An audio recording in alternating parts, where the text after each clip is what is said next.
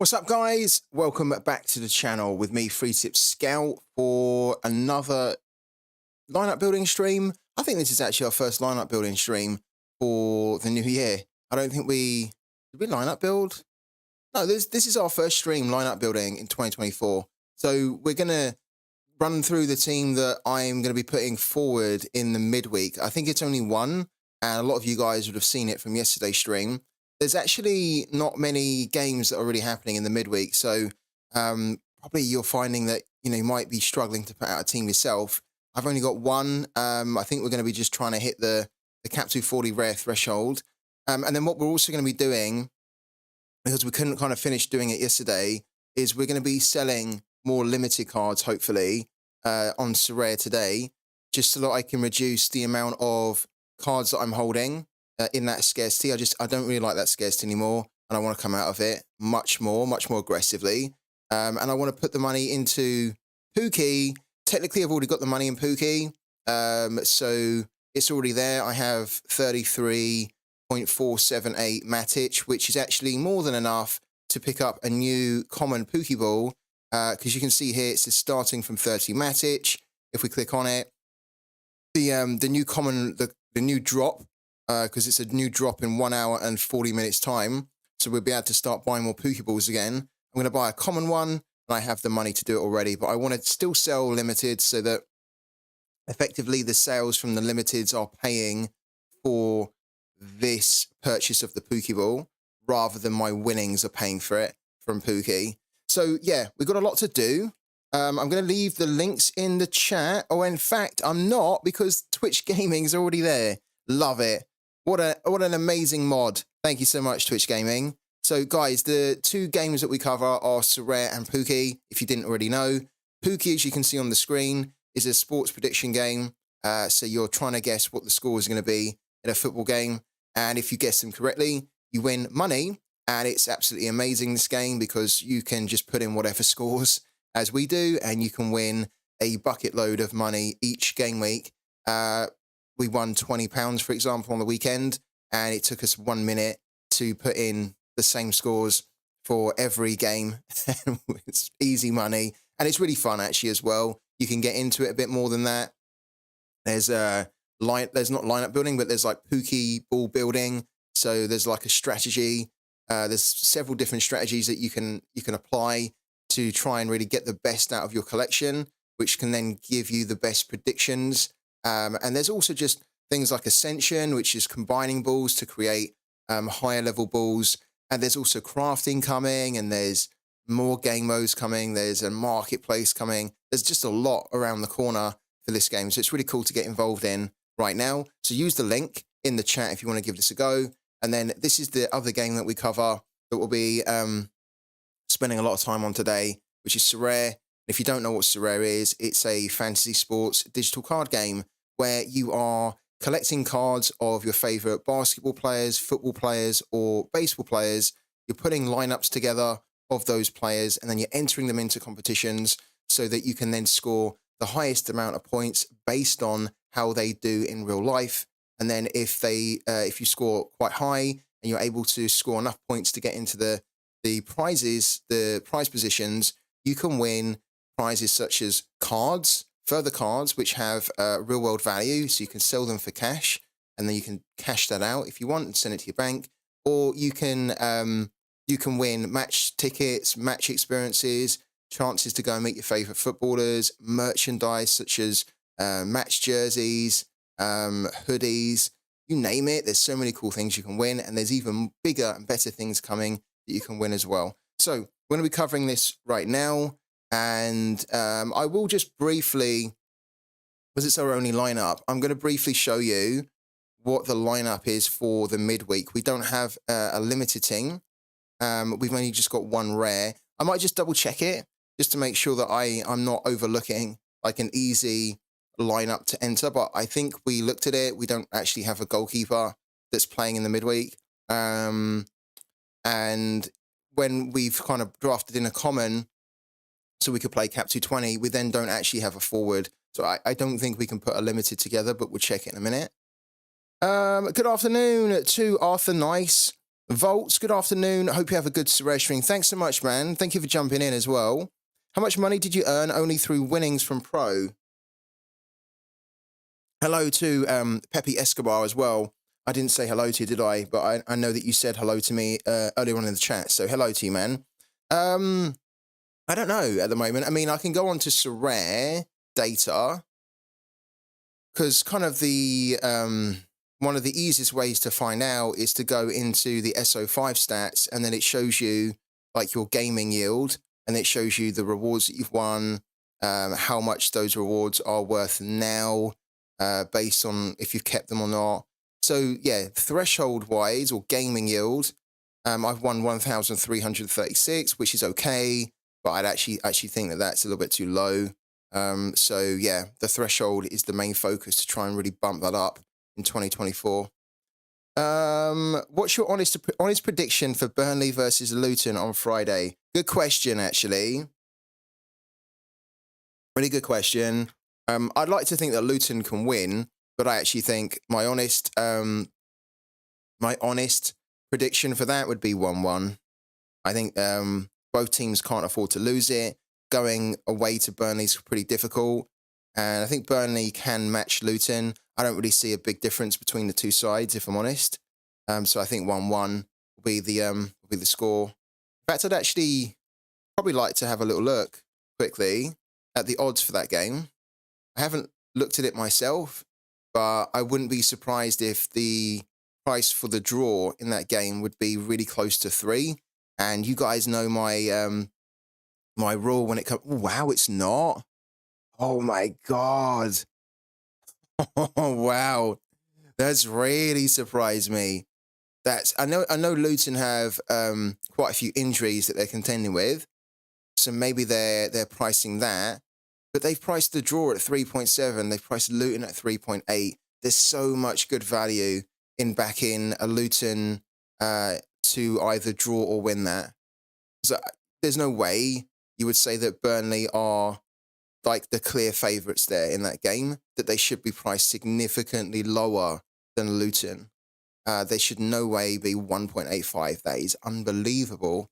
So a lot of value in backing Luton to avoid defeat there, I think. Hello to AI Beast and Brezza. Thank you so much, guys, for jumping in. All right, let's get back to the lineup. So Cap 240 Rare is what we're looking at.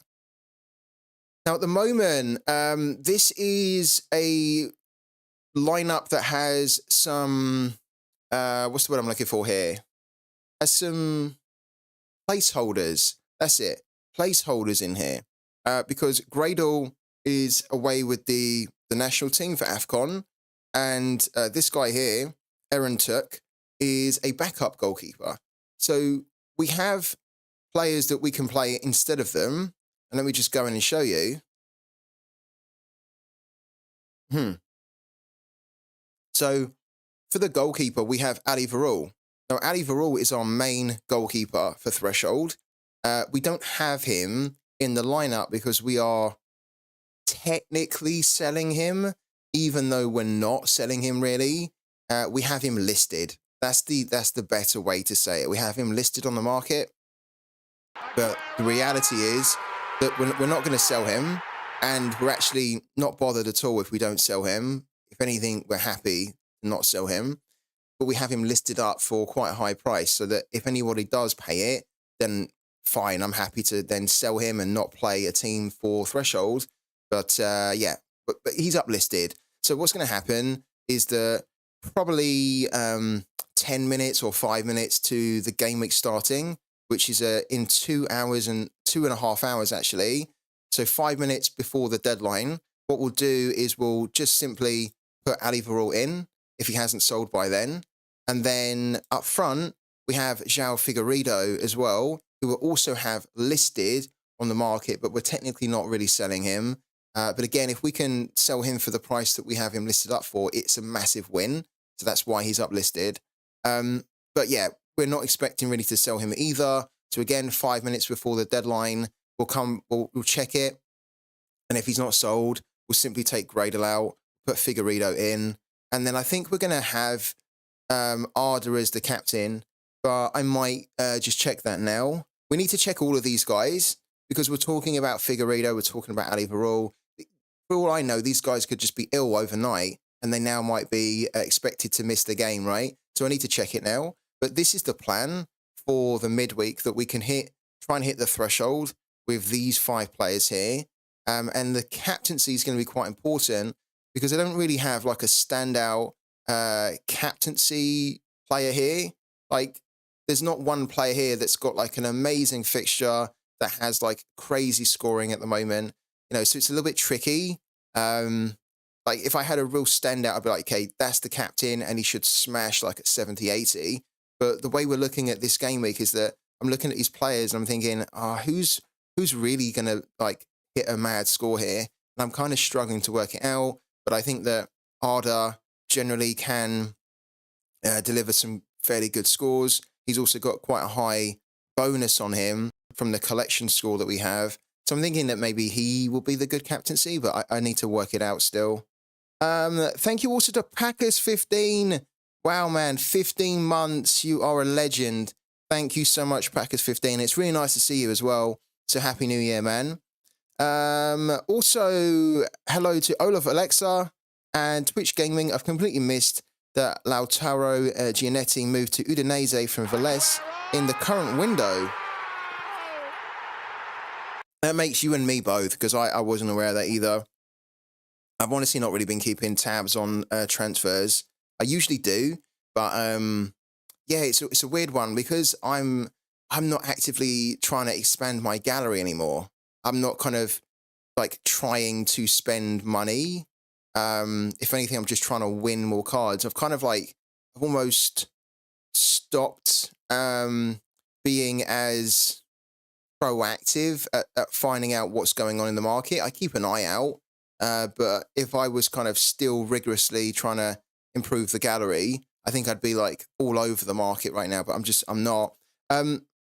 Who's that as well? Guardian 20, thank you so much, man, for the 11 months. Welcome back into the channel, man. I really appreciate the support with the sub. Hello also to Jordan as well. Afternoon to you, man. How's things going? We just had a question, Jordan, in the chat from, I think it was Twitch Gaming, who said, what's my honest opinion about the prediction for Luton versus Burnley? And I said 1-1. And we were just looking at the odds for Burnley-Luton. And look at the odds for Luton to win, 3.8, and the draw's 3.7.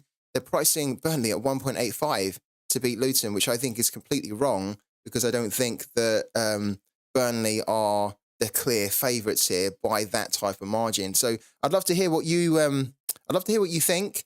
I think these odds are fantastic for Luton, because I think that if I was going to place a bet on this game, I would go into it right now.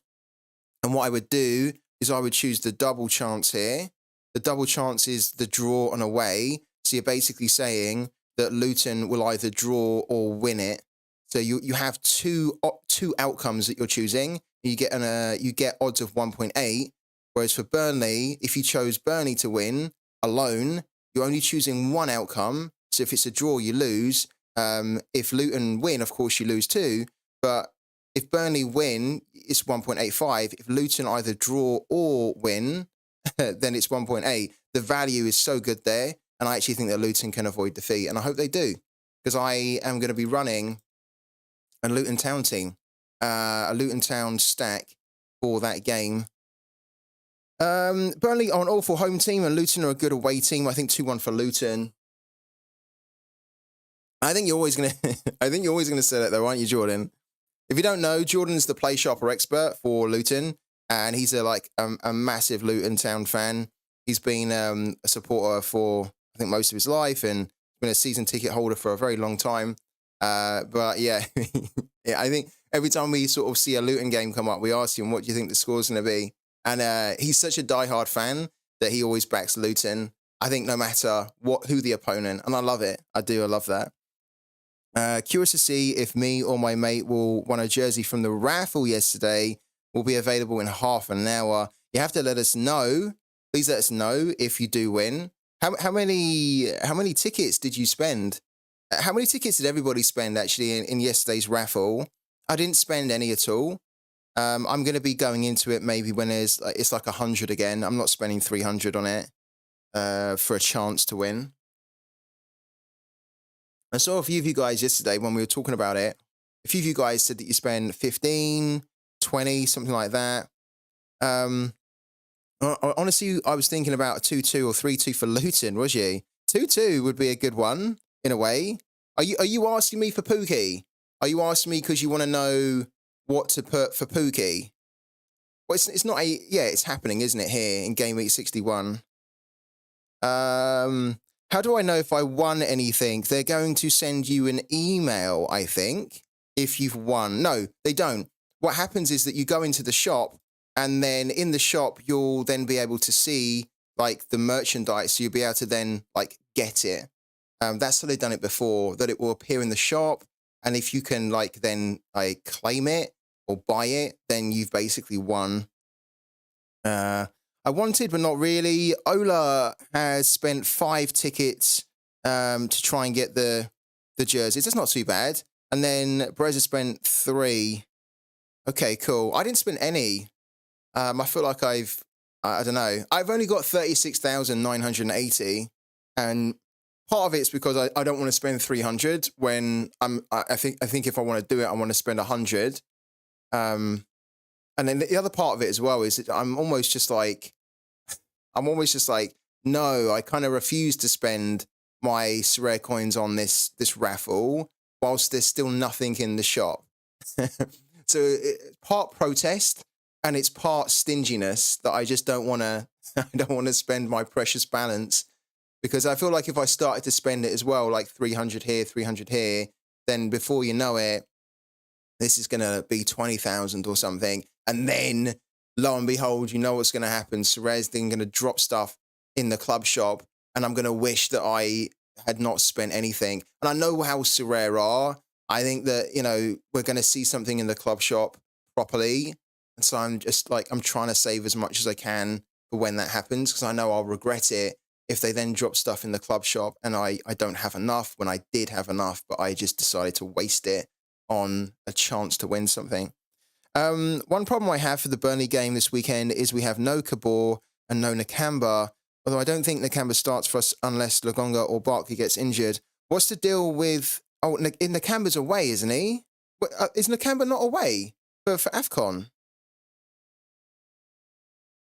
I mean, I agree with you. I don't think he starts anyway.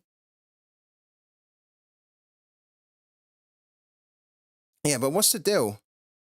Kabor AFCON, and then Nakamba had surgery. Oh, okay. Fair enough. I thought... So if Nakamba hadn't have had surgery, surely he would have gone to AFCON. Where can I play Fantasy Euro League basketball, but with NFTs? You can do that over on Ultimate Champions. Yeah. So you can do that over on Ultimate Champions. This one here, there's basketball, and here's the Euro League. And you can also play football as well. If you want to go and sign up to this and play, then please do use the link. Here's the link for you, the Ultimate Champions link. If you use that link there, then you can get a free Epic card, which is like one of the proper NFTs that's worth money, once you spend about $20 on a pack. And it also helps to support the channel too. But yeah, this is where you can play the Euro League basketball with NFTs on Ultimate Champions here. And the football side of this is really quite decent as well. So do check it out. Yeah, because I enjoy this, and I want to start playing this a little bit more. In fact, we've got a reward here. I don't think... Is there a... Yeah, we've got a reward here. Let's just open it. I don't think it's going to be anything too good. Yeah, it's like 2 common cards and 50 MGC, so we'll claim it now. Hey, Face Man, how's it going? Hello to Raul. Happy New Year to you, man. I don't think we've seen you in the stream so far this year, but thank you for jumping in. They got banned as an international team for 2 years, so weren't able to play AFCON qualifiers. Ah, okay. Right, what's going on here? Come on. I think it's stalled, so we're going to refresh it. I think if we refresh it, it's going to assume that we've opened it, though, isn't it? Yeah, it is. It's opened it for us. Let's do it again. Open the pack. This doesn't usually happen. It's not actually a good advert for the game, is it? Where I'm talking about the game, because it is quite good actually, this game. But then we're just trying to open a pack, and it's freaking struggling to open the pack. Like, what's going on? Hello to Robbie as well. What you think about the Sorare update? You think they will cut the thresholds? Yeah, I do. Yeah, I do, man. I've been talking to a few people on Twitter. So don't, like, I want to make it absolutely clear. This is just my opinion, and this is just like my speculation. But I think that they will cut the threshold, because it doesn't make sense to have the threshold so high. The same threshold, like, reward value as what it was a year ago, yet all the card prices are like 10 times lower, but the threshold stayed the same. It doesn't, from a financial point of view and a logical point of view, make any sense at all. Yeah, and I think they only guaranteed the current format of the threshold until the end of, like, last year, so until the end of December. So yeah, I'm expecting it personally. I hope that they don't. Like, I don't want them to, but at the same time, it's not sustainable to pay $50 in the rare when you can put, like, teams together for, you know, like £200. It doesn't make sense for them. And at the moment, with the prices being so low as well for cards, oh, this isn't working, is it? We'll come back to this another time. With the prices being so low on cards, they either have to, I think they do have to remove the cards actually from the 240 as well, so that the threshold no longer undermines the card values in there. But also, I don't think they can continue to offer that reward in threshold, even if they remove the card prices from the cards from there, Cap 240, because what you'll have a situation is that people will just be focusing still on Cap 240 for the threshold rather than trying to win the cards, because the cards just won't be as high value as the threshold. So yeah, I hope not, but I think so. Yeah. Cut the limited threshold or everything above limited. Well, I think if they cut threshold, they kind of have to almost do it like all across the board, to be honest with you. I don't think you can, like, say we cut it in limited, but we don't cut it in rare, or we cut it in rare, but we don't cut it in super rare. I don't think they can do it like that. I wouldn't want them to do it like that personally. Suarez FC, thank you so much for the follow. Welcome into the channel. What do you expect, Raul? You expect them to cut supply, but for SR is harder. You expect them to cut supply? So how so? Do you expect them to literally say that, what, for like rare, they're no longer going to be like a maximum of 100 that can be minted? You expect them to cut the scarcity amount that they can mint? Is that what you're saying? What they need to do is they do need to provide an update soon, though. Yeah, Nicholas said it would be changes in supply. When did he say that? I might have missed that one. Did he say it on a podcast or something? I don't remember seeing him saying that on his tweet that he sent out like about a week and a half ago in the French podcast. Okay, wow, interesting. Okay, so he said it would be changes in supply. Interesting. Wow. Well, whatever they do, I think it's going to be pretty sizable. I think it's going to cause shockwaves, whatever they do. So that, yeah, everyone's really interested and really nervous and anticipating what's going to happen. I am as well. And I just hope that they can release something soon, because I think that the longer everyone goes on without actually hearing anything, the more negativity and confusion and doubt and uncertainty will start to develop. And again, it comes back to, like, that doesn't really help the game to grow, and it's not good advertisement for the game when the users are kind of all like almost just really really nervous and really kind of like panicky. So yeah, hopefully we get something soon. That's what I want. Let's go and have a little look at yeah, that's right. Let's have a look at some of the lineups here, because we need to make sure that the players that we're planning on playing are definitely going to play. Okay, so Arda, Ogden, those two we have. That's good. And then Sivaspor, Ali Varul. No Samba Camera, he's at 30%. Okay. And then we also need to look at Kai Seraspor. Karimi's at 80%, which is good. And then we need to look at Figueiredo, don't we? Who's up against Cassian Passar. And Figueiredo's at 80% as well. So if we're going by the Play Sharper experts here, then this team technically should be fine. And everyone should start. It's then just a case of, can we get the level of scoring that we need from them to hit the threshold? And I'm a bit worried because I think Ali Varul is not going to do that great against Galatasaray. Sivaspor do tend to struggle against like the really big teams out there. So I'm actually expecting him to get a negative decisive. What does everybody, just on the back of what Raul said, what does everybody think is going to happen in the next update? Like, this is a free space. This is like a safe space as well. So you can float your ideas and you can float your speculation in here. And like, you know, we want to hear it. Don't worry, you're not going to be hounded or attacked or anything. Opinions are welcomed here. Like, and we want to hear what you guys think, what you guys want to see in the next update, what you don't want to see in the next update. Like, do let me know. Let us know in the chat, and we'll try and discuss it as well. So this is a team for Cap 240. Cut supply, make threshold decrease in value. That's what Robbie thinks is going to happen. What do the rest of you guys think as well? I wasn't aware about the supply talk on the French podcast, but I think that's pretty cool.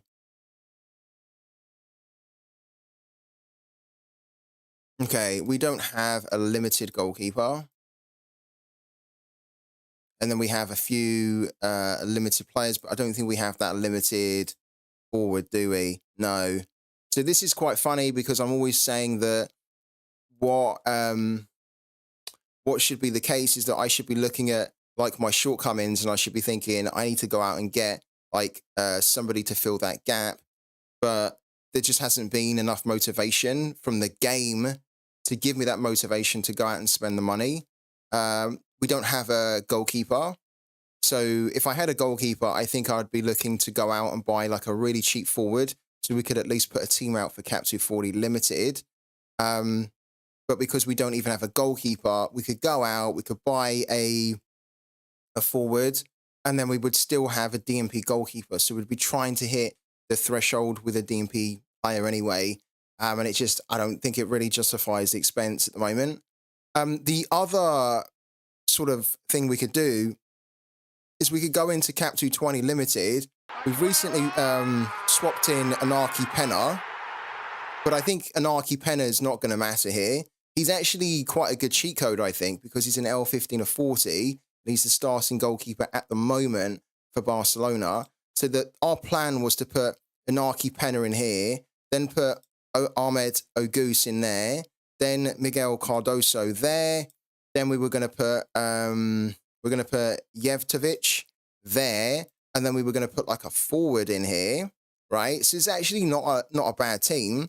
The problem is that and this is the big problem, what we talked about yesterday, is that I should go out and get a forward, right? I don't have a forward. Like, I should go out and spend money to get a forward to compete for a card reward, right? I should be thinking, okay, I want to win. I've only one player short. Let's go out and spend some money.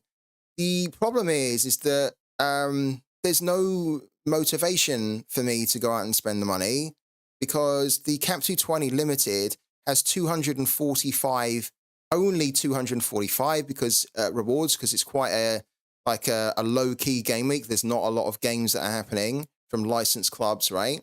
And then the 245 rewards that are in here, when you look at the prize pool, the top tier prize is a tier 2, and you have to finish in the top 5 to win it. Then it's tier 3 after that, and then it's tier 4, tier 5. And we know that the tier 5s are 60p. We know that the tier 4s are £1, roughly. The tier 3s are about £2, £3. So what's my motivation? You know what I mean? Like, what's the motivation? I'm not gonna win. I'm not gonna win the tournament. I'm not gonna come in the top 5 with this team here. I'm not. I know the players, right? They're not gonna be able to do it.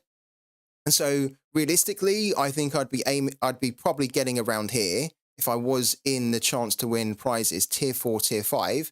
So what's my motivation? There's no motivation to go out, spend the time to scout, spend money to bring in a player to then just win a card reward that is worth as much as toilet paper. There's just not.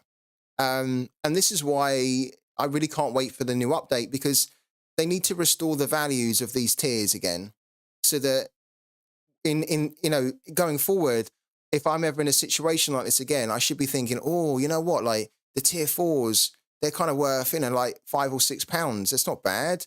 Or the tier 5s are worth like maybe £3 or something.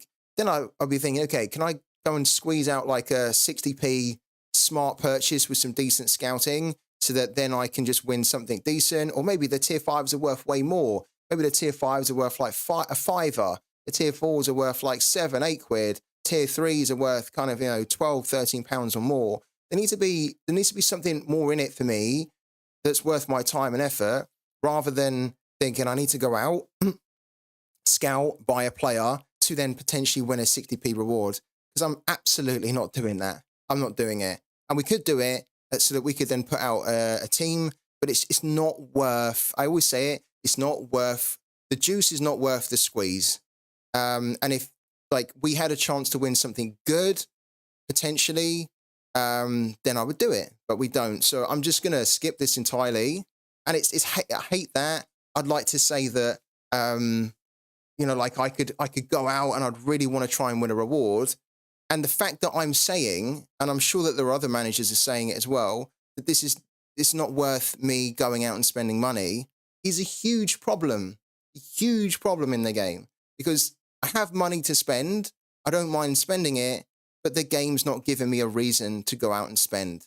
And it's a big problem, because if you can't get your existing demand to spend more money, then you are losing effectively your revenues going down potentially. And then if you're not getting enough new demand to then replace that existing demand that's not willing to spend, then you're always going to struggle to make more money, right?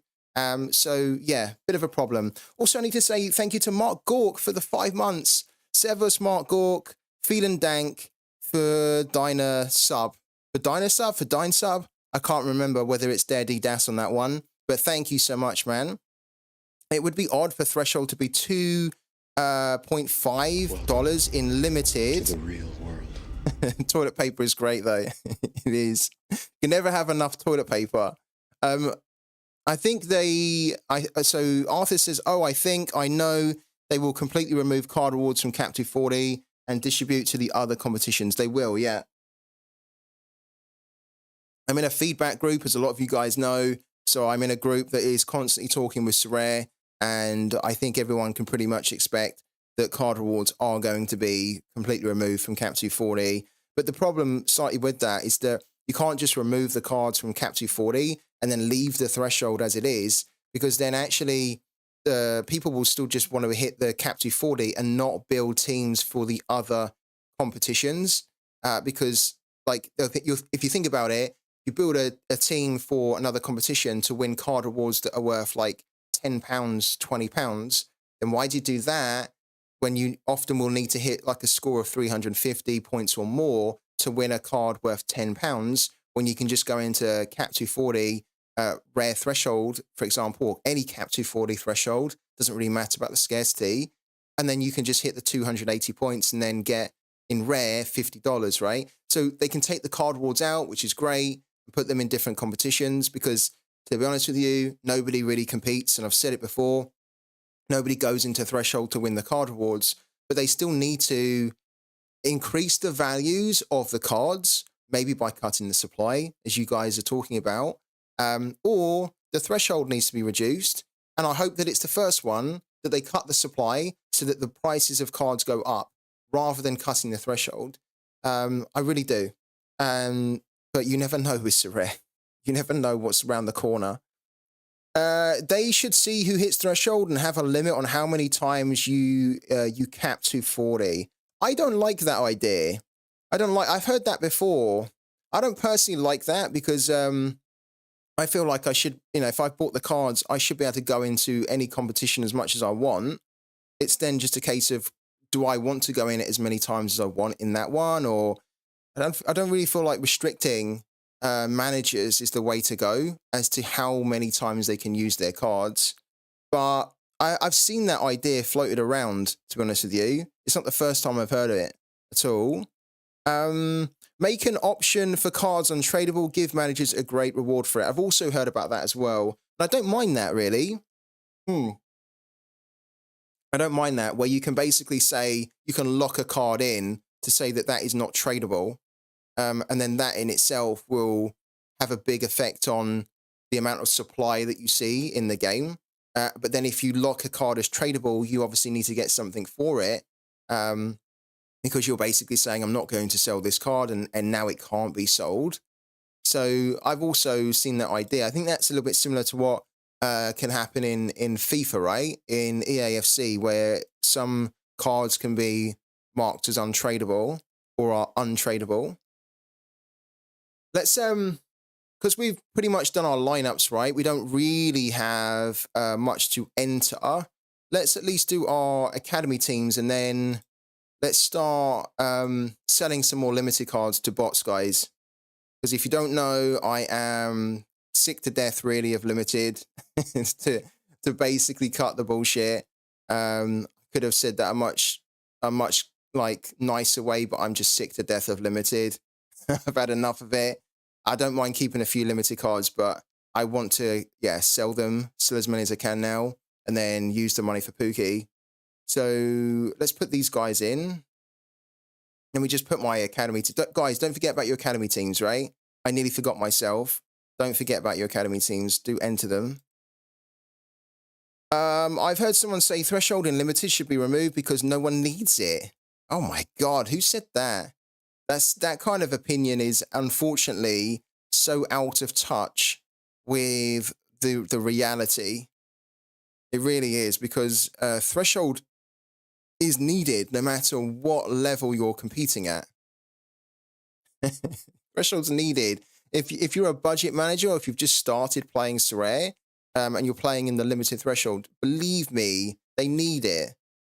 So whoever said that needs to give their head a little bit of a wobble, because they're not thinking straight. What are we doing here? I think it's also safe to say that, like, well, it's not safe to say, but you'd like to hope that the limited threshold would not be removed anytime soon, given that they just effectively added it. They haven't added it that long ago.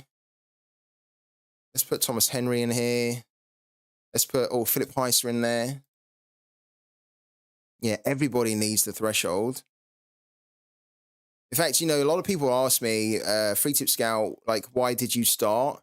What was your strategy when you started playing Sorare? And I'm not kidding, the main pull, so the main thing that pulled me into playing Sorare, right? It was the biggest advert for me, was when I looked into Sorare and I saw that you could win money just from hitting a points total. I thought that was so cool. Honestly, as soon as I heard that, I was like, oh, wow. Like, I want to play Sorare to see if I can just passively earn some income just from a fantasy football team that can hit a points total.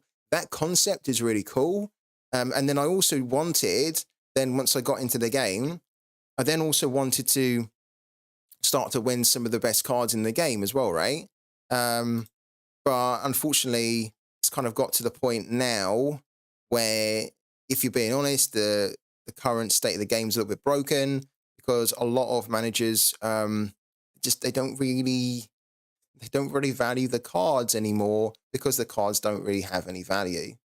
So you want your users to take the cards seriously, but in order for the cards to be taken seriously, they need to have some inherent value in them. And if all the cards are just driving down to like stupidly low prices, then the cards aren't going to be respected.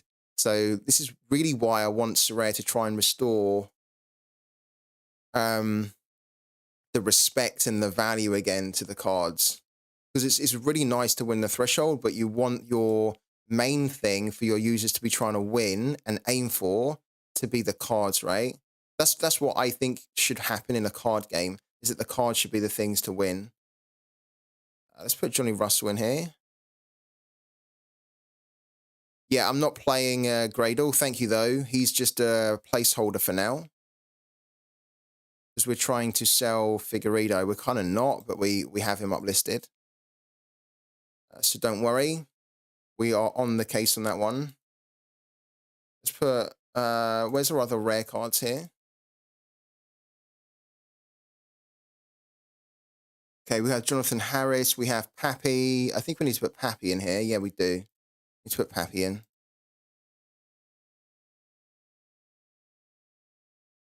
All right, cool. Right, let's start selling some more limited cards now. So the new drop for Pooky is less than an hour away. If you want to get involved in Pooky, I'm going to give you the link to do so in the chat. Use that link. It will give you a free Pooky ball, money off your first purchase in the game, and a ton of in-game currency so you can really progress quickly in the game. We have new energy on Pooky, so we are going to be spending that today. And we're going to be doing, I think, the same strategy, but we're going to be putting in the same scores and then hopefully just trying to win a ton of money again, because it's a strategy that's been working for us for the past 4 or 5 weeks now, where we spend like a minute, 2 minutes putting our predictions together. We just put the same score in and we just ride the wave of unpredictability and fun, and we end up getting a ton of money. On the weekend, we won £20, which I'm really, really happy with, and we're going to use some of that now to go and buy a Pokeball in an hour's time. But for now, I want to sell more cards. Now, does anybody know? I guess we can check it, but I have not seen any communication from Sorare. This thing's happening again, where we get the search bar down the bottom. It's so buggy at the moment, isn't it, on Sorare? I haven't seen any communication at all to say that the weird trade bug from yesterday has been fixed. Has anybody made any trades today or late last night that were able to like do it successfully? Because we were trying yesterday afternoon, it wasn't happening. Maybe Sorare have sent something, but I think they need to be way better at doing this, because otherwise I don't understand this Sorare support. Like, what's the deal here? Why would Sorare support only tweet something again 4 days ago when there has been an issue? They should be tweeting whenever there's like an issue. Don't really understand why they tweet so sporadically. They should be tweeting, we know about the issue, we're on it, and they should then be tweeting when the issue's been fixed, right? So that everybody knows, like, I know then that the issue's fixed. I did also yesterday, didn't have any problems. Okay, cool. Mark Gork, you're the new Sorare support. Thank you. Thank you for letting me know. Let's try it now. Let's try it now. So we're going to go over to Basilbot. We're going to click on this card. We're going to trade or attempt to trade. And what we're going to do, we're going to type in limited here. And we're going to start to sell off a lot of our limited cards. So yesterday, I think we tried to sell Yuya, Asano, Zan. We need to put 10 in here. So 1, 2, 3, 4, 5, 6, 7, 8, 9, and then Pedro Trivella 10. Okay, that's 10 there, right? And then what we do, put that in there, send the trade, confirm. Oh, actually, I didn't trade with bots. Okay, we're going to find out now anyway. So let's see if it is fixed now. I'm going to be a bit disappointed if it hasn't been fixed, you know. It has been fixed, great. Afternoon to Gamichadinho. When do we find out about the shirts on Sorare store?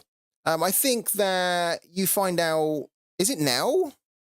So if you go into the store, if you go into the club shop, they need to make that clearer, don't they? I think if you go into the club shop, when did it say?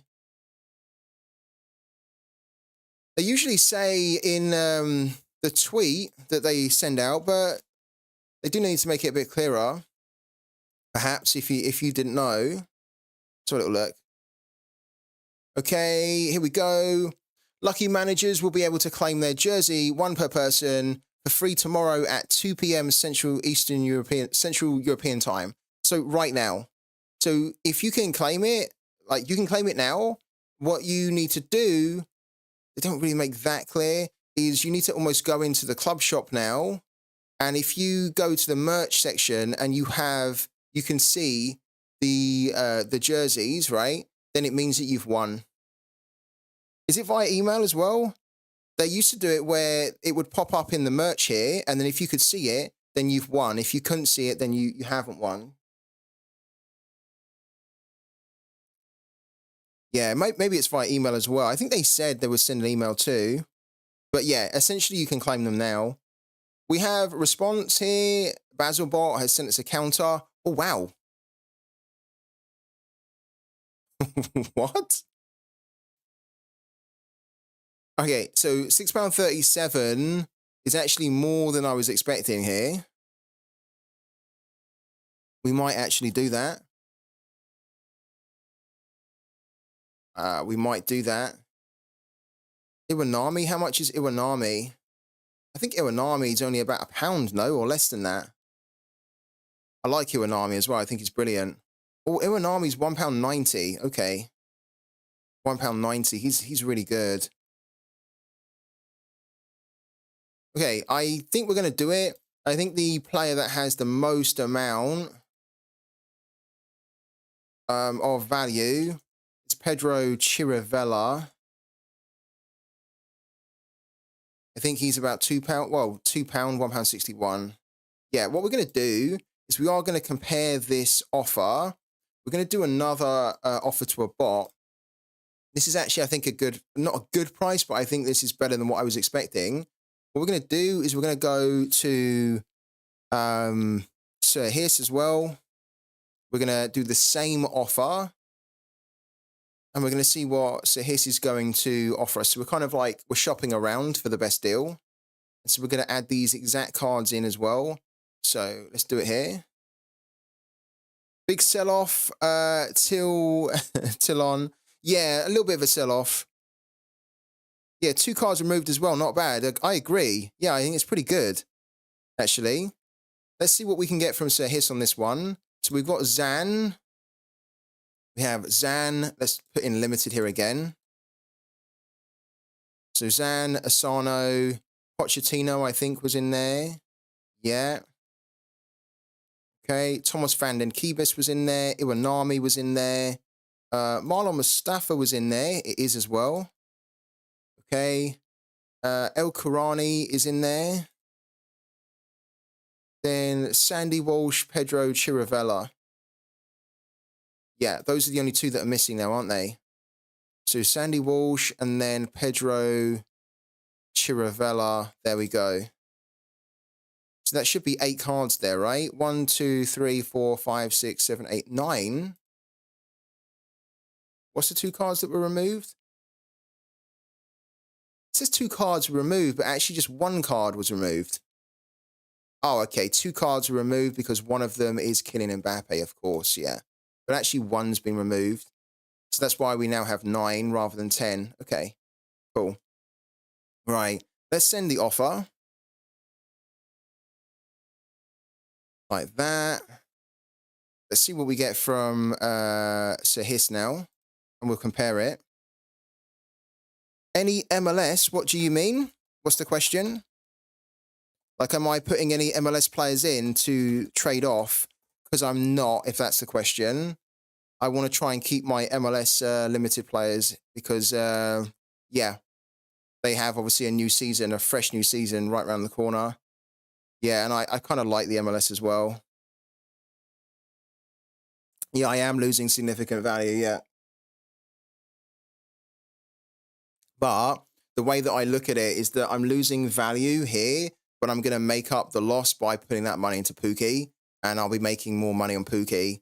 So, for example, if I lost, say, making all these trades, if I lost like £20 in total from all the trades that I made today, then I will make that £20 back up by playing Pooky. So that's the opportunity cost, right? That's the cost to me of taking the opportunity to put the money into Pooky. So I don't mind taking the loss, really. If I was just selling the cards here to the bots and then not doing anything with it, look, we got £5.09 from Sir Hiss here. £5.09 compared to the £6.37 that we got from Basilbot. Basilbot's so good. We tend to get some really decent offers from Basilbot that are so much better than anybody else. We'll do Satonio as well, because you guys said that Satonio offers pretty decent prices as well. We'll check it. We'll check it with Satonio. We tried it yesterday, but I don't think we got like an offer back from Satonio. Well, we were trying to do it, weren't we? And then we couldn't do it because the trade bug was happening. So now it's not happening. We can actually see what we would get from Satonio. We'll do the same cards again. So we'll do Zan, Yuya Asano, we'll do Pochettino, Thomas van den Kiebus, we'll do Iwanami, we'll do Marlon Mustafa, El Karani, then we do Sandy Walsh, and then we do Pedro Chiravella. Yeah. Pedro Chiravella. There we go. Interesting that Sir Hiss removed one of your cards in that as well. Yeah, he did. He removed a different one, didn't he? He removed, who was it he removed? I had a quick look, but I couldn't remember. That's it, El Kurani. Yeah, so he removed a different card because the card removed here was Ricky Harakawa, which is a bit surprising because Ricky Harakawa is really good. So I'm surprised that the bot doesn't want to pick him up. Let's do the same. Okay, let's see what we get from Satonio for this one. Send that trade. 21.76 for Cunha and Flecken. Meanwhile, Hiss gives me almost 24 euros for both. Oh, dear. Yeah, I mean, honestly, you shouldn't really use the bots if you don't need to. Because, of course, you're always going to be losing and leaving a lot of money on the table. But I don't trust the market. Panda to City. Panda who to City? Ivan Panda?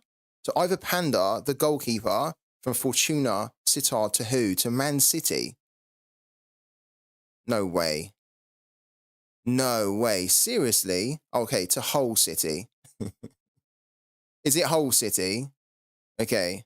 Because usually when you refer to a team as City, most of the time people will interpret that as Man City. You got me there. You got me there, Raul. That was a good one. You got me there. Honestly, I thought if he'd have got that move to Man City, I would have been like immediately trying to buy an Ivan Panda immediately because his price would rocket.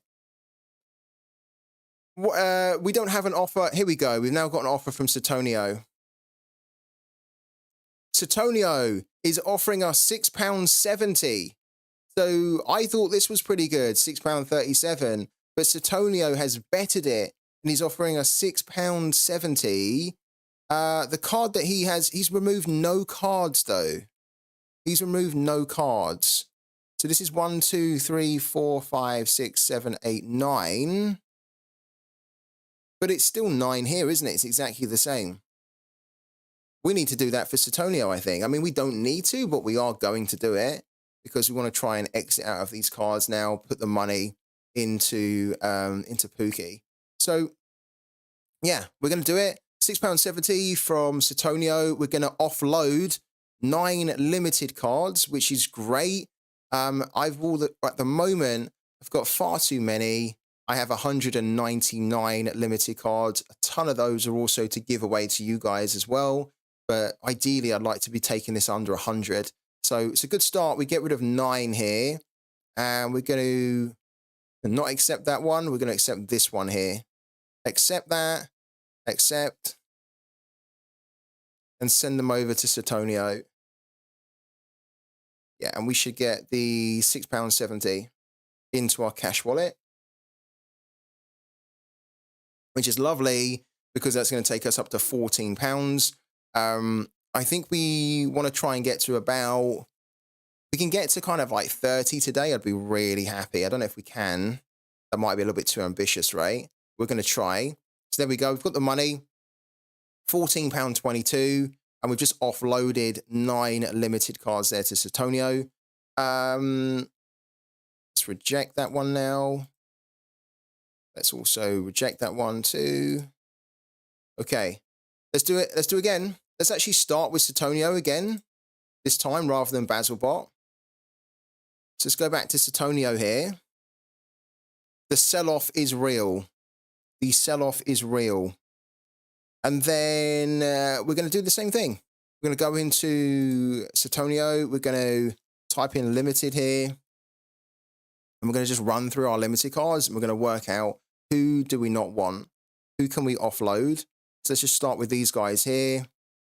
Stefan Skerber, I think I want to keep. There's a few that I'm not adding in because I know that they are for giveaways. Robin Hack, we can get rid of. Ricky Hawakawa, we can try again. Raul Navarro. Who else can we get? Philip Hoffman. Not Heisa. Peter Stojanovic, we can do as well. Marquez, we can do. How many is that? We need to count them, really. 1, 2, 3, 4, 5, 6, 7, 8. Okay, we need 2 more. Neko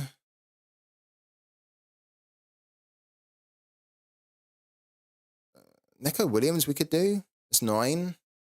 No, I don't know if I want to do Neko Williams. He's quite good for me to use every now and then.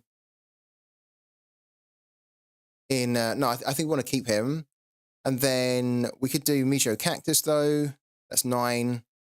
And then we could do... we could do Thalhammer for 10. Let's do that. Oh, he's in the upcoming 2nd division. It doesn't matter. We can change that very easily. All right, let's do that. Send the trade. Get rid of them. Is anybody else here in the chat doing a bit of a sell-off with their limiteds as well? I was talking to Ola Vlexa on the stream last night, and he's kind of been doing the same sort of thing, where he's been offloading a lot of his limited cards. And he actually said to me last night, which I thought was really impressive, he said that he sold 130 limited cards over the last, I think, 3 weeks, right? And he'd done it without using bots, which I think is super impressive, because I think that the market's really difficult. So in order to sell 130, definitely gives me a lot of, I think it's definitely actually quite a good sign. Selling the Prem boys, really, because I feel like they're going to tank massively. They've already started, haven't they? I think Emi Martinez, when I was talking to Ola, he was telling me that Emi Martinez has already started to drop quite a bit, no? Yeah, he's dropping already. So look, since December the 25th, he's kind of gone from what? 731, 772, 716 to now 529. That's quite a drop in what? Like 2 weeks, basically? 2 weeks, he's dropped about £200 in the rare. And then the limited, let's have a look in the limited. Look at the drop off there as well. Again, 2 weeks ago, he was the instant buy. We don't go off the instant buy, but he was again around 78, 80 pounds. And now in 2 weeks later, he's 40 pounds. So the drop off is kind of real. Well, he's £50 in the new season card, though, isn't he? He's like 34, £40 in the older season card. Yeah, he's a little bit more, but he's still dropped off quite a bit. Yeah, it's not great. So I think you're wise to be doing that, man. Let's see what the offer is from Satonio. Oh, that's not it there. Let's refresh again.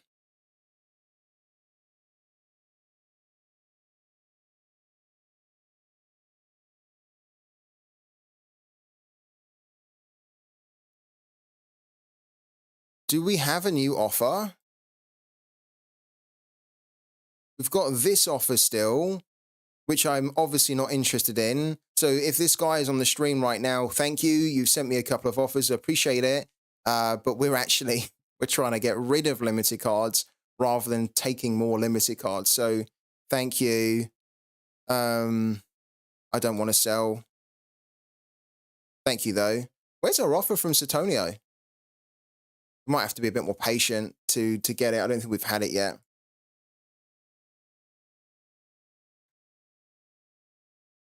Here we go.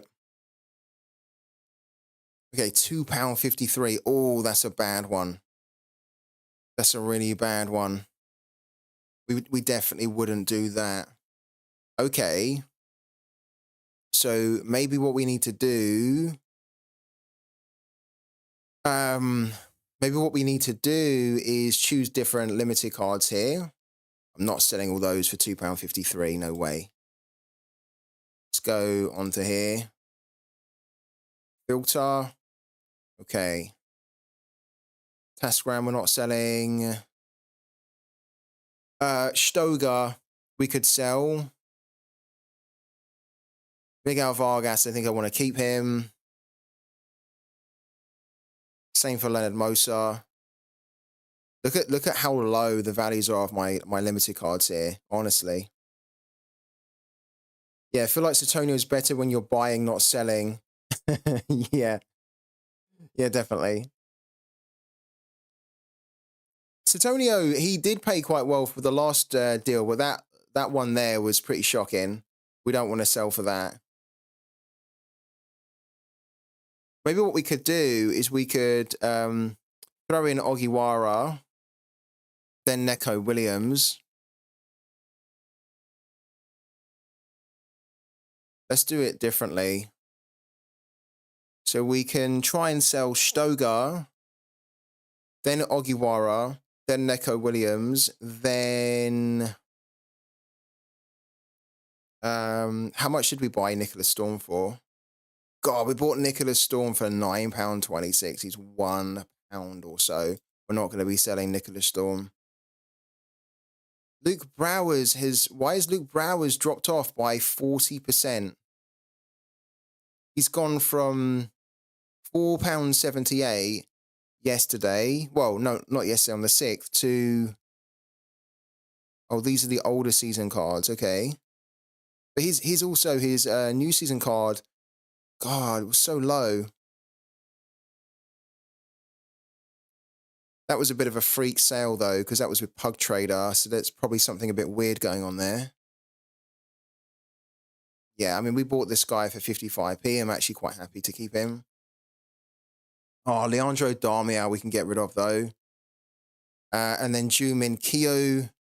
Like, basically all the K-League players we can get rid of. I'm not touching K-League. How many K-League players do we have? K-League, filter. Right, £5.20. I doubt we get £5.20 for these guys, but let's get rid of them. Apart from Yun, Suk Yu, Lee Young, and Lim Sang Hyo, because these guys were given to me from a few of you guys to give out. So we're going to try and sell Jumin Kyu, Kim Tai Hwan, and then Jeon Jin Woo, who I actually quite like, but I'm not playing K-League at all. I've got no interest in playing K-League when the scoring has not been fixed. Let's go again. Feel like Satonio's better when you're buying, not selling. Yeah, okay, I saw that. Okay, so Jumin Kyu, let's do him first of all. I think this is a little bit sad that I'm doing this as well. That I've been almost driven to do this, really. Like, it's not the sort of thing that I wanted to do on the stream, but we have to do it now. And I'm sure, Sorare would want me to be not mass selling cards, right? And almost mass buying cards, but they need to fix the game. They need to fix the game. And then I won't have to do these types of streams with mass selling people.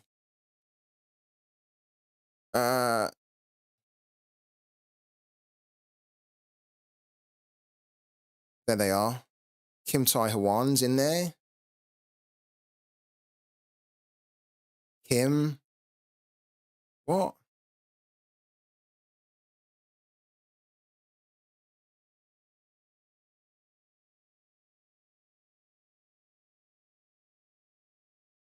Jew. Have you thought about connecting them through Discord and get like a full valuation? No, not at all. I'm not interested in that at all. I think like I get what you guys are saying, right? That I'm going to be losing money on here. It doesn't really matter. It doesn't really matter because we're going to make that money up on Pooky. So if I wasn't doing something else to make up the loss, then I'd be like, okay, I wouldn't really be doing this. I would probably then be contacting them, trying to say, can I get like a better price, trying to negotiate. It doesn't matter.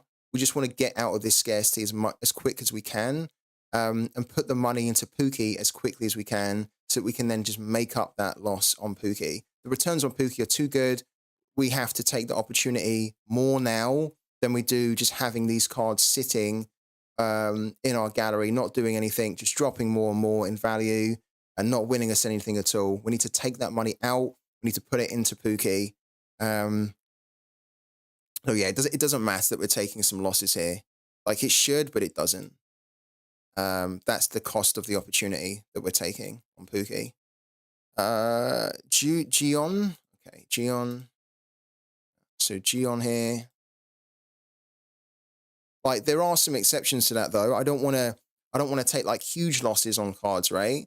So for example, the Nicholas Storm that I bought for £9, I'm not going to be selling him for £1 because that's just too much of a loss, really. But these cards, I know a lot of them I bought for very little, which is why I'm only taking small losses on them. There are some other cards that, for example, Kevin Stoger, we can add in. And I bought Kevin Stoger for about £8. He's now half of that. So that's kind of a sizable loss, really, which isn't that nice to take. But when the prices are driven down, I want out of it. I want out. Oh, for time save rather than just, oh, I'm with you. Yeah, okay. That's something I haven't considered doing, but I could have done that, yeah.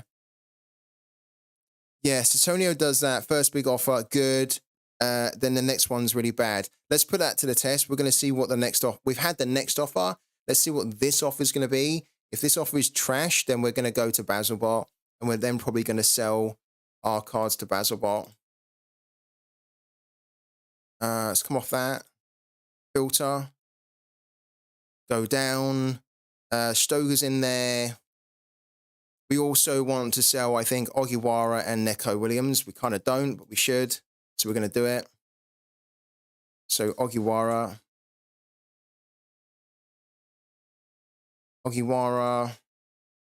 And then Neko. Like that. 1, 2, 3, 4, 5, 6, right? And then Darmiao, we can try and sell too. Jan Malaka.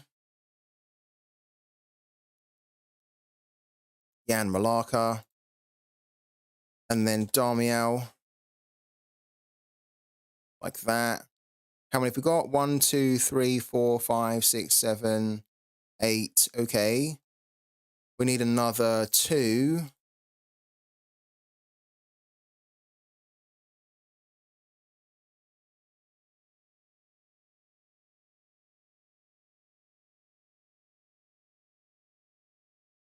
We have 2 Claudio Bravos. That's actually okay. I don't mind that.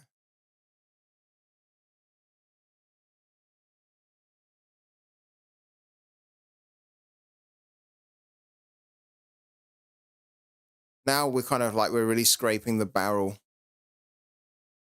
Like, we're really scraping the barrel now.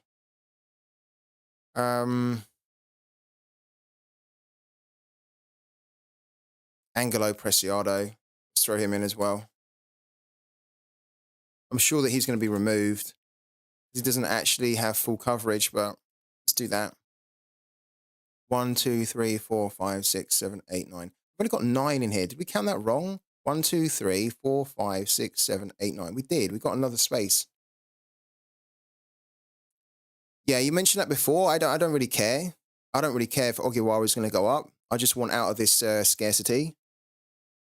I know he's moving to Dynamo Zagreb, but I want out. I could keep Ogiwara. I could see that he goes up. I want out of this, really.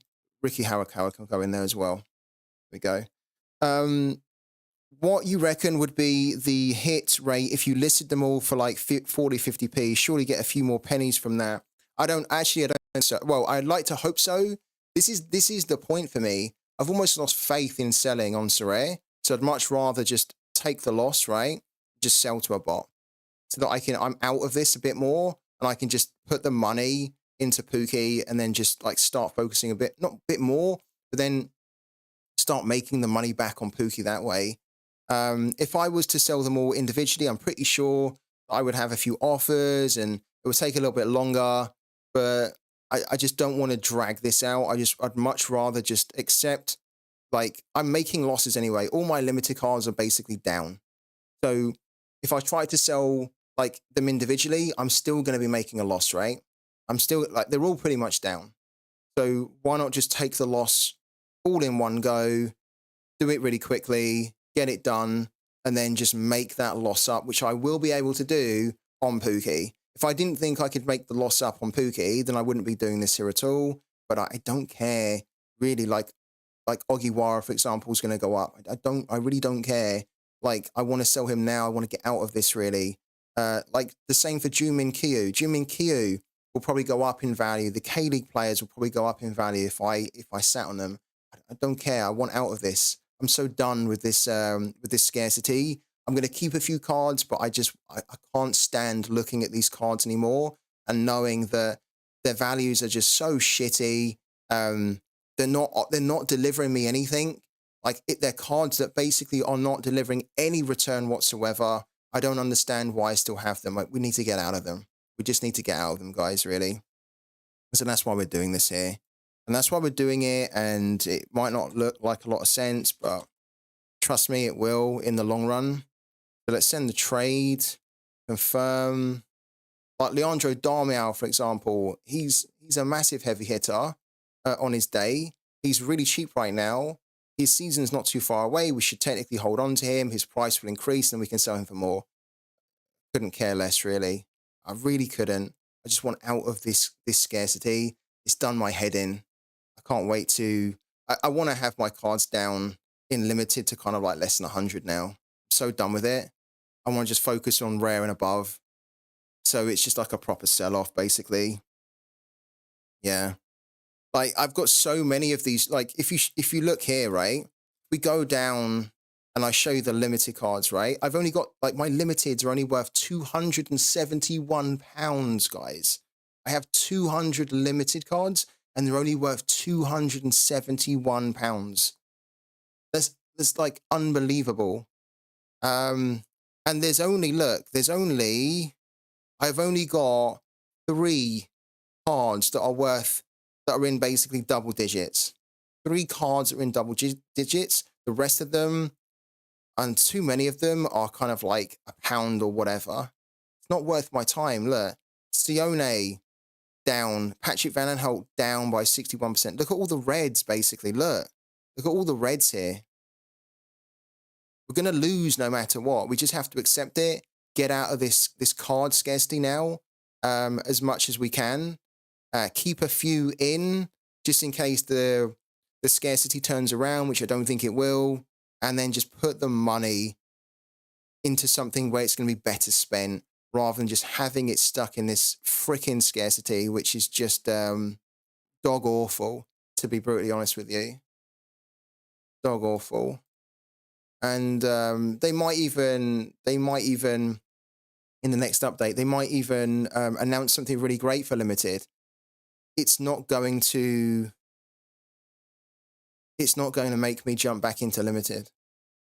Like I'm so burnt with it. I'm done with it now. What do you want for Van Aanholt?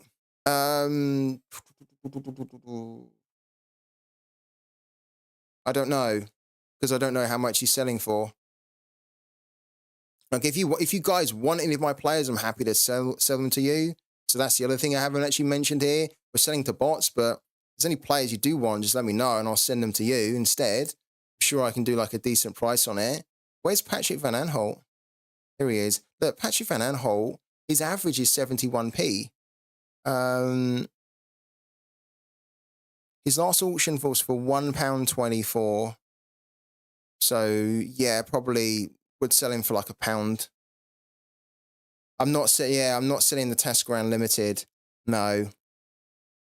Yeah, thank you for asking. No, he's one I'm keeping hold of. Yeah.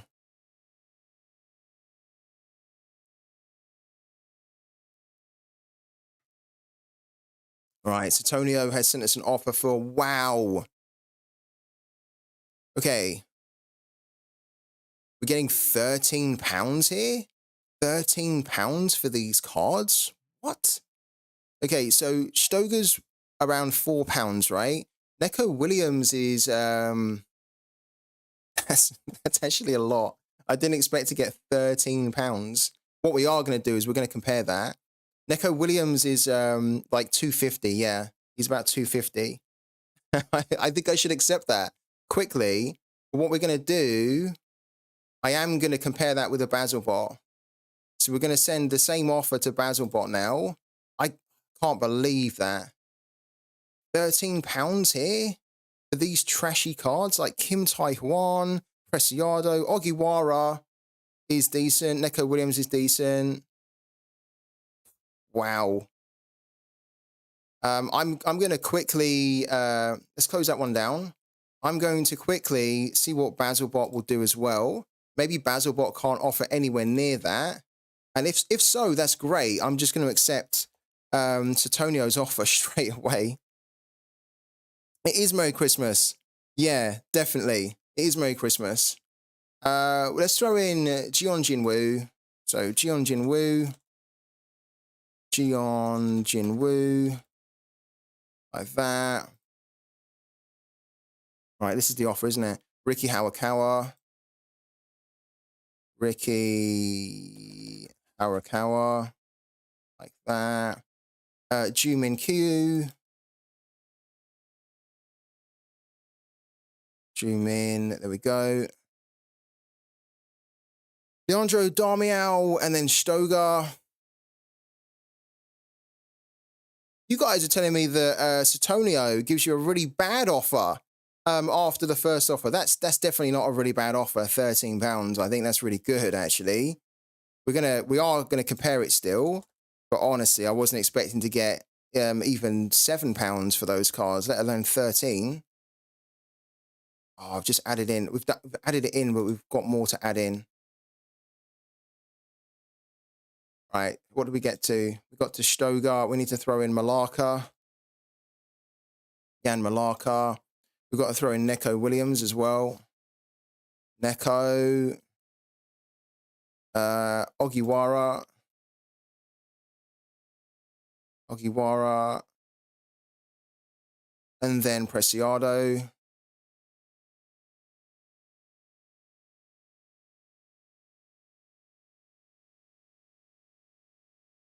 Preciado. And then Kim Tai-hwan. Okay. This is going to be interesting. How many of you guys are reckoning that Basilbot is going to give us a better offer here than Satonio? Because I don't think so. 1, 2, 3, 4, 5, 6, 7, 8, 9, 10. I don't think Basilbot's going to come anywhere close to the offer we've got from Satonio. So the offer to be is £13 and 3p. I'd be surprised if we get £11 for this from Basilbot. Let's do it. Sutonio's always, yeah, you guys are saying that Sutonio's almost always the best. I don't think we're going to get a lot for this, are we? Oh, I've messed up my nuclear code. Let's do it again. Right. Away it goes. Here we go. The moment of truth. The offer to be is £13. We've also received an offer from, I think, one of you guys in the chat, so we'll check that in a minute. Let's keep it quiet. He might be watching. He might be, yeah. That's why I was a bit like, oh, should I just accept that straight away? Just in case Antonio was on the stream and he was thinking, oh, is he thinking that's too good? Maybe I should just reject the bot's offer there. It's from you, is it, Robbie? Oh, cool, man. 77p for Patrick Van Aanholt. We'll come back to that in a minute. I'd ideally like £1, if I'm honest with you, man. Like a minimum of £1. Otherwise, I probably would just keep him because he was a reward for me anyway. I don't want to sell, like, undersell him. I think £1.24 he was selling for recently. I think I'd sell him for like £1. See if you can up it to £1, I'll sell it to you. Otherwise, I'll probably just keep him. Where's the offer here?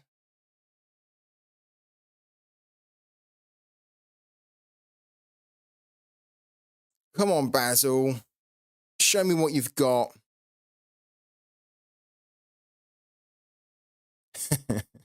In before the other offer gets accepted for the Mbappe. Oh, can you counter with £1? I'm in euros. Oh, okay, yeah, sure, man. I'll counter with £1 and then we'll get that done. Yeah, guys, if you want any of my cards, just drop me an offer live on the stream, and then I'll either counter you what I want for it, or just accept it if it's a decent offer.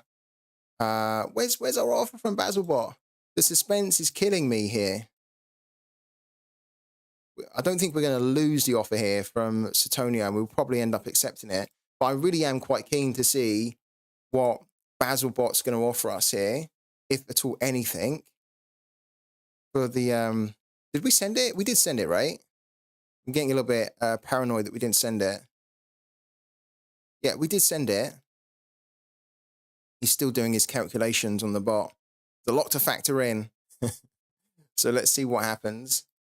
But I don't think it's going to be more than £13. And I'm actually, to be honest with you, I'm very happy to take the £13. But if Basilbot can offer us more, then of course we're going to take more, right? But if not, we're going to take the £13. Basilbot searching up the stream. He's thinking, what's going on? Like, if you don't do this, if you are using bots to sell, then I think that it's a good practice and a good habit to get into where you approach multiple bots and you just try and search for the best deal. How's the midweek lineups looking? Hello to Steburn. I don't think I have any lineups for the midweek. We've only got one. We're targeting the rare cap 240 threshold. So if we can hit the $50 in the midweek for it's a quiet game week, isn't it? Because there's not many leagues that are really active, then I'll be absolutely over the moon to hit the threshold. We've got an okay chance to do it. I don't know whether we can. Oh, we've not had an offer yet. I do it a lot, so Pavel blocked me. You know what? If we don't get an offer soon, like if we don't get an offer like in the next 2 minutes, we're literally just going to accept the £13 here. So I think this is already really good. But I am also just really curious to see whether Basilbot would give us a similar deal, a better deal, a worse deal, like just almost for entertainment purposes, right? On the stream, I'd like to now know that answer to the question about would we get a better deal or not here from Basilbot. Good stuff. I feel like you've been doing really well on the threshold side of things in Rare. We have, yeah. I'm glad you noticed, Steven. How have you been doing? How have you been doing in your threshold teams? Do we have the... We don't have the offer still. I think you messed up and sent 0.1 instead of 0.0 to Basil. Maybe that's the delay. Is that... Oh... Yeah, it could be, couldn't it? Good spot. It could be that. Because the last time... Yeah, that could be the delay, couldn't it? Good spot there, man. I didn't even spot that. So yeah, we should maybe do 0.001. I don't think we're going to get anything here because we would have usually had something by now. So let's cancel. Let's cancel. Let's do it again to Basilbot.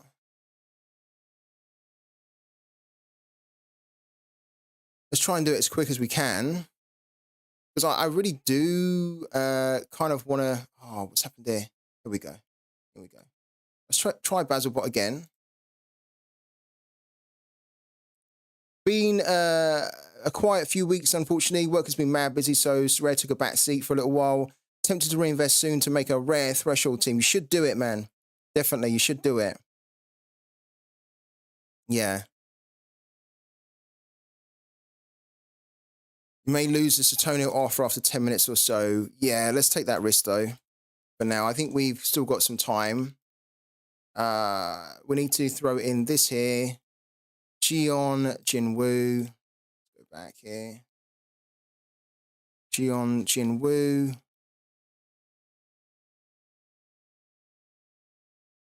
Okay, Ricky Hawakawa. I said yesterday that it should be an easier way by using the list functionality, where you just create a list of the players that you want to sell, like a list of 10. And then when you go to add these cards in, rather than doing it individually, you then just say, select the list, and then you select that list of all those players, and it just pulls them in. This is kind of a little bit, this is too clunky to do, to be honest with you. There needs to be a better way to mass buy and mass sell on Sorare. And the game is mature enough now that we should have that functionality in the game. Stogar.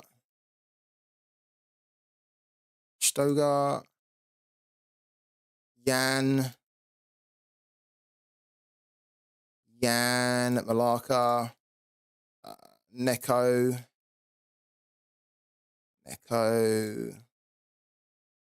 Preciado and who?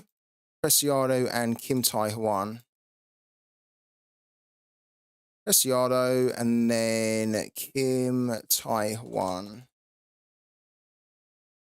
Okay, that's that again.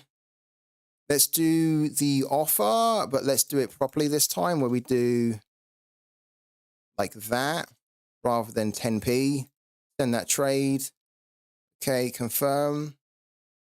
Do the nuclear code password again. Right. I'm hoping that we get a really quick response here now, a quicker response than what we had, because we were still waiting for the offer from Basilbot. We didn't get anything. And then we're going to probably accept the Satonio offer if we don't get a better offer than from Basilbot. Yeah. We're just hoping that we get something like within the next minute.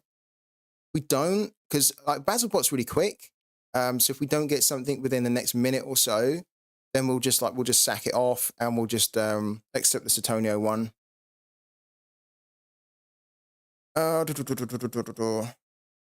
Steburn, I asked a question in the chat to everyone. What is everyone expecting or hoping for in the next update from Sorare? I put the question out to you as well, man. What are you expecting or hoping from the next update on Sorare? We still don't have an offer from Basilbot. We're going to give it another minute or so, and then we are literally just going to accept the Satonio one. Bigger reward pools, yeah.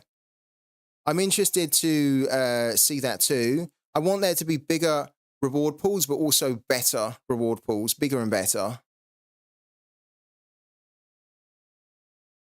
And I also want to see the reward boxes being rolled out a bit more widespread, which I think they will.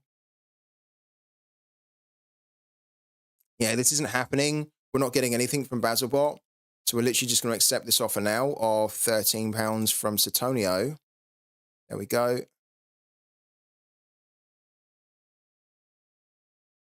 I'm not sure why we weren't getting an offer there. but we're happy with the offer we got from Satonio, so we're going to accept it. Had my best card rewards from the reward boxes. Did you really?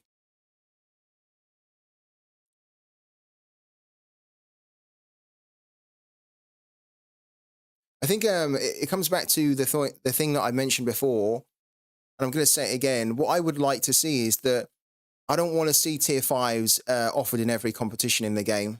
I don't even want to see tier 4s offered in every competition in the game. I think Sorare need to now start to work out if they continue to offer those types of reward tiers, what are the right competitions to offer them in.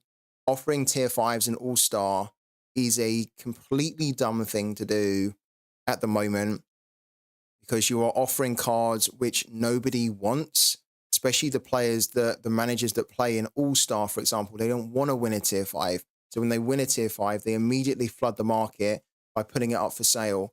And that just doesn't help the game. So I'd also like to see that in the next update, either Sorare is saying that they're removing a lot of the tier 5s and the tier 4s, and they're replacing them with reward boxes, and then they just auction the tier 5s, right, rather than you winning them. Or I'd like to see them say that tier 5s and tier 4s are going to be removed from these types of competitions. You're going to be able to win them more at the lower end because they're much more suited to starter managers, budget managers, and then it incentivizes those managers to try and move up and get into the All-Stars, where there are the bigger, better prizes to be won in there, as opposed to like the tier 5s, which you can still win as a starter, as a free-to-play player. So I'd like to see that smarter way to structure the whole rewards in the game, rather than just blanket covering every league by saying you can win tier 5s as a minimum in everything, tier 4s, tier 3s, and then just get a bigger proportion of, like, say, stars or whatever, or the better stars in All-Star. It needs to be better than that.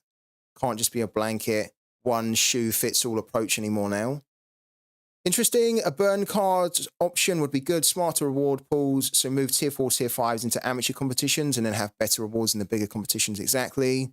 The reward boxes were good, but I only ever got the level up cards.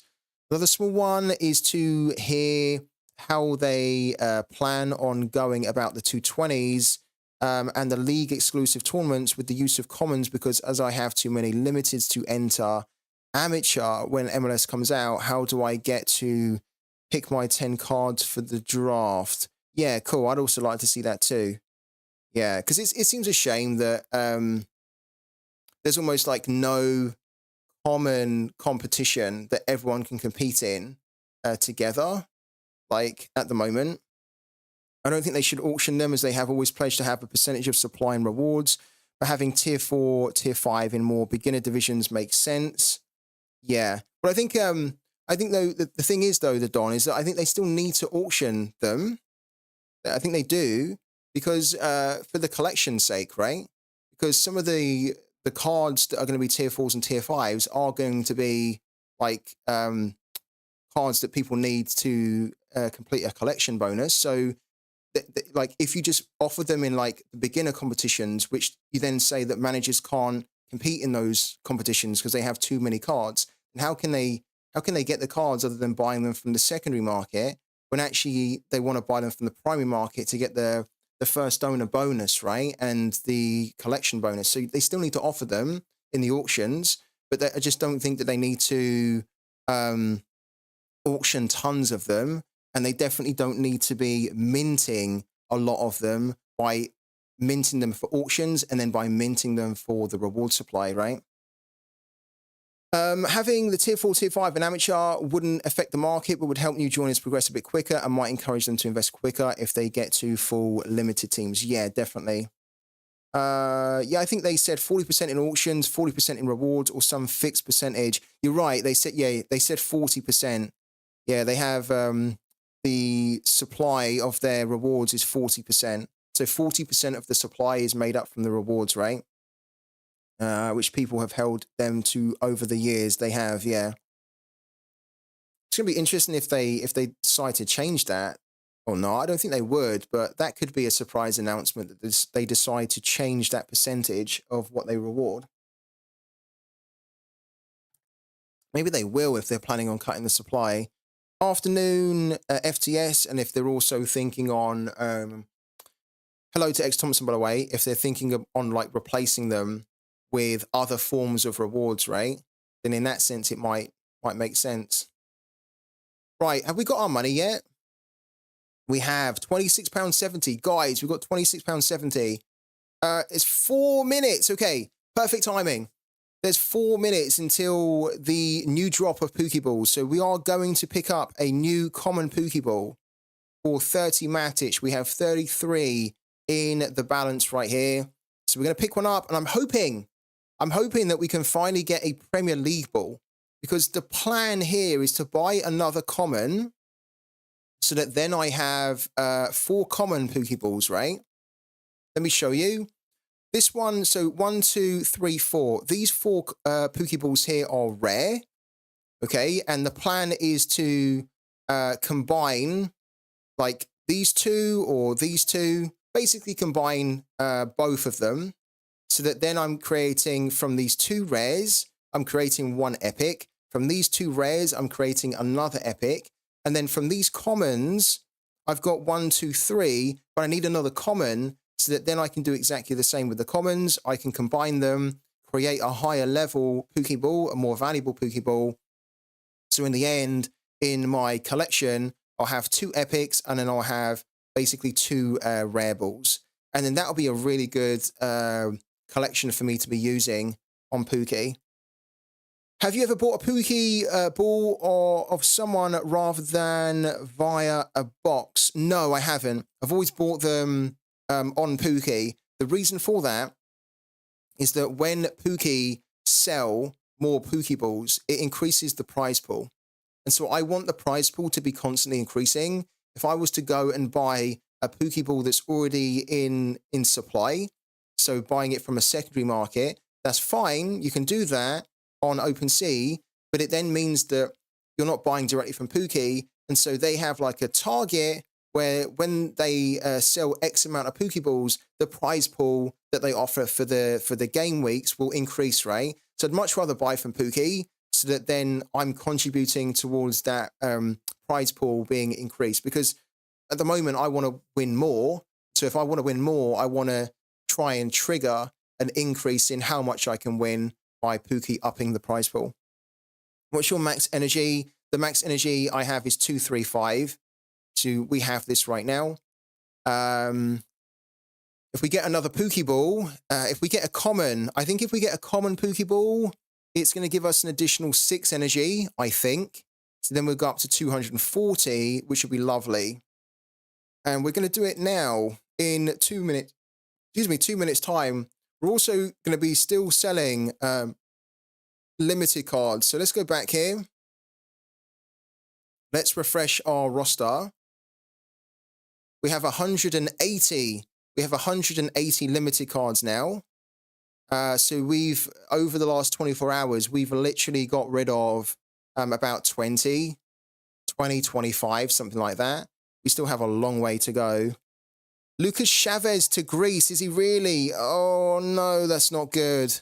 That's really not good for Sorare managers at all. We see this too often where good, really good players, especially goalkeepers, are going over to Greece or to Cyprus over there. Oh, that's brutal. I'm actually kind of happy that I don't have Lucas Chavez anymore, because I had Lucas Chavez's limited card, but I sold him, luckily, a long time ago. So will it be an EPL ball for sure? No, it won't. We don't know what it's going to be. You can see here that it's minting balls for England, France, Germany, Italy, and Spain. So before, when I was trying to get a common Pokeball, it was minting those leagues, but it was also minting like the MLS league, the Argentina league, the Brazilian league. So we almost got too many balls for, and also for Japan. We didn't really get enough European balls. So I'm hoping if we don't get a Premier League ball, we'll get a Serie A, a Bundesliga, a French one, a Spanish one. I'm happy with any of them, apart from I don't need another German ball. But I'd ideally like a Premier League ball. So anyways, 12 seconds, 10 seconds, basically, until you can start to buy more Pokeballs. Do make sure that you use the link in the chat. because that link will give you tons of freebies. We're about to do it right now, guys. So refresh the page here. Right, you're going to watch me here. There's only 100. There's only 100. Okay, it's not a lot. We're definitely buying now, immediately, so that we don't miss out here on the common. There's only 77 common Pokeballs here, so we're 100% buying this right now. Common 30 Matic, which is $24. We've already raised that now from selling. Go back here. We now have £26.70, so we've roughly raised about that on Pooky. We'll buy the Pooky on Sorare, sorry. We'll buy the Pokeball, and then we'll sell more limited cards to try and get to about £30, 30, 35, something like that. And then what I'll do is I'll cash that money out.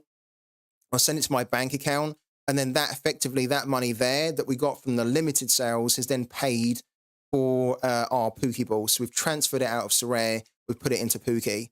So let's do this right now. I reckon Brentford. Do you reckon? I predict Brazil League Pokeball. It can't be. It can't be a Brazil League Pokeball, the Don, because they're not minting them, which is another reason why I'm buying them now. Because look, they're only minting balls from England, France, Germany, Italy, and Spain. So we can't get an Argentinian ball. We can't get a Brazilian ball, which is lovely. Because in the past, when we've tried to do it, we've also been trying to get a Premier League ball, but then we've been trying to do it where they've been minting Brazil, Argentina, and the MLS, and we've not been able to get that Premier League ball. So now our odds are improved because we've got less leagues that we're competing against to get the Premier League one. So let's do it. Let's do it. Buy now. Okay, you don't really have to put in proper information here. I never do. Let's put in Aruba. Let's do that. Continue.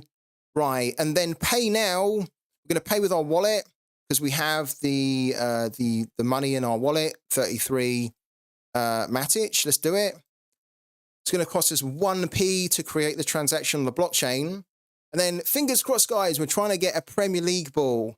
I'm really excited, actually. I haven't opened the Pokeball in a long time. I can't remember the last time we've done it. Real Mallorca ball is incoming. Oh, no. Can you imagine? I'll take a Luton Town ball. So, come on, Pookie. I'll take a Luton Town ball. I'll take a Man United ball, even though, you know, Man United is shocking at the moment, but I'm a Man United fan. I'll take a decent club and a decent league. I really want one, because if we can get a decent team and a decent league here, then this will be the ball that will be our ascension ball. So we'll then keep this ball and we'll just we'll move it up the rarities, right? We'll keep combining with this one. How much will your energy increase by? We have 235. When we get this common Pokeball, I think we're going to go up to 241. Because I think you get 6 energy with a common Pokeball. I can show you the breakdown after this. Here we go. It's ready. It is ready. So, are you guys ready for this? Because I am nervous. Actually, this is where I can use my German. If Mark Gork's still here. Ich bin angeret und ein bisschen nervös. This is the perfect situation to explain it. I am excited, but I'm also a little bit nervous. Well, I hope we can get a Premier League one. Guys, cross your fingers for me. We're about to reveal it. We're about to reveal it right now. Here we go. Reveal my Pokeball. Oh, it's a nice looking one as well. That's very similar, actually, to the one that we've already got. It's very similar in many ways, but I like it. Ooh, that looks like a Luton Town one. Now, the look of it and the color of it doesn't have any bearing on the club.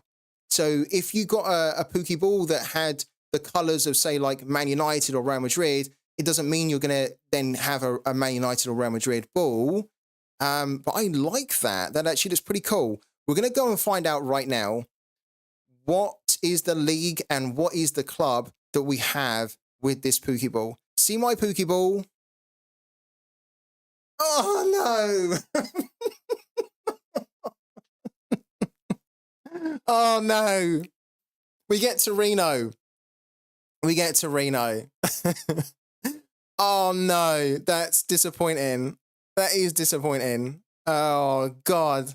The Italian league's fine. The Italian league is fine. I just wish that we'd have got a better club rather than Torino. They're not bad, but they're not that sexy a club, really. You know, give me like a Juventus, give me an AC Milan, give me a Napoli, give me a Roma, give me an Atalanta, or Atlanta, should I say? Atalanta, sorry. Oh, we got Torino. Free Tip Scout just started an account and got Torino common. You got the same as me. I also got the Torino common. Ah, well, look, I'm not too disappointed. I am a little bit disappointed because I really wanted to get a Premier League ball. We keep trying to search for a Premier League ball and we haven't got one yet. So the search goes on. The kind of the slight positive is that we can change this actually later down the line, and we can also just add some stickers. So, you know, if we really want a Premier League ball, then what we can do is we can just try and pick up a Premier League sticker, and then we can apply that sticker, which will then turn this ball into a Premier League ball. But that's okay. I actually quite like the look of this, and you can see as well, I got asked a question about how much our energy would go up.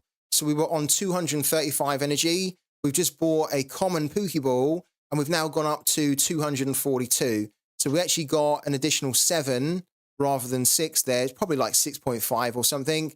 We might have been close to already, we might have been like 200, basically we might have been like, say, 235.9 or something. And then this is like 6.1. I remember when I got PSG when buying on stream. Yeah, man, that was amazing. That was amazing when you got the PSG one. If you buy a sticker for Premier League on France ball, you can transfer it to the Premier League. So basically, if you have, like here, if I have an Italian league ball and I buy a sticker pack and I get a Premier League sticker, then I can put the Premier League sticker on here. And then what it means is that this ball then gives me a boost when I predict on the Italian league and the Premier League, right? It doesn't replace the other one. You get the boost for both of them, okay? But we can, in the future, we could ultimately replace this here with the ball that we ascend it with. So maybe, for example, oh, we don't want to go back, actually. Let's go back into my Pokeballs here. So you can see that I have these other common Pokeballs here, right? This one has the German League Hoffenheim, which is pretty cool. This one here that we already had has the Brazilian League Coiba. And then this one has the Argentinian League. And it has Park Patricios, which if you don't know, because we didn't know, and we were like, who the freaking hell is that? That's actually Argentinos Juniors. That's actually a pretty good club to have. But yeah, when we ascend the ball in the future, we can actually decide, do we want to have this ball that then becomes the rare ball that then keeps these attributes, or do we want to, for example, ascend this one with the German League one and then have a rare German League Hoffenheim? So probably what we'll do is we'll probably ascend this one, the German League ball, with probably this one, because I'm not too fussed really about having a Brazilian League ball. But it also depends when we ascend them, because if I ascend this ball with the German League ball, say in 3 or 4 months' time, then maybe I will want to actually keep the Brazilian ball as the one that then becomes the higher level ball, because the Brazilian League will still have plenty of games left, right, over the summer, and it will still be in its full season. Whereas the German League, if we ascended this ball, say in April or May, then the German League's basically going to be at the end of its season. So also depends, I think, on when you ascend them. Did anybody buy a Pokeball? I've just bought one, as you guys saw, the Torino one. I'm quite happy with the look of it. I wish that we'd have got a better club from the Italian Serie A, but as I say, it's fine. Doesn't mean that we can't use that ball in any other league, because we can. It just means that we get a boost on the Italian League if we decide to use that ball in the Italian League. But what did you guys get? Because right now you can go and buy the Pooky balls. There's 94 available, so 6 have already been bought. But what have you bought? Bought my first sticker pack the other day with Pooky winnings, got a rare and common Munich sticker. Oh my God. And an Everton and Las Palmas club sticker as well. Not sure how to utilize them properly though. How do you mean? I guess if you have, like, you could do it a few ways. For example, for the Munich sticker, you could put the Munich sticker on a German ball, which then means that you're getting that boost for Munich, and then you're also getting an extra boost because it's the German league. Or you could, for example, put the Munich sticker on a ball that you've maybe been building for over 2.5 goals and home team boost, right? Because Munich, they will often score over 2.5. In fact, most of their games will have a minimum of 3 goals in them. So then it makes sense to put Munich on an over 2.5 ball so you can get the additional boost there. And when they play at home, they usually win at home. They're very strong. So that's why you could, that would be a really good ball to put Munich sticker on. Everton would be quite a good ball to, I think, look at for if you had a ball that had a mix between draw and under 2.5, because I think even though they are involved in like over 2.5, I often associate Everton with being able to just kind of like grind out the draws. Don't you think it's better to just buy a rare ball rather than buying 2 commons and spending so much time and park on max leveling them up and ascending it? No, not really. I mean, if you can, then I think, yeah, sure, like buy a rare, because then you're already there, right? But kind of in my situation, it didn't make sense because what you'll see here is that we've already got like 4 rares, right? We have 4 rares, which is great. If we get an additional rare, then my plan is to ascend them. And you need to have even numbers to ascend, right? Because it requires 2 balls to ascend. So if we bought an additional rare ball, then what we would need to do then is ascend the commons that we've got here. But then we would have like basically 1 common left over, which is kind of a bit silly to have. Whereas by buying an additional common, now we've got a plan in place where these 2 commons will turn into 1 rare. Then these, where are they at? Oh, we have to refresh the page here because it's not showing us our new ball. Yeah. Right, cool. So now we have a nice even number where we have 8 Pooky balls, right? So these 2 will become a rare, and then these 2 will become a rare, and then these 2 will become an epic, these 2 will become an epic. And then like going forward, then what I can eventually do is then combine the 2 rares that I have, then sorry, the 2 epics that I have eventually into like a legendary. So it just made sense to do it like this, really, because we need to start thinking about how we can ascend them. And if we've just got commons here, the thing with the commons is that they're quite good to start off playing Pooky, but then if you've already got higher level Pooky balls, you don't tend to use the commons at all. So like I'm not using the commons, they're just giving me the extra energy. But what I want to do is I want to get more use out of them, because spending say like $20 on a Pooky ball that you don't even use to predict, you start to think, well, I'm not really getting any proper ROI on that. So I want to actually have the commons to create bigger balls, not like that, but to create stronger, more powerful Pooky balls, so that then, yeah, I don't have any commons anymore, basically. And if I hadn't bought a common, I would be ascending them, but I would still have a common left over. So I just want to eventually get to the point where I don't mind spending the time to grind if it means that we can get rid of the commons. At what level does common balls max out? Level 40, they max out. Yeah. So this one here is our highest level common Pooky ball, level 22, because we're just not using the common Pooky balls. But now we have this plan in place to ascend these 4 here, and then ascend these 4. What I'll start doing, and you guys will see it, is that we're going to start to play in one league we're going to start to play commons in there. Now, that is going to affect the amount of money that we can make, because we'll be competing with commons when we've got rares that we could use. But we need to start using the commons, because if you don't use them, they don't earn XP, right? It's exactly the same really for Sorare. Like, they don't even earn base XP, these common Pokeballs, right? Or any Pokeballs. So if you don't use them, they literally don't grow. And they're just sitting in your collection, not doing anything, not getting better, not giving you rewards, right? So we need to start using them in one league each week. Now we have enough energy. We have enough energy where we can technically, we can go hard in one competition. We can also go hard in another. And then we can start to pay some of the extra energy forward, where we then play like the commons in, basically. So I have two commons. One is 35 and the other 30. So I'll do that thing, the Ascension. Get them to level 40, and then you can ascend them, and you can create a rare, an $80 rare, sorry.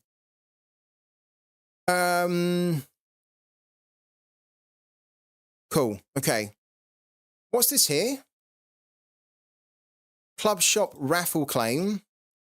Lucky managers have been drawn and can now claim their jersey from the club shop. Okay, cool. Just a reminder then from Sorare that that's how you can claim them. We also have that offer from Robbie. Sorry, Robbie. I haven't forgot you. I'm going to send a counter now for £1. And then I can, yeah, you can have Patrick Van Aanholt for £1, man.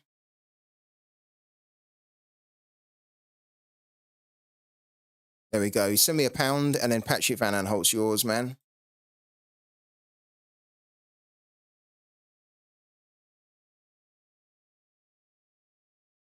Okay, and then we've also had an offer from Barbaz. Thank you for this. Unfortunately, we can't sell Nicolas Lopez. I appreciate the offer, but we need to keep him because he's a player for a community team. So I can't sell him. It's, yeah, unless the community votes for us to sell him and all the other players we have as part of this community team, we can't sell him. But thank you, man. Appreciate it. Bought 30 tickets and didn't win. Oh, dear. Honestly, the best way to do it is to just buy one. Just buy one and then just hope you get really lucky. Like, I think Sorare Argentina, on the first time they've done this new raffle, Sorare Argentina told us that he bought, I think it was like 50 or 60. So he spent like 60,000 Sorare coins to try and get like a jersey, and he didn't get it. And he actually said afterwards that now what he's going to do going forward is he's just going to put one ticket in. And then if he wins, it's amazing because you've then basically picked up a jersey for 100. And it's the same thing here. If you spent 300, right, you then, and if you win, if you're lucky enough to win, you've then basically almost like won the lottery, because you've then won effectively a jersey that they were saying for 35,000 for 300. So that's, for me, that's the way to do these raffles, really.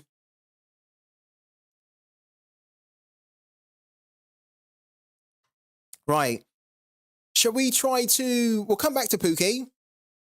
So I'm really happy that we've got a new Pokeball there. And this is the one, if you're just tuning in, we picked up the Assyria R Torino ball. We're going to start to use more common Pokeballs on our Pooky journey. Our Pokeball's ready. Yeah, okay, cool. We've also got 242 energy. Yeah, we'll come back to this.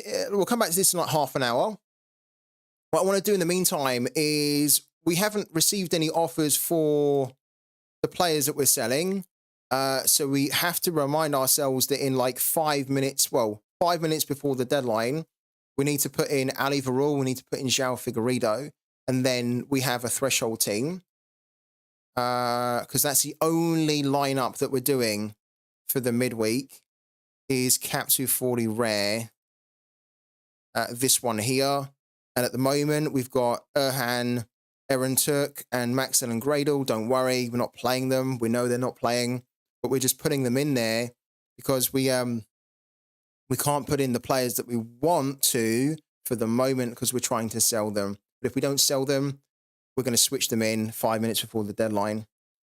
I am still looking for the Premier League ball, Mark. Yeah, we didn't get it. We didn't get it. I tried. I thought we had a good chance to get it. We ended up getting this ball, which I thought could have been a Luton Town ball. It certainly looks like one a little bit. But it ended up being the Italian League, Torino. So we do actually have a ball for more 3-2s in the Italian League, which is pretty cool. You can offer Fulham. I think I'll pass on that one. Thank you, though. I'm definitely not interested in Fulham.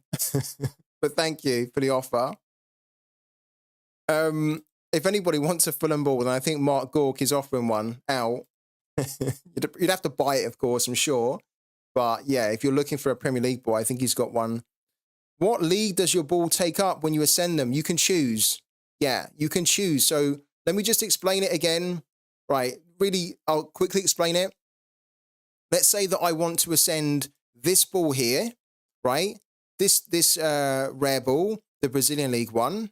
And then let's say that I want to ascend it with this ball here, which is the German League Mainz one, right? If I combine these two balls, which one do I want to retain, so to keep the league and the team?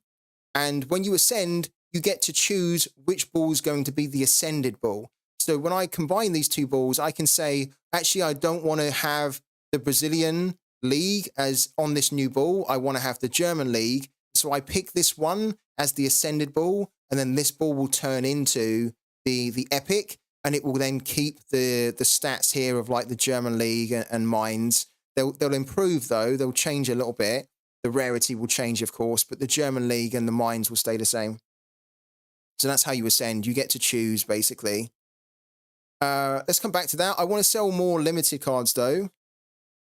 Exactly. A rare PSG ball. Exactly. So this is what I'm saying to you guys, is that this is another reason why we try to go for a common here. Because if you can pick up a common ball for $20 and you are lucky enough to get a Premier League common pooky ball, right? You can then ascend that ball. You can change it from a common ball to a rare one, and then you can change it from a rare to an epic, and then an epic to a legendary, and then a legendary to a mythic eventually, right? So eventually you can have like a super strong ball that started off as a common, but you've created a really strong ball from a ball that was like had the attributes that you were looking for. So that's another reason to buy commons, is that if you can just pick up a really cheap ball with the league, for example, and the club that you're after, just then start to ascend it. Start to max it out as hard and as quick as you can, and then ascend it, and then that can be your higher level ball, rather than what we tried to do back in the summer, where we tried to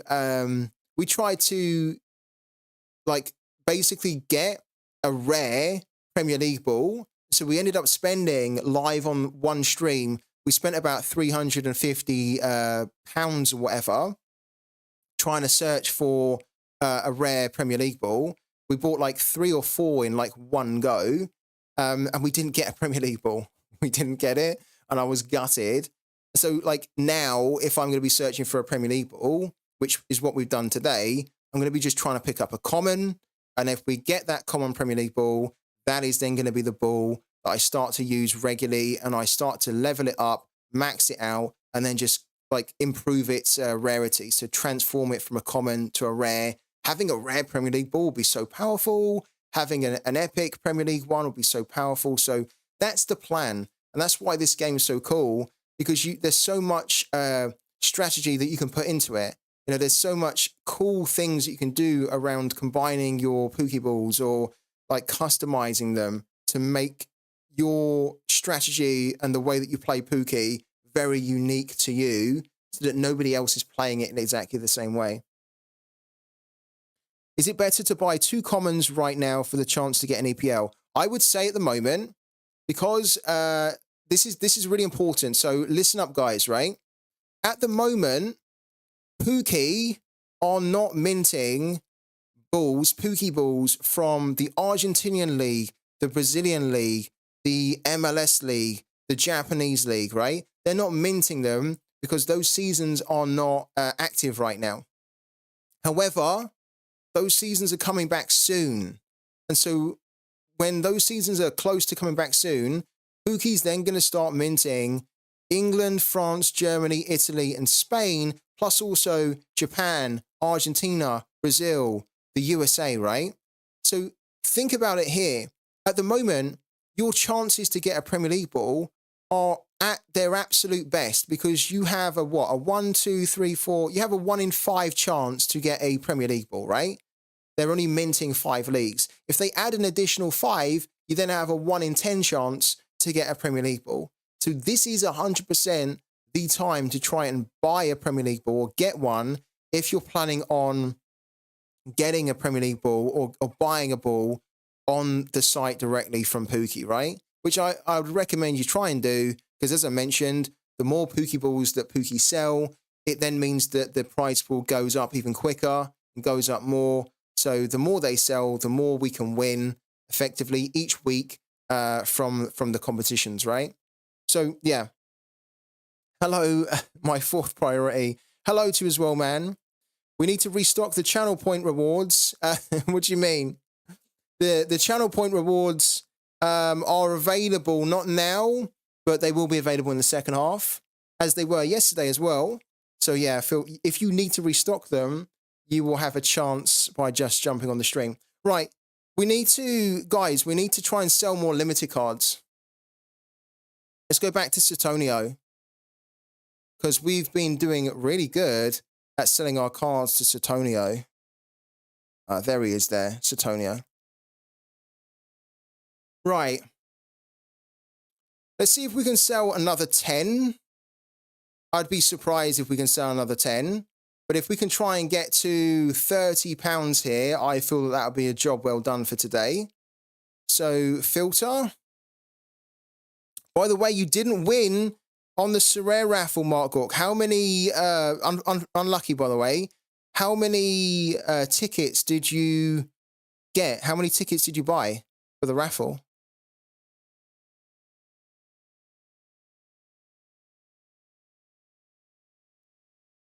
Just 10. Okay. If you hit 1 million channel points, FCS buys you a legendary ball. We need to grow much more than that. We need to get the subs up. You guys know that I'm not afraid to do stuff like that. I've already actually said I'd be more than happy to buy somebody like to buy a sub on the channel, like a unique card, for example. But we would need to get the subs way higher for us to do that. We'd need to get like the whole channel to grow. So in the future, I hope we can do it. So I think that'd be so cool to kind of set up like a channel point or a community challenge where we can offer that kind of reward, right? To you guys to kind of say thank you for jumping on the streams and, yeah, supporting the channel. Right. What other limited card can we get rid of here? Aston Maya, no. Tascaran, no. Leonard Mosa, we're going to keep hold of. Biaki, we're going to keep hold of. Johnny Russell, we'll keep hold of because it's Johnny Russell. These MLS guys, we're going to keep hold of. Ali Ahmed, too.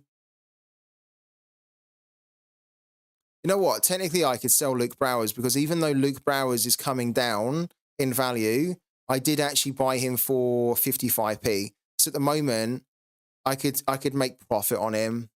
So maybe Luke Browers needs to go. I've already got him in the rare anyway. So Luke Browers can be added in next. And then we've got, yeah, Borja Baston.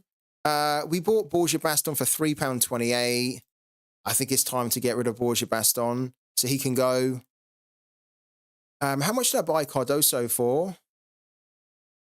I think I bought Cardoso off Sutonio back in the summer.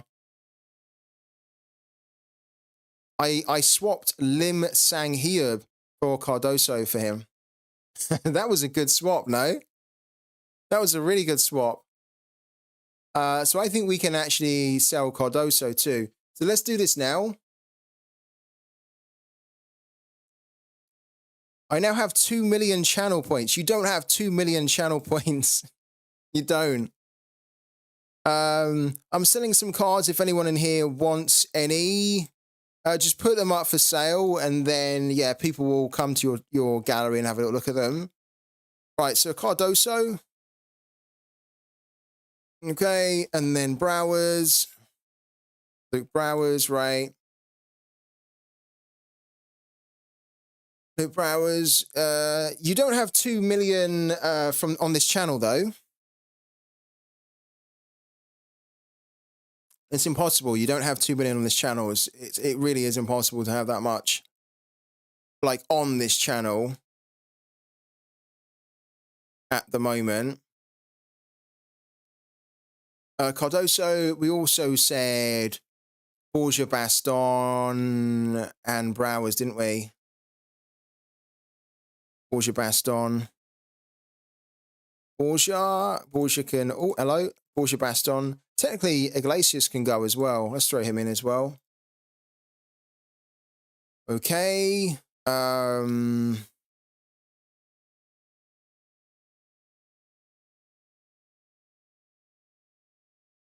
Who else did we say?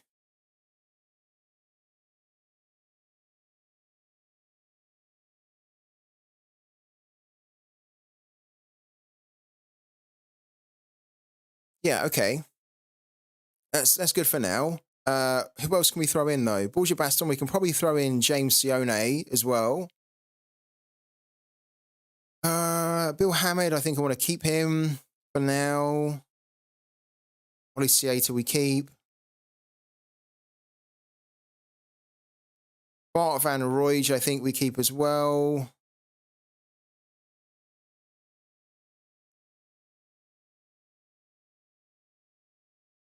Peter Stojovic we could, and Borgia. Patrick Van Aanholt's probably going to be sold. We've countered. James Sione we bought for £1.40. Let's sell him. And Bandinelli, technically, we could sell too. Yeah, Bandinelli and Sione. We're not going to get much for these cards at all, to be honest with you. But let's just try and reduce down. They're not doing anything for us as well. James Sione, and then Bandinelli. Bandinelli, okay. Oh, live? Oh, he's in the live cap 220. I don't think that makes a difference because our live 220 hasn't done anything good. I also have to remember that there's a game happening now, isn't there? There's the second Alanyaspor game, which has just kicked off. Yeah, this one here. Who's in this one? Oh, Sergio Cordova has come in for Carica, which I have to be honest with you, is perfect. Is absolutely perfect. Because you can see here in our limited team, African Carica got 54, but I knew that Cordova would not be able to improve his score because Carica would probably start again. Now, Carica did start, but he's come off, and Cordova's come on quite early on. So Cordova, we're only 4.76 points away from a tier 5, a 60p card, right? But it'd be quite cool if we could get an improvement on the score, that if Cordova could score or get a decisive, then that might be able to bump us up to like a tier 4, maybe even like a tier 3, potentially. Depends on how the other guys do. Who else is playing? Taskaran, Hadashanai, Balkovic. Okay, those guys are still in there. Perfect. Okay, perfect. So yeah, this team here, we have a chance to improve our score and maybe sneak a card award. This team here, for the Cardoso's in, it doesn't matter. It's been a bomb, so we can cancel that now, which is why we're getting the notification. And then Borgia is the upcoming one, so we can also cancel that too. So 1, 2, 3, 4, 5, 6. I think we need to add another 4 in here somewhere. I'm not going to be doing 6 cards. We want to do batches of 10. Let's throw in Schön. Let's also throw in Robin Hack, Raul Navarro, and then Philip Hoffman. Let's start with that. Okay, that is 10, isn't it? 1, 2, 3, 4, 5, 6, 7, 8, 9, 10. Okay, perfect. I'm going to send this over to Satonio. Like that. Send the trade. Yeah, I acknowledge that. Let's do it.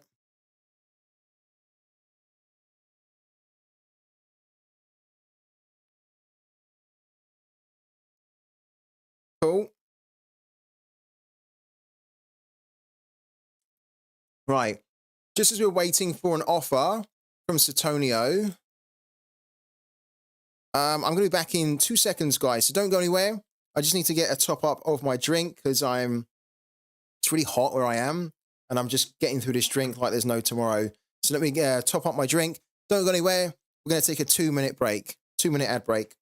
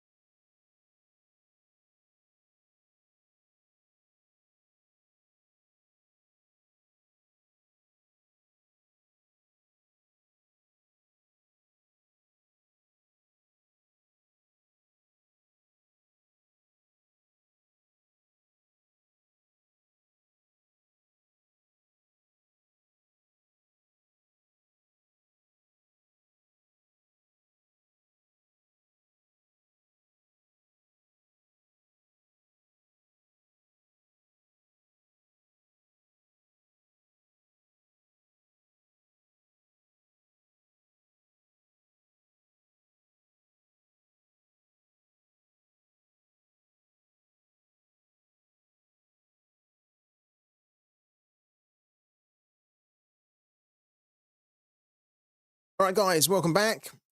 So we have our offer from Satonio. I haven't checked it out yet, so let's have a little look to see what we've got. Oh my God. I think we're getting some incredible offers from Satonio. I mean, not incredible, you know what I mean?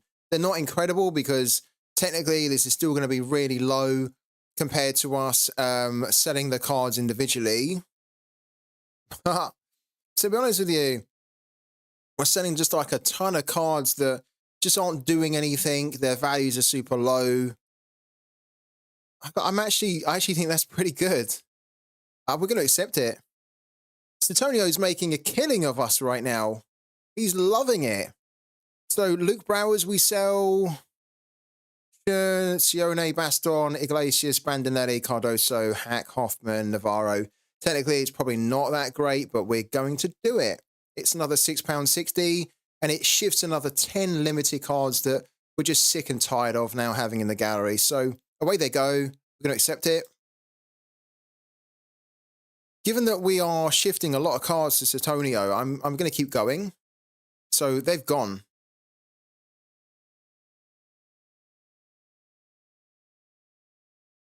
They've gone. Right, we now have £33. I'm happy. I'm already happy that we've been able to get to £30 here. That we've freed up £30 that was just doing nothing for us at all in the gallery. I'm wondering if we can keep going. I do feel like we're starting to run out of limited cards though a little bit. The ideal would be to try and get to 50, but I don't think we can get to 50 unless we sold some of the bigger hitting limited cards. But let's keep going.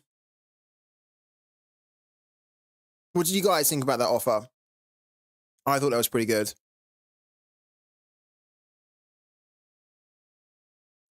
We also need to keep an eye on the time because we need to make a change 5 minutes before the deadline.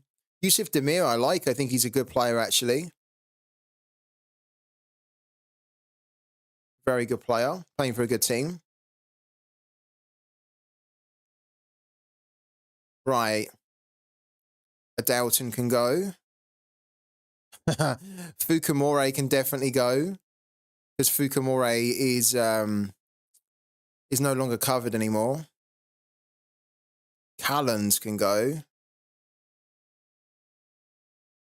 Quite like Cosio, so we're going to keep him. Alvaro Garcia can probably go. Anthony Uja can go.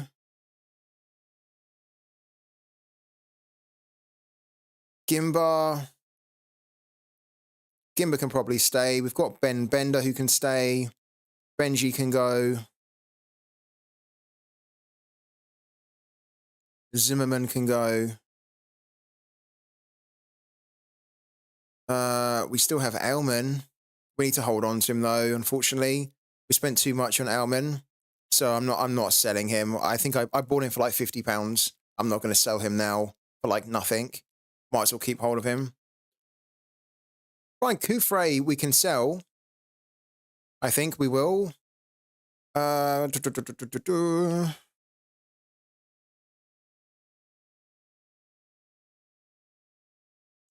Scorezzo I don't really need. Let's sell him too. And then we could also sell Vincent too, because he was a reward I recently won. How many is this? 1, 2, 3, 4, 5, 6, 7, 8, 9. We can sell Vincent as well for the 10. Let's do it. Right. Again, we're going to send the offer out to Satonio for 1p, and we're going to see whether he will buy all 10 of these cards off us or as many as we possibly can.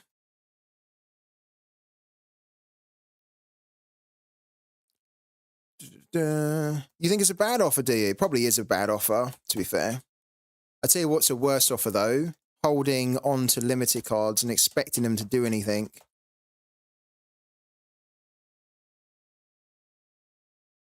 There we go. Right, let's see what he's going to offer us now. It's actually quite satisfying offloading these limited cards because they just wind me up now. They cause me more pain to look at in my gallery every day. Just seeing that they're just all in the red and they're just going down and they're not winning me rewards, and it's like I can't trade them really. Yeah, it's just good to get them out to almost have a bit of a clean out. We still have far too many, so it's going to be interesting if I can get the limiteds down to under 100. I don't really understand how we have 170. We're not really putting out a load of limited teams as well.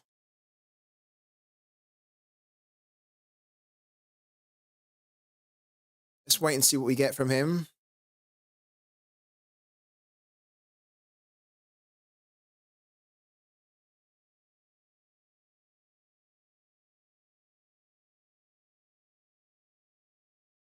We also need to get ready for the new game week. Here we go. Is this the offer?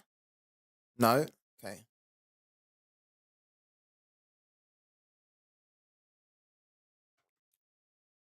All right. Where are we at?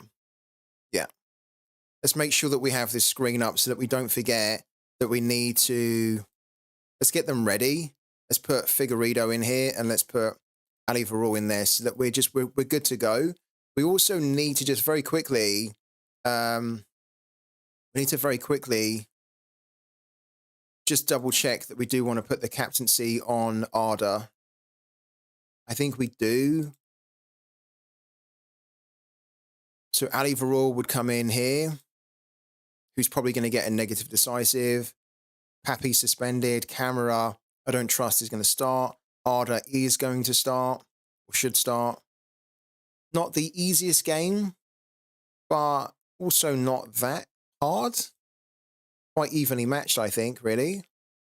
Ali Karimi technically would be potentially a good captaincy pick, but the problem with Ali Karimi is that he doesn't really tend to score more than 50, so you don't really want to captain a player like that. I'd much rather take a bit more of a gamble on a player that's maybe not as reliable to hit 50 point scoring, but then can give you a higher upside. So someone like Arda, even though he doesn't have a really strong upside, he's got better than Karimi. This guy I really like. He's yet to hit a score of 70 though, so we wouldn't captain him for the moment. And Figueiredo, to be honest with you, Figueiredo's probably quite a good captaincy pick because he can hit you a really big score.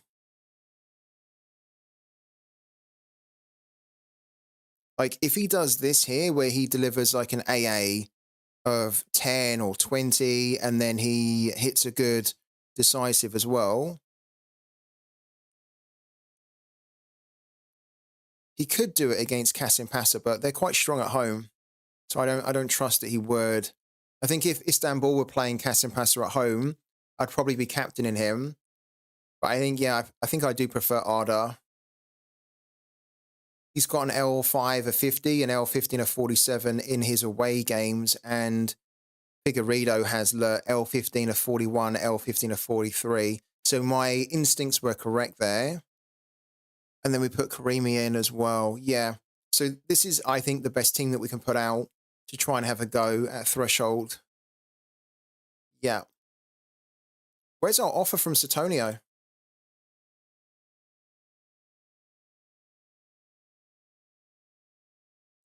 Just waiting for it still. It might take a little while to get it. When I stepped away for the break, we didn't get the offer until I literally returned back to the computer. I'm guessing all you guys are really busy just doing the last final checks on your lineups because it's super quiet in the chat again now. So I guess you're just like really busy doing your last final checks and all that sort of stuff, DMP checks. Don't forget about your academy teams as well. Guys, never forget about your academy teams. And then after the game week has started, I'm going to show you how to win and make a lot of money for very little on Pooky. Because We are just smashing it on Pooky, and it's a little bit silly, really, how easy it's been for us on Pooky recently. It's not always going to be like that, but we definitely like it when it is like that. Oh, there's a terrible offer. Okay, so we've been getting some pretty decent offers from Satonio. This one is a shocker. £1.60 for 10 cards, 10 limited cards, £1.60. So what? They're worth an average of 16p in the eyes of 16p each in the eyes of Satonio. That's awful. That is bad. We wouldn't do that at all. What is our alternative then to try and squeeze out more sales of limited? I've already said I don't want to sell Castamaya for like a £10 loss. I don't want to do that, so we won't. Magic we can't sell. We could sell, but we can't sell him because he's part of our under-23 team. Tasquan I won't sell. It's too much of a loss to take. Better just to keep hold of him now.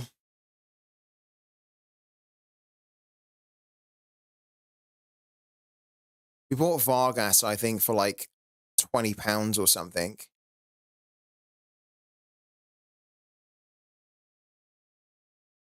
Yeah, we sent like £13.50 plus the Ollie Romney card. So the valuation that day was about £16. He's now £4. It's just, we're not going to do that. I quite like him as a goalkeeper. Like, am I really going to miss out on threshold with 0.3 points? No way. I thought you were hitting the threshold. And Mark, you know exactly right. 3-2 smash is incoming. I might be bold this time. I might do something crazy like a 4-3. I don't know. I need to look at the line, the fixtures and the games and work out what's kind of like a crazy prediction, but what's also like a crazy but realistic one where we can maybe just like get one exact score. With Decoipia, I'm looking to win more awards this year anyway, so I don't mind selling a few cards at the moment. Decoipia is brilliant. I really do like him. How much is he in his limited now?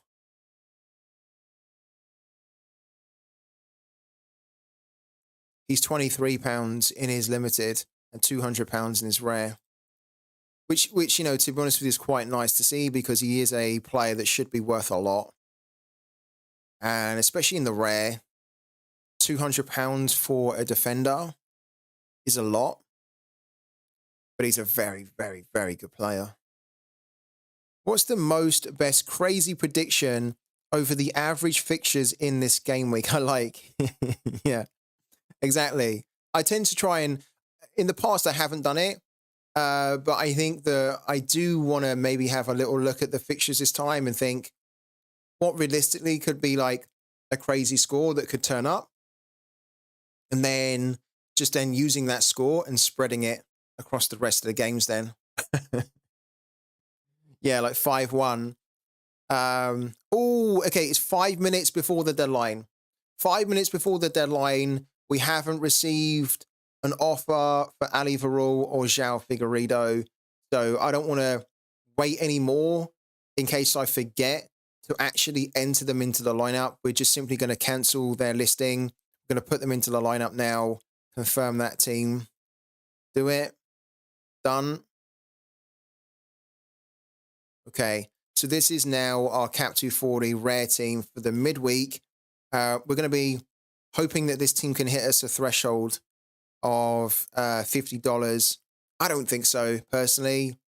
You guys know that when it comes to my threshold teams, I'm usually quite pragmatic, and I usually will tell you, like, if it's going to hit and if it's not going to hit. And most of the time, I'll say it's going to hit because I think we've got usually good players to do it. This time, we've got a lot of like players that I don't trust as much with their scoring. We've also got some interesting fixtures. All of our guys are playing away, apart from the goalkeeper, and then our goalkeeper's playing at home against one of the worst teams that we could possibly hope for. So Ali Varul's probably going to concede 3 goals, which means that we need to make up the negative decisive from the outfield players, and I don't think we have the players to make it up. As in, like, we're going to need a player to hit like a score of 70, 80 to make up the really bad score that Ali Varol's going to get. I just don't think we have that. But you never know. You got to be in it to win it. So fingers crossed we can, this team can surprise me. So getting 31.10 in cash back if I sell the Prem Boys can get me a few more Bruges players and better collection score. Do it. Do it, man. If it can improve a Bruges stack and it gives you a better collection score, that's the play to do. That's what I would be doing anyway.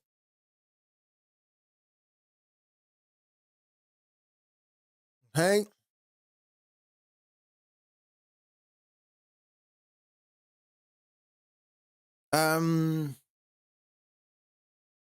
I don't think we put a team in for a throwaway because just because of the fact that we're selling limiteds is that, yeah, I think we're going to probably end up selling players that we're going to put in anyway. So do scores update after the deadline? They do. Yeah, they do.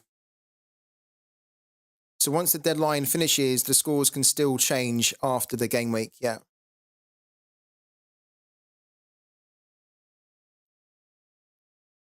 Right, this is our team. Good, done. I want to try and sell a few more limited cards, though.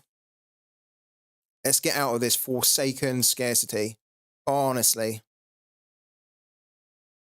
250 is not bad. I'd like to bring that down. Who's been the biggest movers, though? Max Thalhammer. We bought Thalhammer for 59p. He's currently around 54. Dirk Abels we bought really cheap as well. Look, this is why I was saying to you guys that this is why I spent a lot of time just picking up these players for like 50, 60p.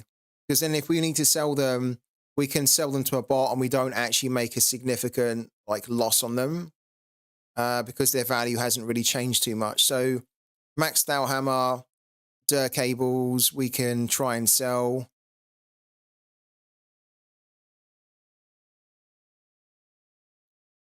Bill Hamid, we could probably... In fact, let's just try and sell Bill Hamid as well.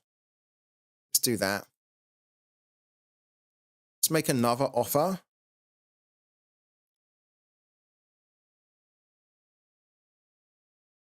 Right, so trade. Okay, so Hamid. And then... Thalhammer, Dirk Abels, right? Thalhammer. Abels as well.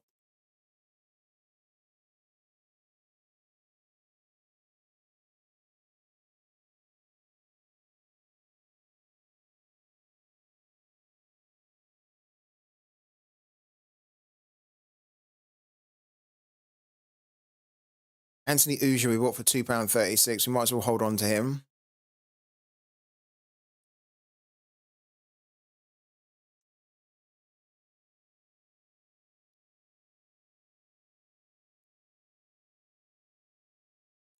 Yeah, I think we should hold on to Johnny Russell. We can get rid of Antonio Puertas because we want him for free. He's worth absolutely nothing. So Antonio Puertas can also go.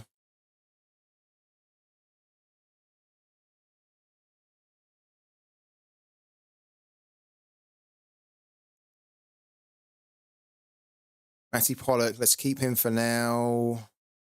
Battellini probably needs to go. Yeah, Battellini needs to go. Let's see if we can get rid of Battellini. Honestly, seeing the losses that I'm making on the cards here, guys, I'm never touching limited again. I've made a lot of mistakes on Sorare, which I think everyone does because, you know, it's that type of game where you learn a lot. But I think the biggest mistake I ever made, hands down, was investing in investing in limited cards. Biggest mistake I ever made. And as I mentioned, even if Sorare turned around today and they announced an update that would completely transform the prospect of limited cards, I still wouldn't buy them. I'm too burnt by it. too burnt by it. We'll keep a few, as I say, in play. We'll have some team still, but yeah, I'm not going near this anymore. Not at all. It's been so poorly managed as well. That's the thing. It's not only just the scarcity, it's the way that unfortunately Sorare have managed this scarcity. They've driven it down into the ground. And I don't know whether that was intentional or whether that's just a byproduct of their business model and the current economic climate. But I also don't think that they've done enough to stop it from being driven to the ground. So the whole way that it's been managed just doesn't leave a good taste in my mouth either. So yeah, it's another reason why we're getting out of it. We were already kind of moving away from it, but now we're really just trying to put it in our rearview mirror and just looking in the rearview mirror occasionally for the few players that we do have there. Julio Furch, we might as well get rid of as well, and then Curtis Main too.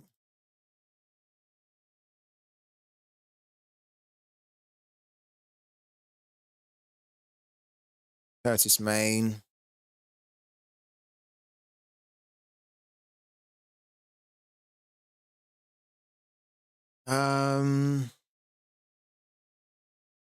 How many Mark Martinez cards do we have? I think we've only got one, though.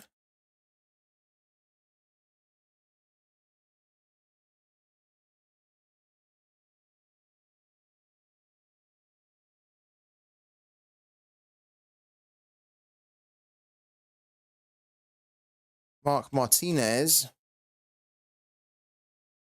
Yeah, we've only got the one that we're using for the SO5 community team.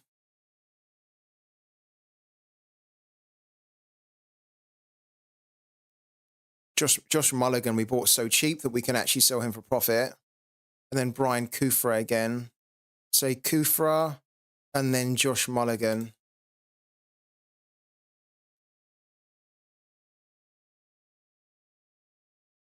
And then Mulligan.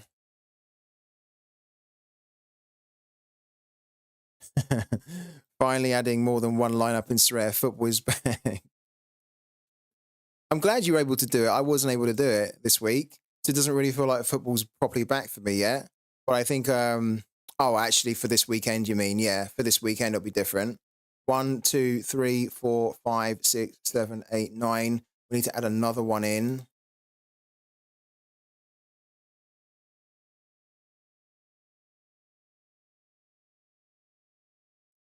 I'm actually really tempted. I think we might do it. Throwing Stankovic in here.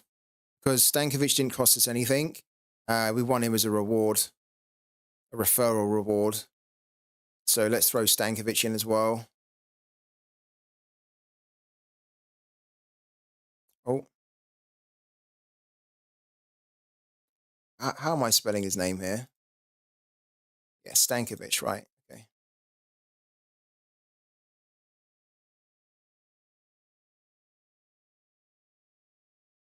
There we go.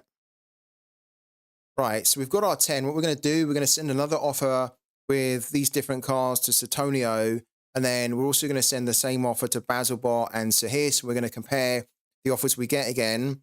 And then hopefully what we're able to do is get an offer that is kind of okay. It's not going to be amazing, but hopefully we get an okay-ish kind of offer. We'll know it when we see it. And we'll compare them from the different bots, and then we can just offload another 10 cards and just get them out the gallery.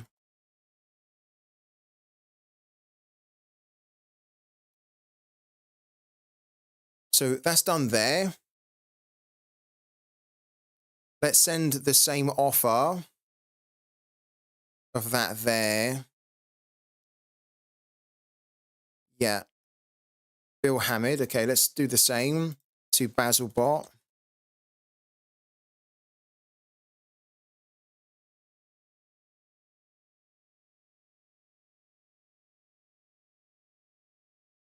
There should be a way in Sorare where it basically asks you whether you want to copy the same offer. So now that I've sent that offer, there should be a way when I'm doing the next offer, where it basically it says, would you like to use the previous offer? Right? So rather than me having to do the same and find these players individually, it just almost asks me to do it, or I can have a feature or a setting where I can set it so that the game will automatically like replenish or automatically populate the last offer that I made, right? The game should be in a good enough position that it could do that. And it would save so much time as well. It would make the user experience so much better, because I literally want to do the same offer here, but there's no way in the game for me to select it.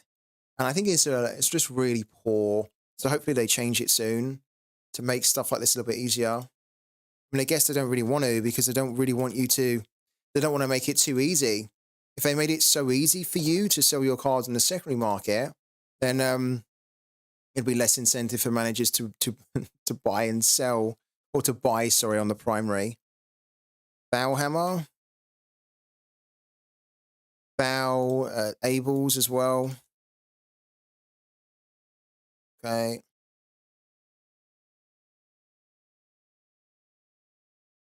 Like that. So this is really clunky. This is really horrible. Battellini. Furch.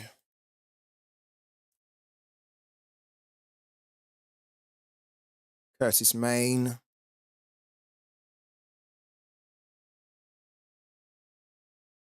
Kufre, Mulligan, Stankovic. Okay.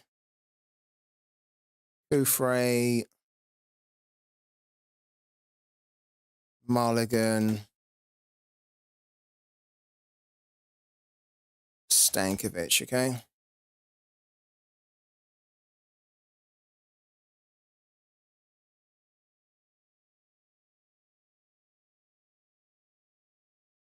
Right. Do that. Send it. Let's see what off we get. And then we need to rinse and repeat the same process with not Basilbot, with Sir Hiss, I think. Yeah.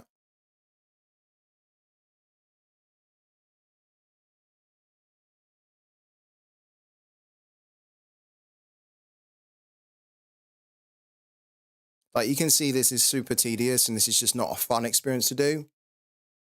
But it's the only way to do it in Sorare at the moment. Ligma, top man, thank you so much for the 14 months and the resub, man. Welcome back into the channel, buddy. How's everything going? We've got an offer already from Basilbot. I don't think we've got an offer yet from Sutonio.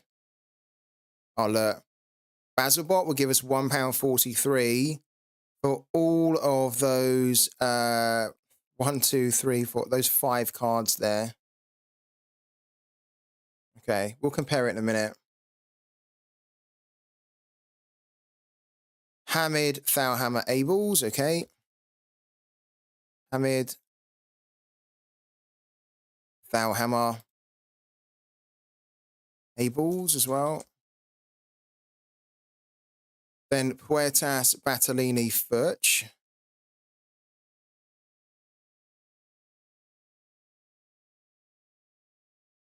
Battellini, Furch, okay. Then Main, Kufre, Mulligan, Stankovic.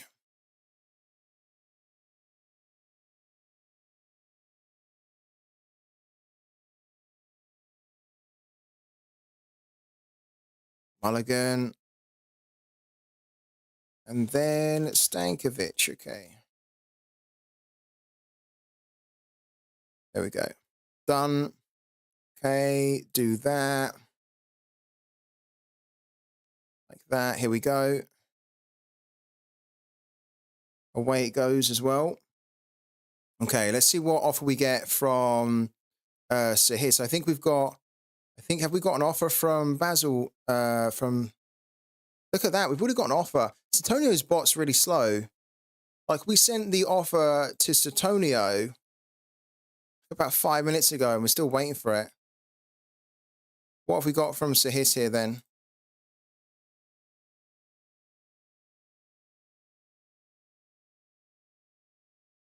£1.07. Oh my God. We've got £1.43. That's the best offer so far. Is this the offer from... We have an offer yet from Satonio? We do. He's offering £2.51. Oh my God. I mean, it's still not a great offer. Let's be honest with it, right? It's £2.51 for like 10 cards here, which is really, really low. Got to be honest with you, it's really low. It's a hell of a difference though from £1.43 and then £1.07. So even though Satonio takes a lot longer to give you an offer, it's probably worth the wait. And technically, we shouldn't really do this offer. We shouldn't really accept it, but we are. We're going to accept it. I want out of these cards. I don't want to have them in my gallery anymore. I don't believe in this scarcity anymore. So I'd much rather just take the £2.51, take the loss, and then, yeah, as I say, we've put the money into Pooky, so we can start to make back that loss immediately on Pooky, because the returns are just so much better when compared to the limited cards on Sorare. The returns on Pooky are just infinitely better, that it makes no sense for us to hold value in cards which are just complete trash and winning trash and going to trash value. So we're not going to do it anymore. We are going to accept it. Pains me a little bit to accept it. We're going to do it. We can make the money back up on Pooky. And it also just gets rid of these cards out of my gallery. There we go. Are you binning all of your limiteds? We're trying to bin as many as we can. Yeah. Bigmo, we're trying to get rid of them now. The reason I'm getting rid of them is because I mentioned to everyone on a stream yesterday that we can spend 1 minute of our time and end up winning 20, 30 pounds on Pooky.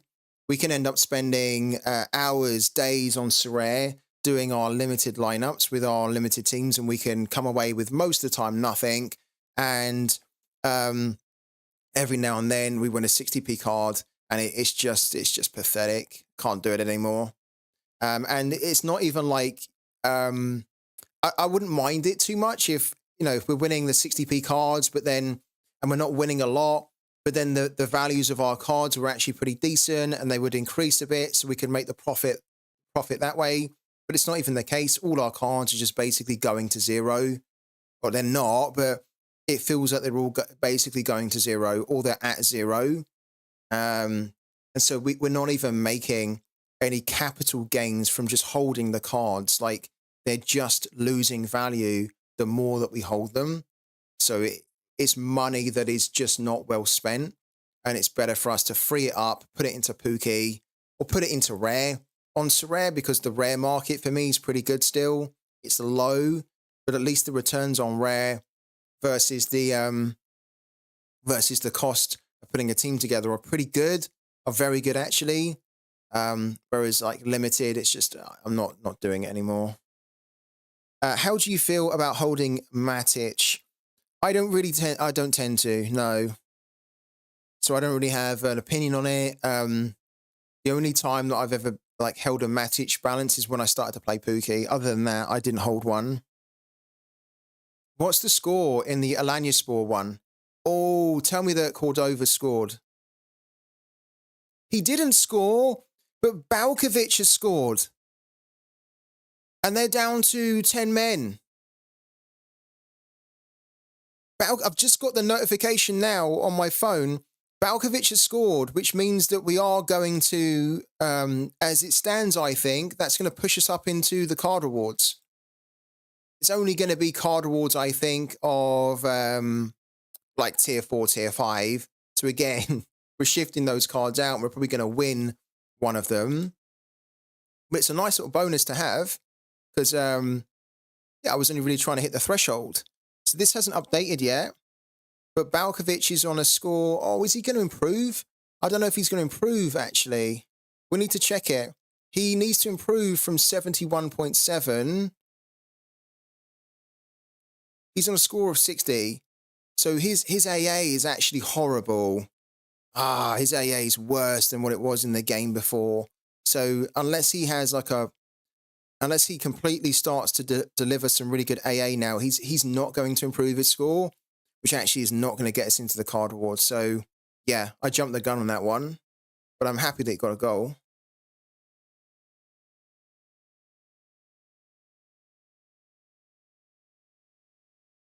Right. We should have about £35 now. We do. Got £35 in the balance.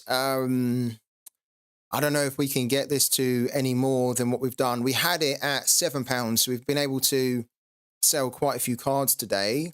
I think that's probably enough for today, isn't it? We could probably try and squeeze out more sales, but I think at the same time we're going to be scraping the barrel. So I think getting to 35 is a good amount. Let's quickly dive into Sorare, because we can put a Cap 240 rare team together immediately for the weekend.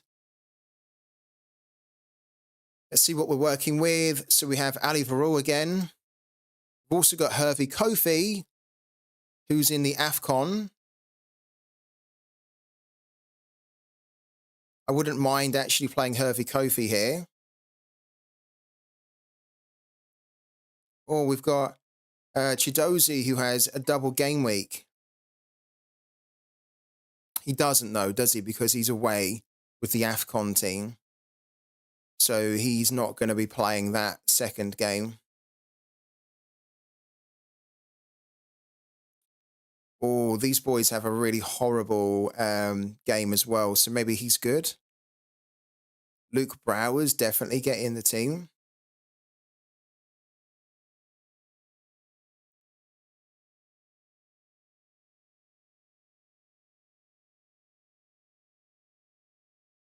Daryl Dyke is back. So I think Daryl Dyke, we're going to be playing in Cap 220 because we can play him for free. So we could actually play Figueiredo here. And then someone like Ali Karimi.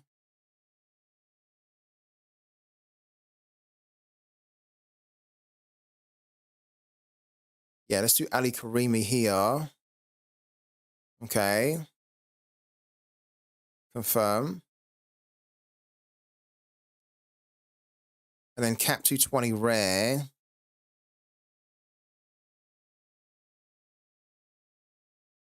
I was going to say, we should be able to put at least one goalkeeper in here because we've kept Tascran and Mark Martinez. So we could say put Tascran in here because we might need to use Mark Martinez for our Cap 240.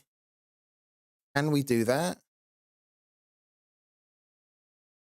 Because he's part of our SO5 team.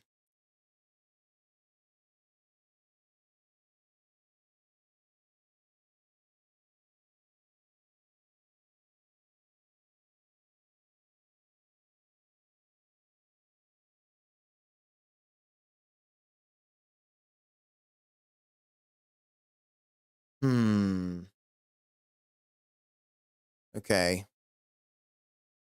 So maybe not, because I'd actually prefer to just keep these guys together. Keep the stack in place to try and hit the threshold.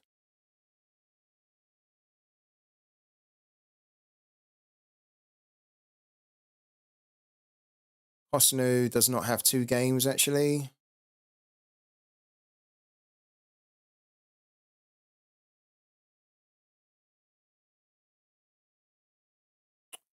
We've got Jean Omar.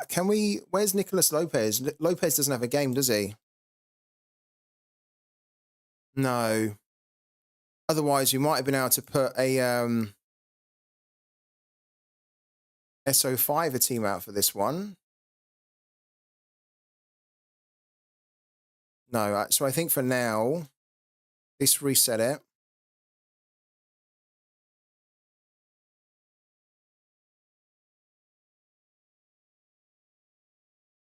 We have to keep in mind that Karaka came off injured. That's fine for now. Yeah. And then Cap 220. Ooh, hold on. We need to be a little bit careful here because I think we want to try and compete in an all-star rare if we can. So Ali Varul, Samba Camera.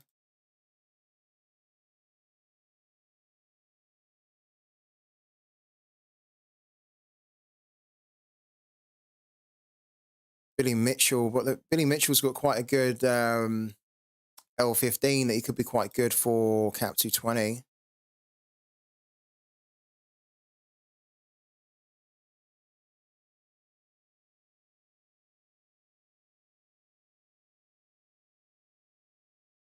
Yeah.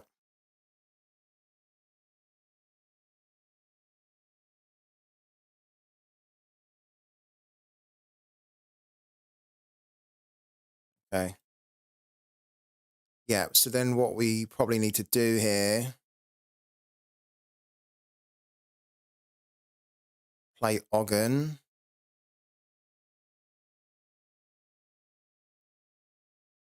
Then probably play Arda. Then play Pappy in Cap 220. Do something like that. And then Cap 220 rare would then look something like, hopefully like this, where we put Daryl Dyke in, who's, we have him up listed, but we would potentially, would actually put Daryl Dyke in if we don't sell him, because he has no cost whatsoever. So he'd be a freebie, because he's now back from injury, and he scored on his return. Then we would put, for example, Pappy in there at Costa 45. Then we would put Mark Martinez in here with a home game against Villarreal reserve team. Then we'd put probably Billy Mitchell in here, who has a home game against Middlesbrough and has an L15 of 37. And then it would just be a case of then either playing someone like Max Gradle or Thomas Henry. Thomas Henry's got a really good game at home against Empoli. He's perfect actually for Cap 220. It's actually a pretty good team. But I don't want to enter that. What I will do is I'll enter Victor in here for now. But as a placeholder, because it'll be to play Daryl Dyke in here. For sure. If I don't sell Daryl Dyke. What is usually your thoughts around Cap 240? Do you go for a bad keeper and better outfield players? Ask Gankames. Gankames. Good question, by the way. So let me explain the thought process into the Cap 240. I'll just show you what my thought process was putting the team together I just done. But now let's just do that.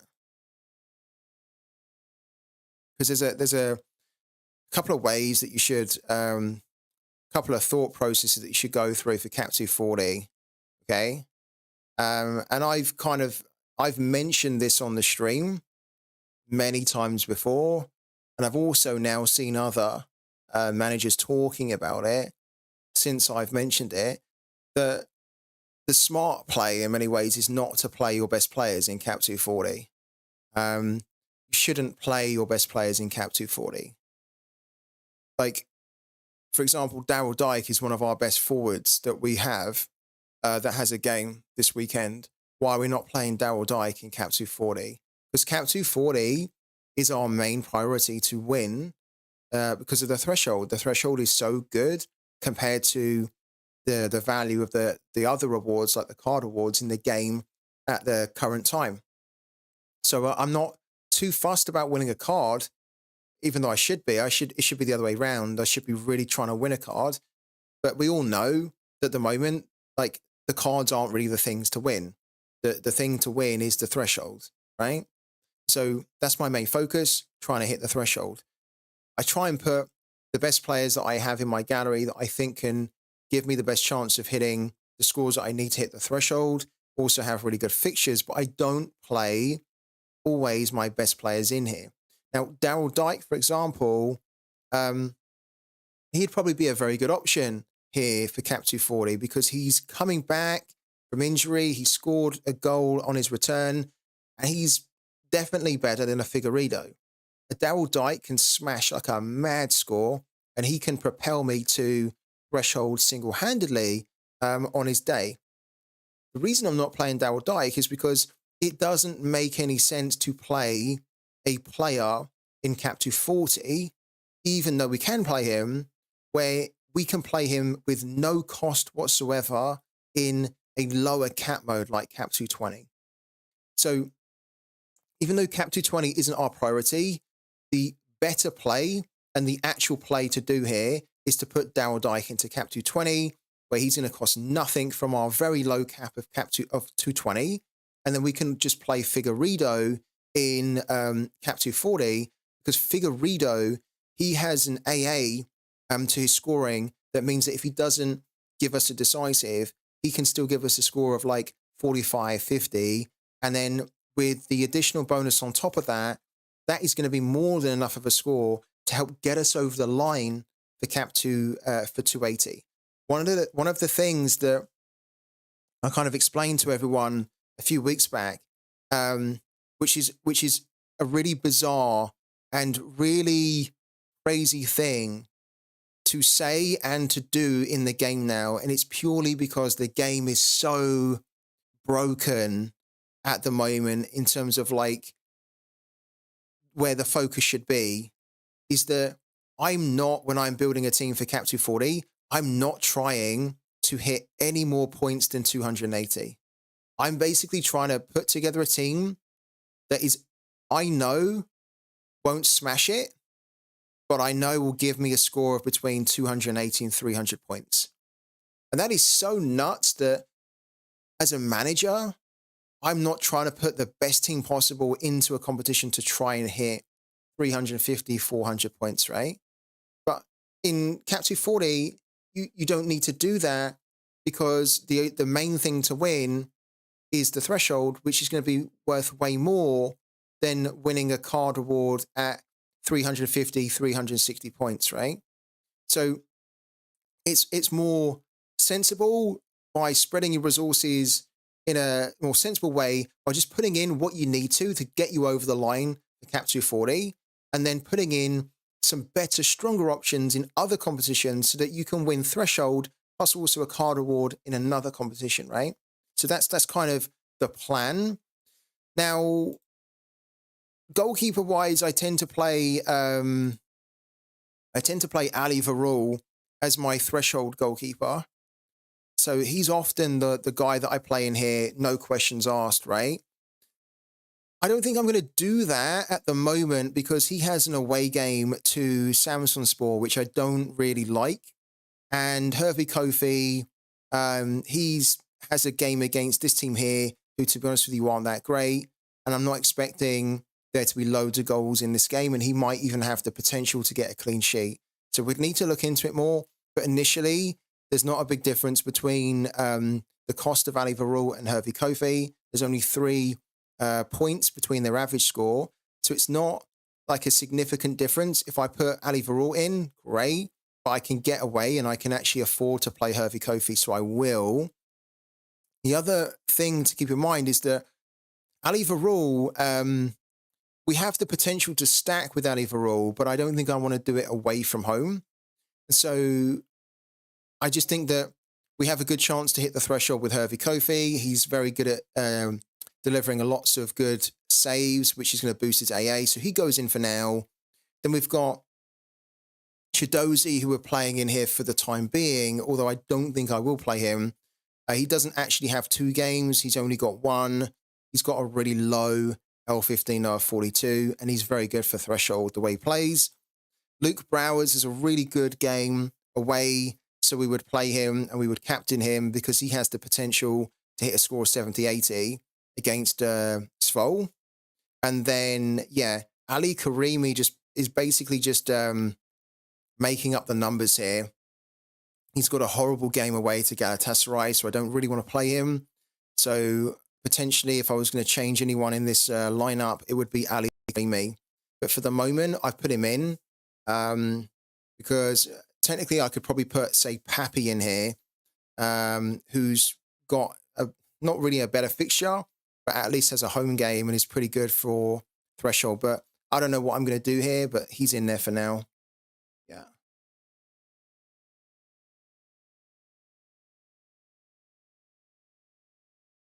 All right. Do you guys want to see how you can win money on Pooky with 2 minutes of your time?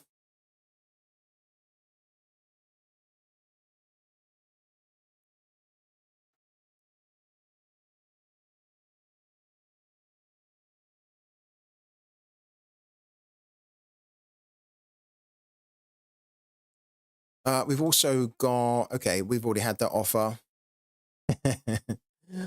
Mark, I know you do. What's your strategy, Mark, for what's your strategy for this this weekend on Pooky? Like how are you approaching the games?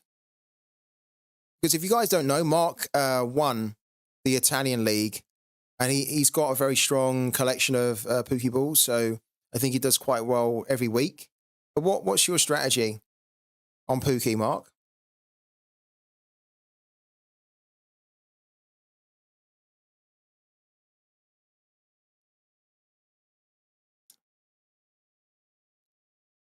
Icon has gone 2-0 on everything in the Italian and the English leagues. Love it. I love it. I love that a lot of you guys are embracing the madness, right? Same as you. Always put the same results in all of the games. Wow. So Mark Gork's strategy of putting the same... Did you do that the last game week for the Italian league, which made you win it? Did you put the same score in and you ended up winning, what was it, like £100 or something? Yeah. Mark Gork, yeah, Mark. So basically Mark won. This is what I love about it. Mark won the Italian league and he won about £100, right? He put the same freaking score in every single game. No research required, no knowledge required, put the same score in. We're pretty much going to do the same. He doesn't need to go too hard with like 3-2s or anything crazy because he's got really high level balls. So he can just get away with putting like, say, 2-1, for example, in every game. And then the boost that he gets from the higher level Pooky balls is going to help him climb higher up the rankings. Whereas I don't have, for example, an epic ball. I don't have a legendary ball. So if we want to try and do the same score strategy, we need to be a bit braver or a bit more crazier with our predictions so that we can get the same level of scoring as someone like a Mark Gork with a lower level ball, right? So yeah, I'm going to show you now. I'm going to show you now. You can do Pooky however you want. So you don't have to do this strategy. You can do your own strategy. You can do different scores. You can look at the games and think that one's going to be 1-0, that one's going to be 2-1, that one's going to be 3-0, right? And you can just do it like that. The beauty of this game is you can play it how you want and you can experiment how you want. And I do encourage you guys to experiment with your strategies and to experiment with doing different scores from game week to game week to see what works and what doesn't work for you. But as I went through yesterday, the strategy that's been working for us to amazing success, which is why we won't change it, is that we're just literally going to put the same score in for every single game. And it's going to take us 2 minutes to do. And then we're going to sit back and we're hopefully going to watch us win a ton of money that we've been winning non-stop. So here's how you do it. You go into play. Now, you'll have a different energy amount to spend than me. I have 242. There are 4 leagues in the live game week, which is game week 60. And then there are also 4 match days. They call them match days rather than leagues. So there's 4 leagues and 4 match days in game week 61. There's the German league, the French league, the Italian league, and the Spanish league. And it's exactly the same for the week after, apart from the English league actually replaces the French league. Now, I don't really like to predict in the French league. We had amazing success predicting in the Italian league with a crazy scoreline. And we also didn't do that great, but we also won some money in the Spanish league. We've already started to put some scores together for the German league. And I've done 4-2 for Bayern to beat Hoffenheim. And I've only done 3-1 for Leipzig versus Frankfurt, right? Now, one of the things that you have to think about when you are predicting on Pooky is you have to think about what's the best use of your energy, right?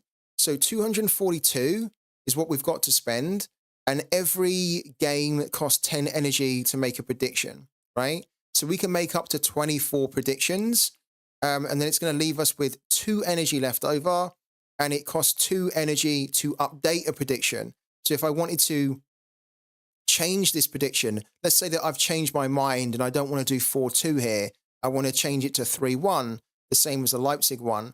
I can change it to 3-1, right? But it's going to cost me 2 to change it. So once you lock in a prediction, basically you want to be sure that you want to stick with it, because you don't really want to spend too much of your energy doing the updates to your predictions. You just want to almost spend it on the prediction and then be done with it, right? But every now and then it's also useful to update a prediction, because when you update them, basically you can squeeze out more points because the odds are always changing, and Pooky uses the odds to calculate the points that you can win from your prediction. So if the odds are changing, it means that the points that you can win are kind of changing too, right? 4-2, nice, I know. All of it 4-2.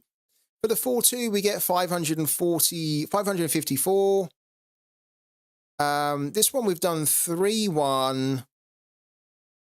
And I actually like the 3-1. But if we done 4-2, it'd be 715. Wow. Now, the advantage is that we have a German Pokeball here. But what we also have to do before we do our predictions, right, is we need to work out how we are spending our energy. Because we can't predict in every single league this week in Game Week 60. And to be honest with you guys, the Premier League and the German League are the ones that really appeal to me. Because the Premier League will often get a huge amount of people predicting in it. So if there are more people predicting in it, the prize pool will be bigger in that league than it will be in the other ones.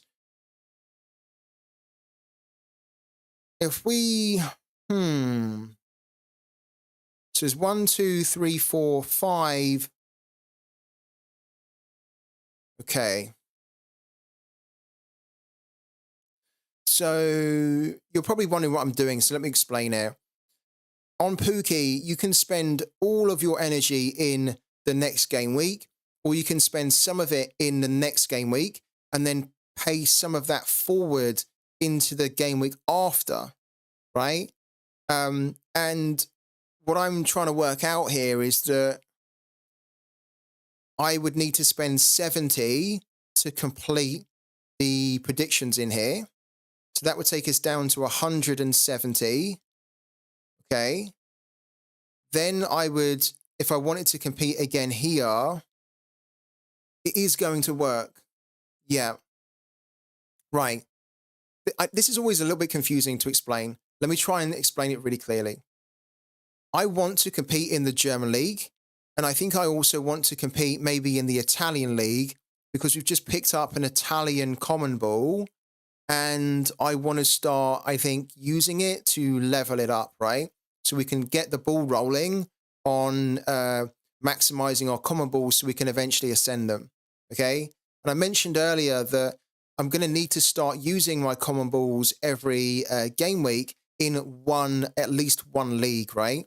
So the German league is where we'll play our rare German ball, where we'll try and really hit like a mad score to win a lot of money. And then the Italian league is almost like we'll try to win money in it, but because we're going to be using a common Pokeball, We're also accepting that we might not be able to win as much as if we were using a rare ball.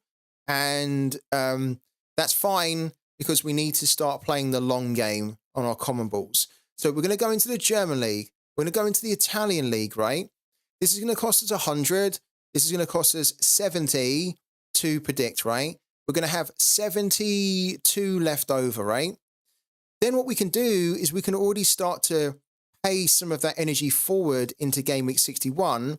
Because if you go into the English league here, it starts in 3 days' time, but we don't need to have 100 energy to fully predict this league because these games here, these 4 games are happening on the weekend, and then the 5th game is happening on Monday, and then on Tuesday, we get our energy refilled back up to 242. So, like next week, we'll get our new energy, which will allow us to complete the predictions for the Premier League. Okay, so it actually works out perfectly because we can then spend 50 in here for the next game week, and then that will give us 22 left over, where we can then either start to pay more of that forward, or we can hold some of it back. Then we can use some of that energy to update our predictions, which we might actually do. So now we've worked it out, and this is what you should try and do too.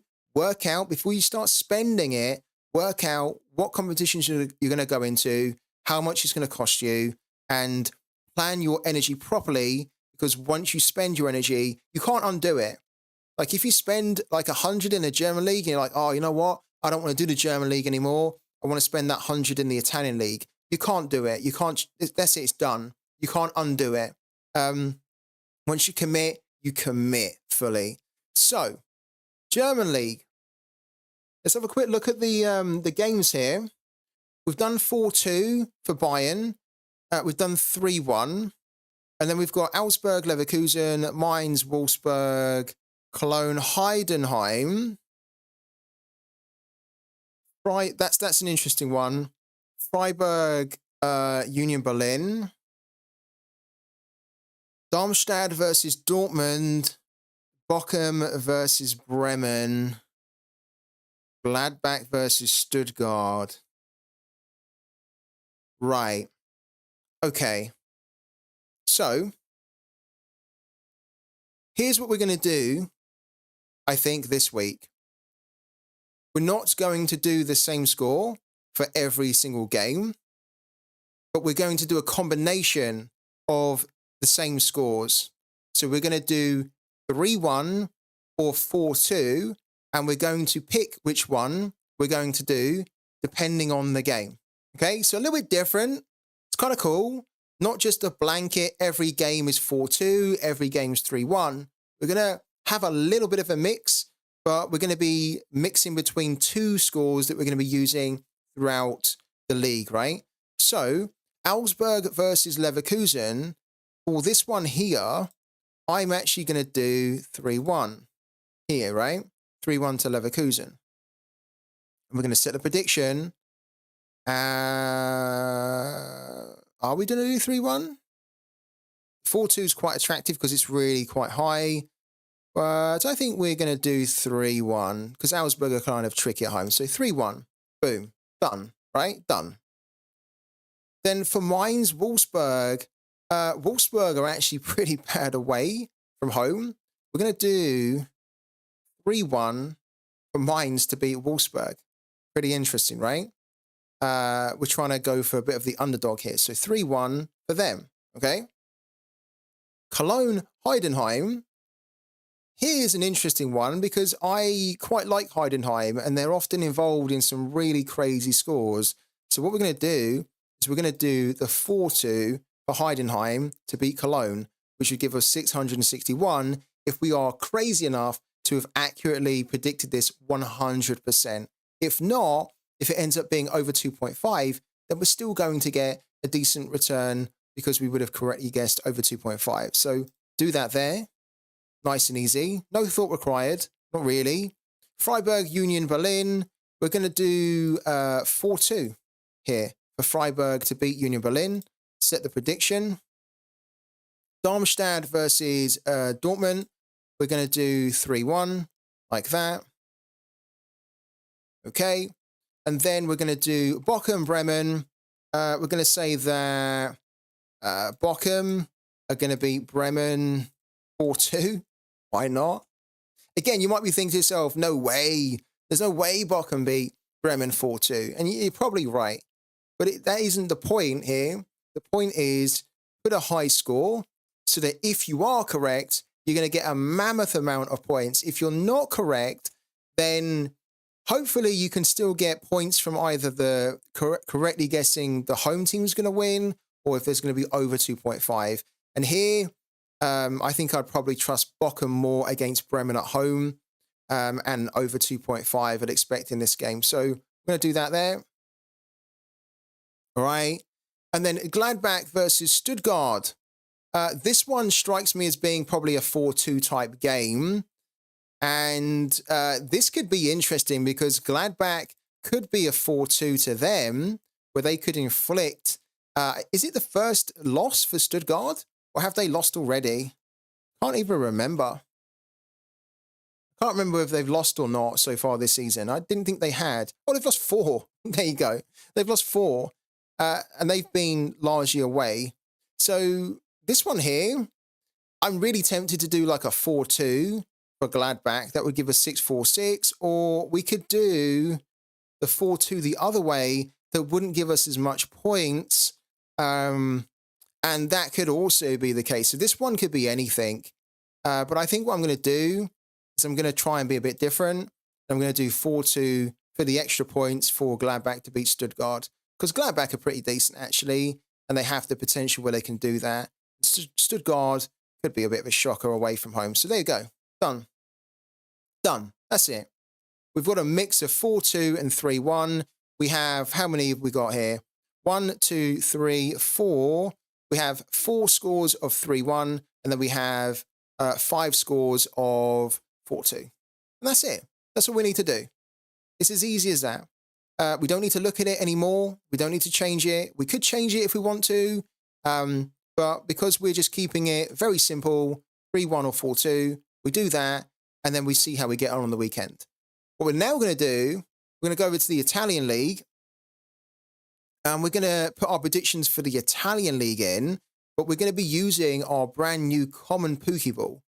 Okay, so this is not going to give us the same level of points total as our German ball did in the German league. And remember, you don't need to have like a German ball, you don't need to have an Italian ball to predict in the German league or the Italian league, respectively. You can just have any pooky ball, but then you just need to be smart about how you predict, right? So if we go to our Italian ball, because it is going to give us an additional 10%, and we could use that, we could, definitely need that, to help us try and get into the top 500 to win some money. I think what we're going to do here, we haven't really looked at the fixtures, but I'm not too interested in looking at the fixtures here. We need to be a little bit adventurous because we need to be riskier because we have a really low level pooky ball. So what we could do instead is, I think the 3-2 strategy really worked for us. I think we might do it again. Because just looking at this fixture alone, 3-2 actually is the type of scoreline that I could imagine for Juventus Sassuolo. So if we start with this, we might as well continue with 3-2. How much would be a 4-3? The 4-3 doesn't give us any more points, right? Yeah, so 4-3 or 3-2. 3-2 gives us 511.2. And then 4-3 gives us 511.2. So we could go for this, right? But then I think it's a lot. You get the same points, but what's the chance of a 4-3 happening versus a 3-2? You have to be honest and say that the 4-3's a lot less likely to happen than a 3-2. So if I got more points for a 4-3, I'd probably do the 4-3. But if I'm going to get the same points as doing a 4-3 as I am going to do a 3-2, then I'm going to take the 3-2 because the 3-2 definitely has more of a chance of happening. You see that scoreline more frequently than you do a 4-3 like that. So we're going to do 3-2. set the prediction with our Italian ball. And then I think we just continue from there. So we can do 3-2 for the rest of them now. 3-2. And we'll do 3-2 again. Genoa versus... Look, we've actually got a Torino ball. So we get 20% extra to our score here. And also the Italian League bonus as well. Let's do 3-2. That they're going to lose. Let's also do 3-2. Nice and easy. As I say, this is such a cool game to play because you don't need to spend any time, any effort, any research doing it. If you want to, you can. But equally, you can just do this here, and then you can end up winning a load of money because you don't need to get them all 100% correct. 3-2. Do it. Cagliari versus Bologna. Let's do it. 3-2. Milan versus Roma. Let's do another 3-2. Monza Inter. Let's do Inter to win 3-2 away. Like that.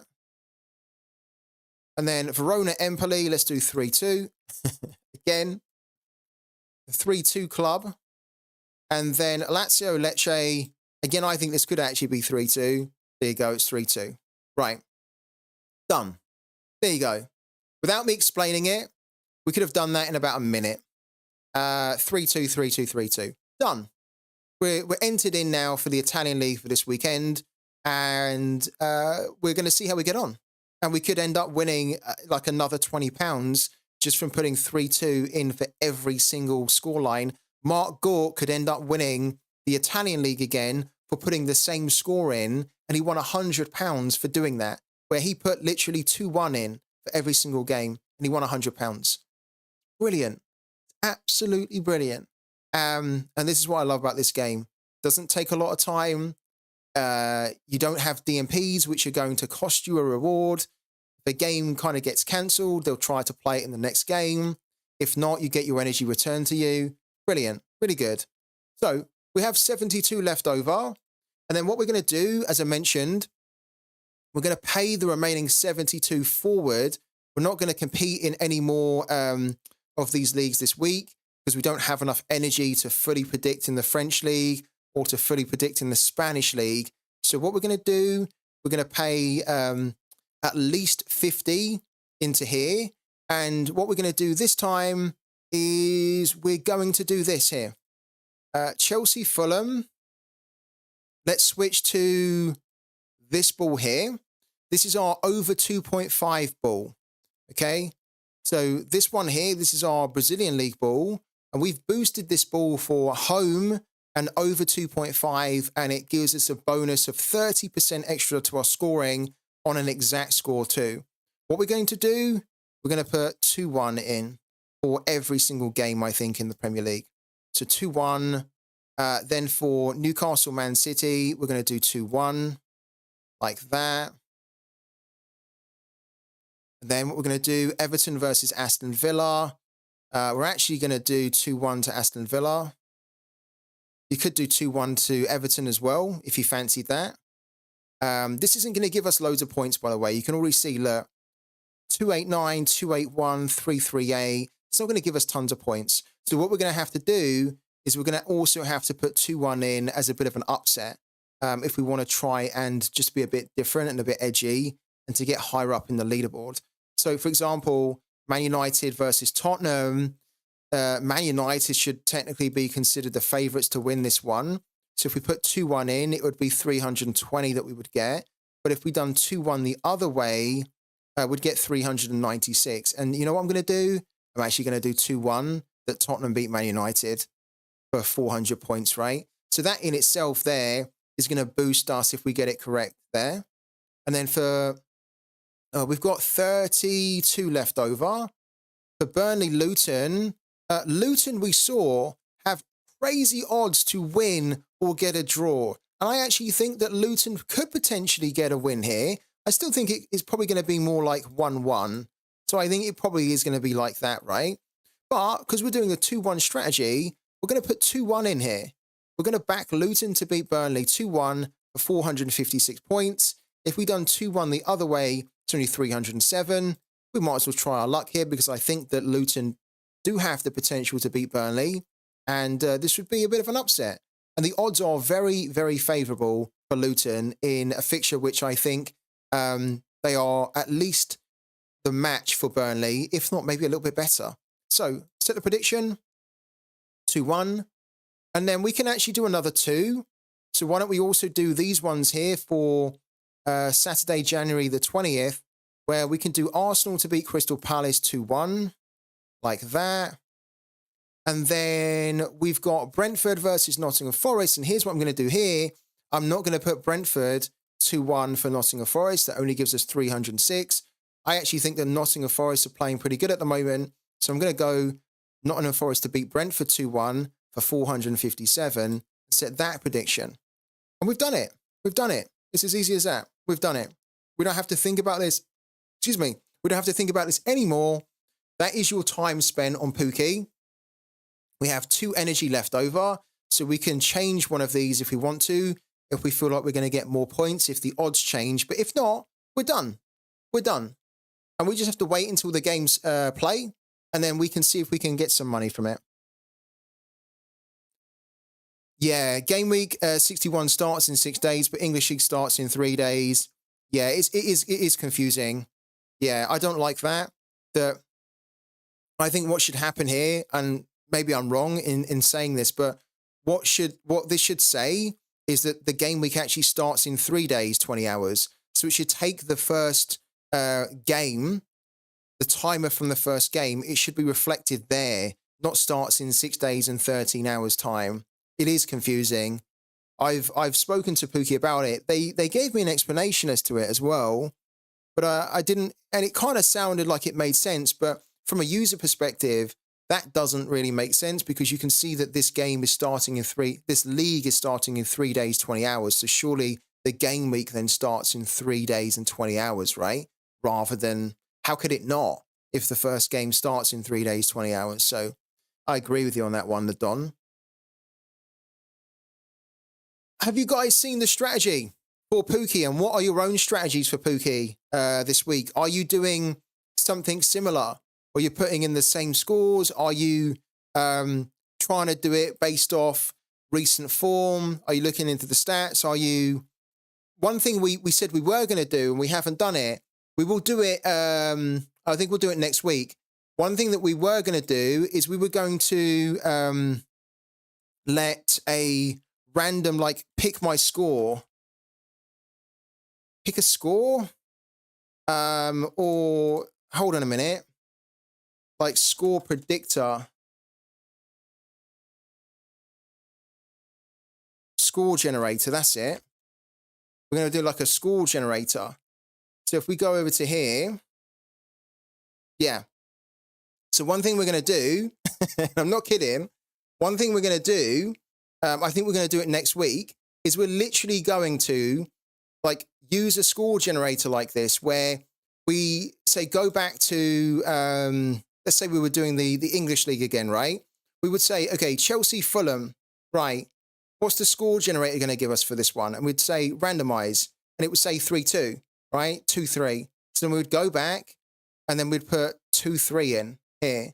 And then we'd put 2-3 in, then we'd go to the next one, Newcastle, Man City, would say randomize again, and it would say 3-0. So we are going to do a little bit of an experiment, I think, next week, where we literally just put all of our predictions in Pooky using a score generator, and we see how we get on, and we see whether we can actually win any good rewards from doing it. And I think that'd be quite fun to do as well, because then we could do a score generator. We could also do one using the AI, so we could get the AI to predict, to give us like a score prediction, and then we could do that. How good is the AI at predicting on Pooky? So I think it'd be pretty fun. Does anyone know Pascal Stengel, will he start after his cup games? I don't know, to be honest with you. Maybe somebody in the chat knows. So what do you guys think about Pooky? You've seen my strategy. Are we going to win? Do you think we're going to win? Let's go back to game week 60. German League with our 4-2-3-1.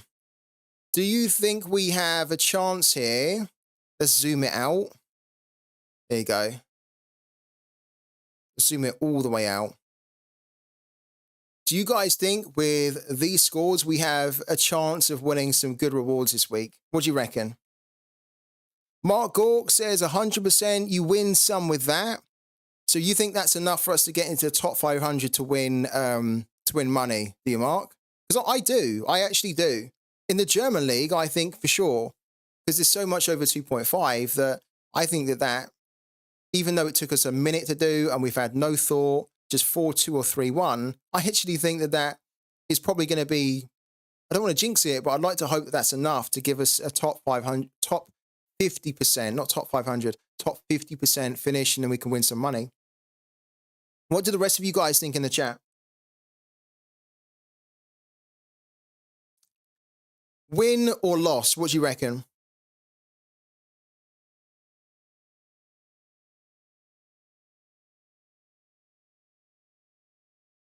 Are we winning or are we losing? Even though you technically don't lose any money.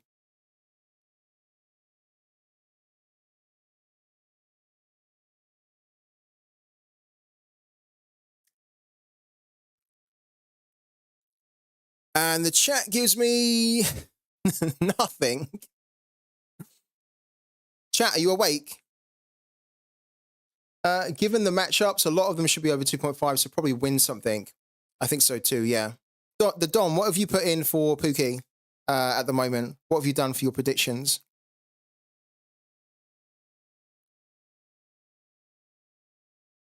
Here's a better question, right? Which game from the ones you can see on the screen here, which game do you think we're going to get an exact score on? Because this is the thing, when you do all the same score kind of strategy, you need to try and get at least one. If you don't get at least one exact score with this type of strategy, then it can be kind of difficult for you to get into the top 50%, unless then you get loads of points from, say, all the games then hit over 2.5, and then we should be okay. But which game do you think from the ones on the screen here, which one do you think is going to be the exact score? Dortmund, says Packers 15, the 3-1 against Darmstadt. You think it's going to be exactly 3-1? The Don reckons the Leverkusen and the Dortmund one too. So he also thinks the Dortmund one looks pretty spot on at 3-1. I think so too. I'd like to think so anyway. That's kind of why I decided for this week in the German League that we weren't going to do all the same score, because I think that there are some fixtures which are more suited to a 4-2 than a 3-1. And I do actually think the Dortmund one stands out to me as being a 3-1 scoreline, whereas the Heidenheim one really stands out to me as being a 4-2 to Heidenheim. And maybe I'm crazy saying that, but it stands out to me as being a 4-2 more than a 3-1. And the same for Bayern Munich against Hoffenheim. Hoffenheim can score a couple of goals, for sure. They've got enough players. Bayern Munich, we know, can score. Scoring 3 for Bayern is like a standard. If they don't score 3, it's like an underperformance. But I think they should be able to score 4. So I actually think the Bayern Munich-Hoffenheim one at 4-2 probably looks quite good. But also, Mark thinks Bayern looks good too, yeah. I think the Bayern one could be 4-2. And wouldn't that be an amazing start to the game week if we started off with a 4-2 exact score? And again, you guys have just seen me do it. We spent no time researching it. There's no logic to it, really. It's just put in the score that you think sounds good or that you want to do, and then just see how you get on, right? Leipzig is on point as well with the 3-1. What about the Gladbach one? The Gladbach one for 646 is actually the second highest that we could win. So this is the highest that we could win. And then the Gladbach 4-2. Is anybody actually thinking that Gladbach could beat Stuttgart 4-2? Because I think this could be 4-2 the other way. I think it could be, I think if it was going to be 4-2, it could literally be either Gladbach beat them 4-2 or they get beaten 4-2 by Stuttgart. Like, it's that type of fixture. There should be over 2.5 in that one, I think. And again, we haven't looked into any of the stats, but I'm just almost referring back to like my inherited knowledge of the league, that I know that it's an over 2.5 league. I think I think maybe the Gladbach. So this one here, the Dortmund, the Heidenheim, and the Bayern ones. Oh, how amazing would that be if we got like 4 exact correct scores? That would be insane. If we got 4 exact scores with this type of scores that we put in, I'm not kidding, we will be challenging for podium. We'll be challenging for a podium on Pooky. And I've had a podium 2 times, but never in the boosted leaderboard. I've only won a podium twice on the base leaderboard, but not the boosted leaderboard, which is where most of the prize pool is. I think it's like 90% of the prize pool you win on the boosted leaderboard. So to get a podium on the boosted is what you want to be doing. It's nice to get a podium on the base leaderboard too, but you don't really win the money that you could if you won it on the boosted. I think Stuttgart is in favor.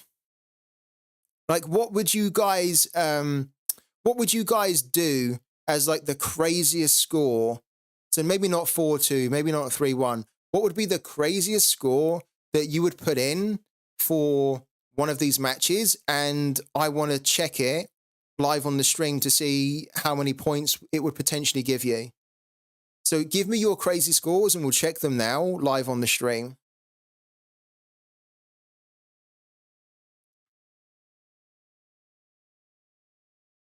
Because I want to see what some of you guys would do as a crazy, kind of like crazy score strategy on Pooky.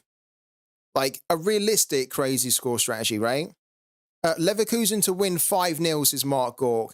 So let's have a little look at that. I don't mind that at all. Leverkusen to win 5-0 would be 579 points, but 385.9 base points, which is pretty good. We'd also expect it maybe to be a little bit higher on the base points, like maybe 400 or more. You can see that if we took it to 9-0, the 9-0 doesn't give you any more points compared to the 5-0. And the 4-0, look. Which actually I think it should change there.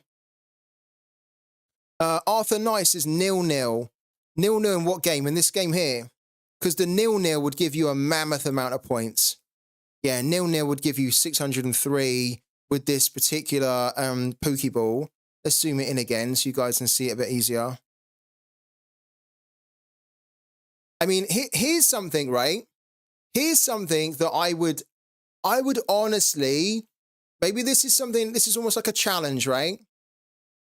I challenge somebody out there in the community to do all 0-0 in the German league. That would be amazing. That would be amazing. Now, the reason that would be amazing is that this is a very goal-hungry, very over 2.5 league. So if you put 0-0 in for every single game in the German league, that is the way you could potentially win massive, like super big. If you then ended up getting, if there were a couple of 0-0s, you're going to be laughing. You're going to be laughing. And now I've thought about that, I'm actually a bit disappointed because I didn't think about it before when we'd done our predictions, but now I have thought about it. I actually would have loved to have done like a 0-0. Because if you think about it, like, if you think about how you can win, if you were going to do like a traditional bet with a bookie, the way you win big is you bet the most unlikely outcome that you think could happen, right? But it's very unlikely still. So, for example, like Bayern Munich, Hoffenheim, if you looked at that game in isolation with a bookmaker, the bookmaker's going to have Bayern Munich at like stupidly low odds because they expect Bayern to roll over Hoffenheim, right? So the way that you could potentially win massive there is you would put like, say, a 50p bet that Hoffenheim beat Bayern Munich. And then you could put a score line in there as well. You could say 50p that Hoffenheim beat Bayern Munich 4-2, right? Rather than Bayern Munich beating Hoffenheim 4-2. And then if it came off, you are going to be literally laughing non-stop for the whole day because it's so unlikely that it's going to happen that the odds for it to happen would be so, the price you get for it would be so high. And if you put a small stake on it, then you're going to win massive, right? And it's almost the same premise on Pooky, where you almost don't want to predict, you don't want to just predict all time the favorites, right? You don't always want to predict scores which are quite common. You want to try and go for the uncommon score lines. You want to try and go for like outcomes which are probably not very common to happen in a league and probably won't happen. But if they happen once or twice in a game week, you're going to clean up. You're going to clean up with the rewards. And that 1 or 2 games that you then get exactly right with a 0-0 is then going to massively boost you up the leaderboard. Because if you think about it, nobody else is going to be thinking to do a 0-0 in the German league. I mean, they're probably now going to think about it because I've mentioned it. And if you're being honest about it, it's not a 0-0 league. A 0-0 league is like the Argentinian league, or it's like the Brazilian league, which is more like a 1-1. But the Argentinian league is like the classic 0-0 league. The German league is not. And in fact, actually, now that we talked about it, let's go on to footy stats, right? Let's type in the Bundesliga. Why don't we actually see how many times 0-0 has been has occurred? How many times has 0-0 happened? Look, frequent score lines, right? Frequent score lines. So 2-1 has happened quite a bit. This is for this season, isn't it? Yeah, this is for this season. 2-1's happened a lot. 3-1's happened 10 times. 2-2's happened 9 times. These are, you can see it's quite over 2.5, right? How many times has the 0-0 happened? The 0-0 has only happened 5 times. So think about all the games that have happened so far in the Bundesliga. All the matches that have been played. It's only happened 5 times. It's a very, very low percentage that it would happen. So imagine putting the whole of your predictions on Pooky for the German League at 0-0, and then the one time it happens, you are going to get stupid levels of points. So for example, if we go on to the Bayern Munich game, right? Let's forget about 4-2. Let's go and have a look at 0-0. 0-0 in this game would give you 637.6 points. And with this Pokeball that I'm using, if I put 0-0 in, it'd give me 1,027 points. If you don't know what that means, maybe because you're not playing Pookie for very long, if you can get around 1,200, 1,300 total points for the game week, then that's usually a very good score that will then enable you to get not only into the top 50% of rewards, but the top 50 in general, and maybe even potentially top 20, top 30, right? 1,300 is pretty damn good. Getting 1,000 points from one single game would basically, would absolutely turn your whole game week around. So you could be having a shocker, and if you got 1,000 points from one game, it would transform your game week in an instant. Now imagine if you got 1,000 points from one game, and then you'd done exactly the same 0-0 for all the other games in the German League, and all of a sudden, out of nowhere, there are 2 games in that game week where they are 0-0. And let's say that one of them is the Bayern game, and then the other one is this one here, the Leipzig-Frankfurt game. You're then going to have 1,600 points, and then that's not even including all the other points that you might be able to get partially from the other games. It's insane.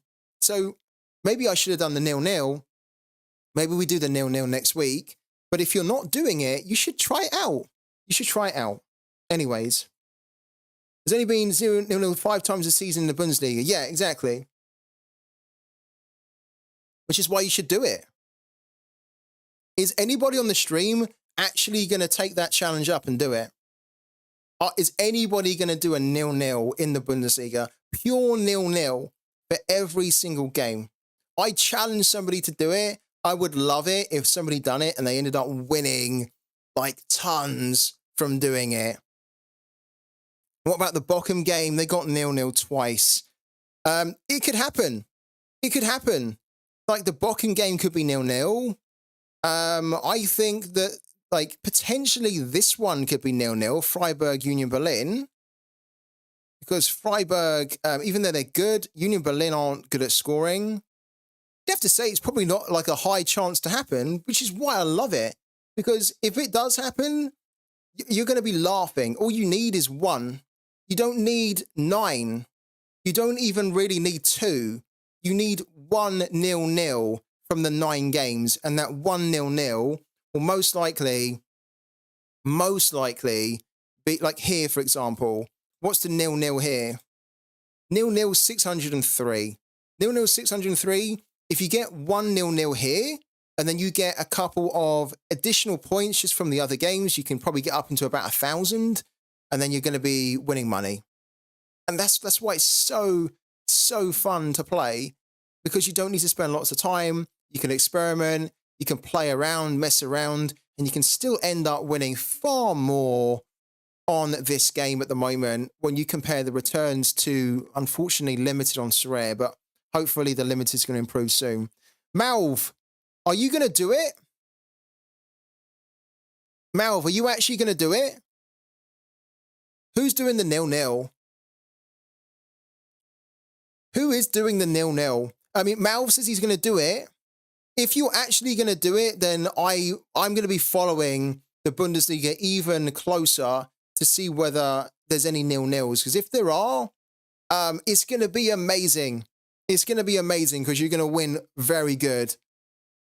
If anybody else decides to do a 0-0, then do post how you get on. So drop a post over on Twitter, tag me in it, because I would love to retweet that if it ends up working out for you, and just showing that we can come up with these crazy ideas on the stream, and that actually by experimenting and by being a little bit brave and bold can actually work out for you. And the great thing is that if you do 0-0 here and it doesn't work out for you, you don't lose anything.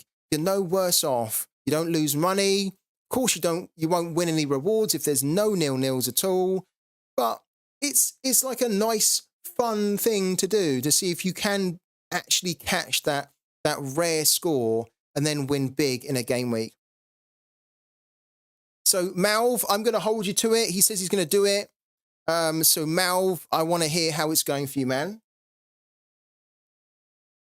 I want to hear how it's going for you this week. Right. Let's take a quick 5-minute break or couple of minutes break here. Then when we come back, we'll do some free Tit Scout Fun coupons, guys. So don't go anywhere.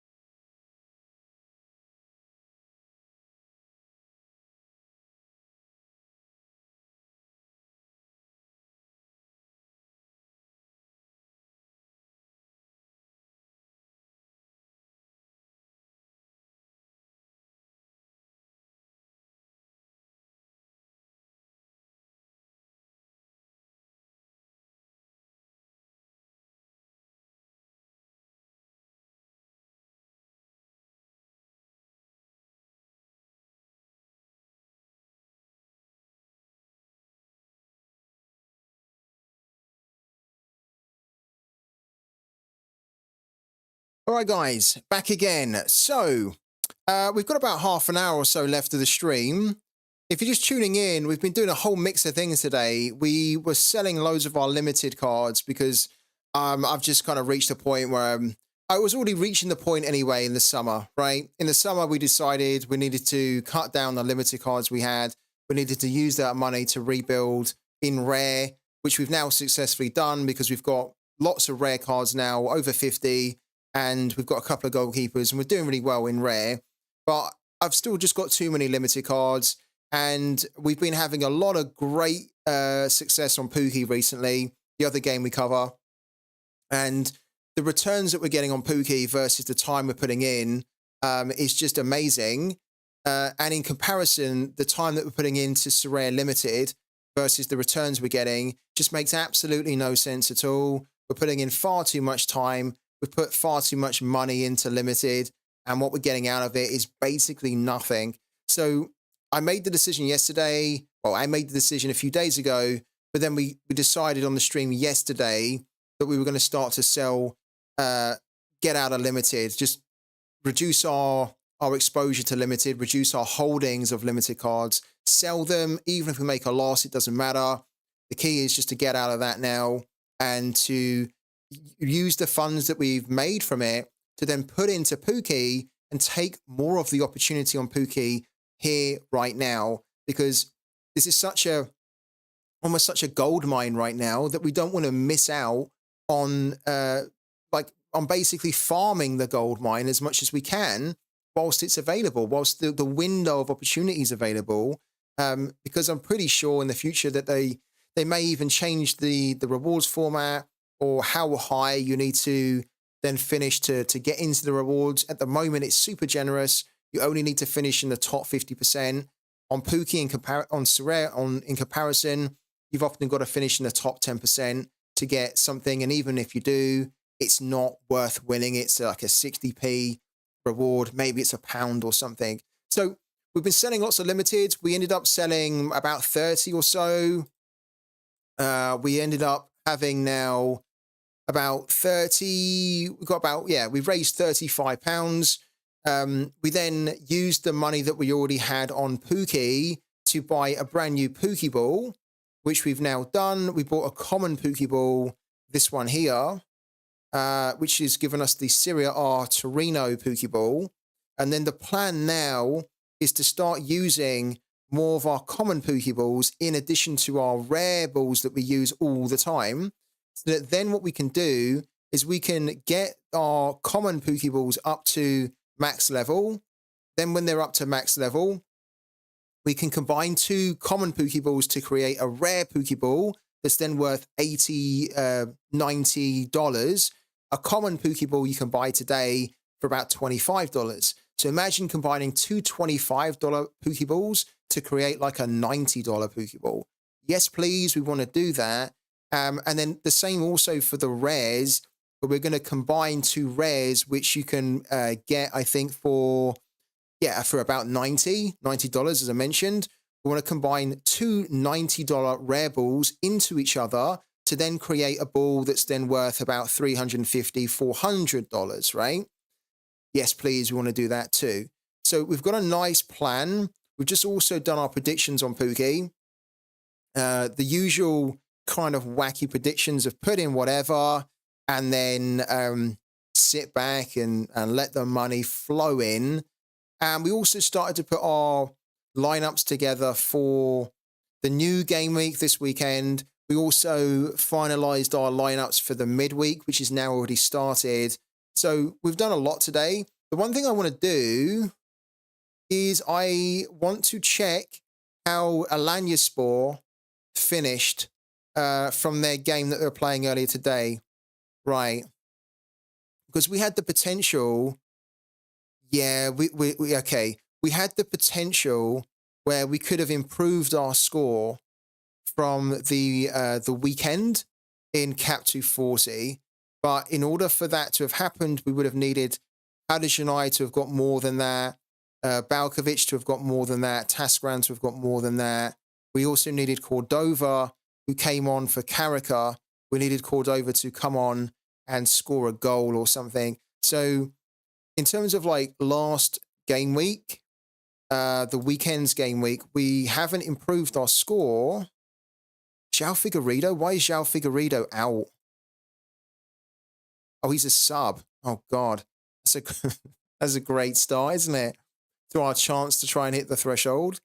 He was at 80%. He's been starting regularly. He's now been benched for this game. Lovely. So, yeah, we probably, unless he comes off the bench and does something amazing, that's massively going to hurt our chances to hit the threshold. So, lovely. Lovely start to the midweek game week. But for the weekend game week, yeah, we are still hitting the threshold. We've still hit it by like a massive margin. We smashed it by 49.37.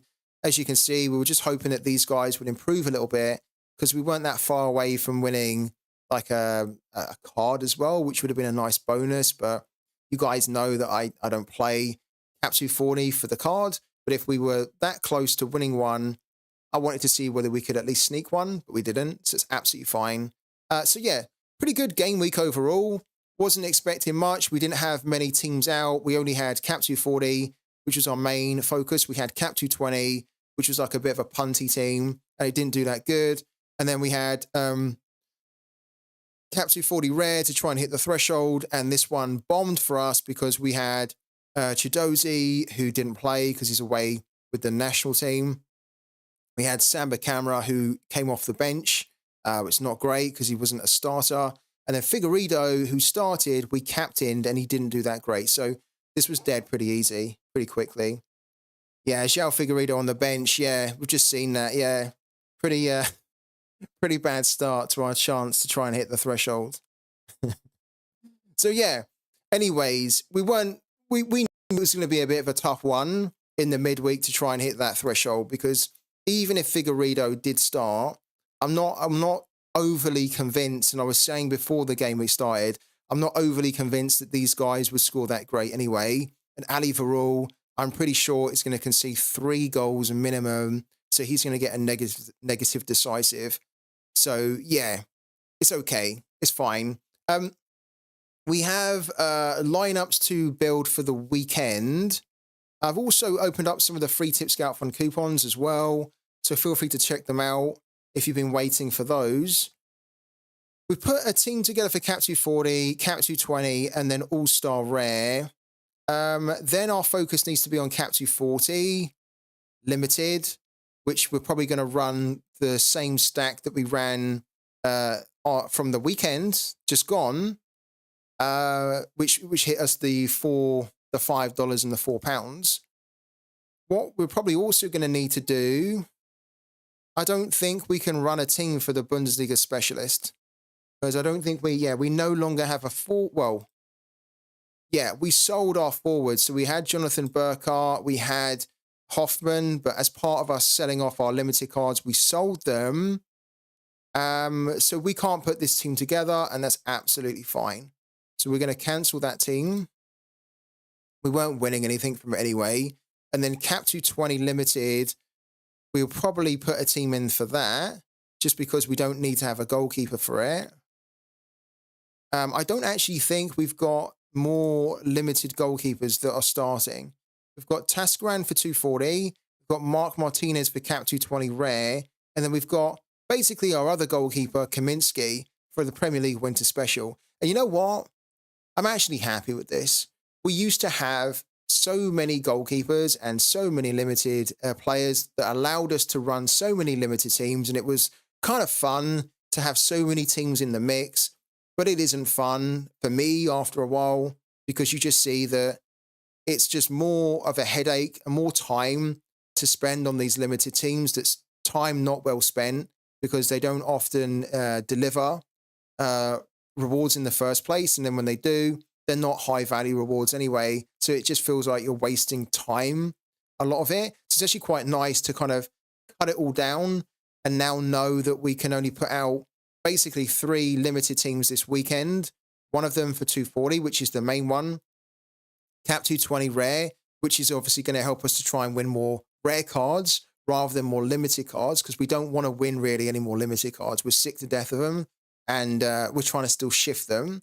And then we have Mike Magnan, or another goalkeeper here, another common, that can at least give us a chance of hitting some kind of a limited card, some kind of a reward.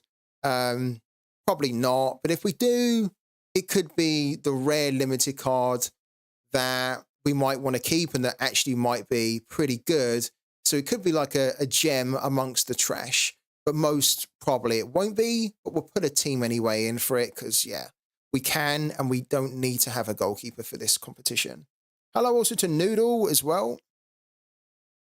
So for this one here, for Cap 220, let me just quickly put a team in place for this one. Let's see what we're working with here. And I've also seen we've got the final player for Kimchi. So I'll do that for you, man. If you want to let me know what you're looking for, I'll come up with some ideas for you.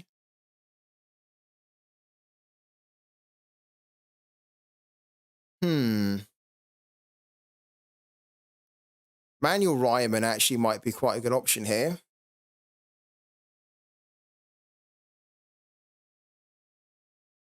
In fact, I think we'll do it. Manuel Ryman in goal.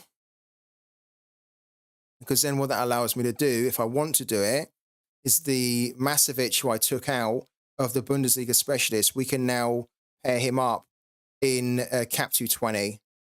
Where's he gone? Where's he gone? Here we go. Like Masovic, we can pair up with, we can pair him up with Ryman. So we have a defensive stack. It's probably not the greatest, but I'm actually thinking that he's only 33 in his L15. We've got loads of other options as well, so we don't actually have to do that. But I think if we're going to play Manuel Ryman, then we could stack with Masovic, really. We've got, Costner as well. I think we're going to do it. We're going to do it. We're going to pair up Masovic with Ryman. Why does Sorare tell me that my Liverpool players have no game in the next game week, but they play against Bournemouth? I would like to tell you that. There's a lot of things I'd like to tell you. Basically, it's probably some kind of an error, or the data provider hasn't updated something, which is why it's being fed through into Sorare with the wrong info. I'm sure if they do have the game, do they have the game? They don't have the game, do they? Liverpool, Bournemouth.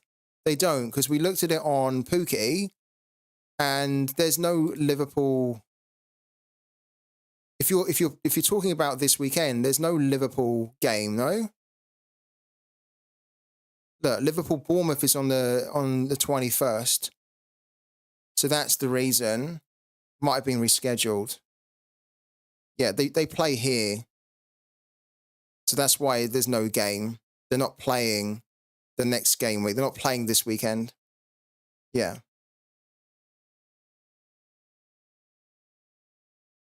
Yeah.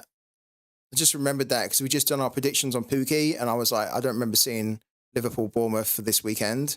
And yeah, you can see they're not here. So no worries, man.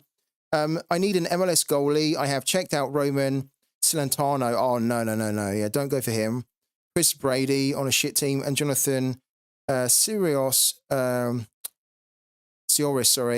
not sure. Would like your input on them, but a goalie under 20 euros-ish. Okay, cool. We'll do that for you now then, Kimchi. Give me 1 second. Let me finish building this Cap 220 team. In midfield, who have we got for midfield here? Okay, so in midfield, we could play Jean Amani.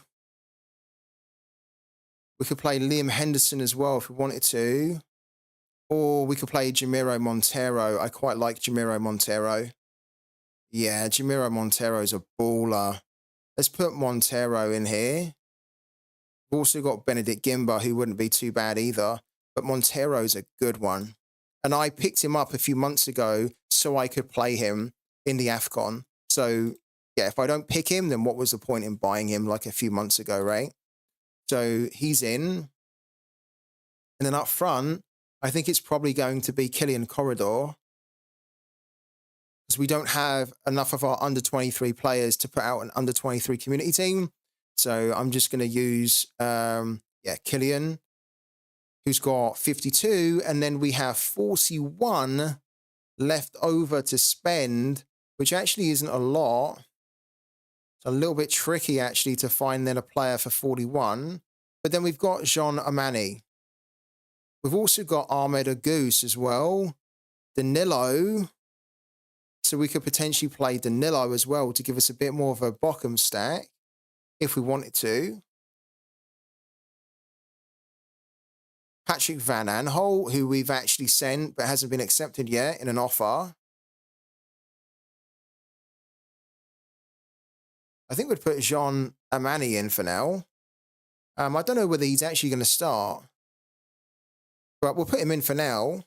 And then we'll put the captaincy on. I actually want to put it on Killian Corridor. Let's do that. That's actually pretty strong. That's actually a pretty strong team. I wasn't expecting to put a strong team out for Cap 220, but that's actually kind of surprised me because that's better than what I thought we had available to us. And that's not bad at all. Hello to Beast195. How we doing? Bundesliga's back. It is indeed, yeah.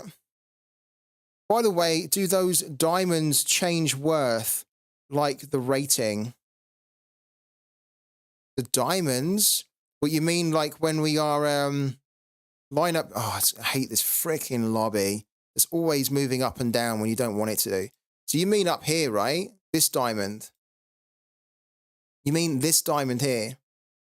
This diamond, this gem, is basically the cap.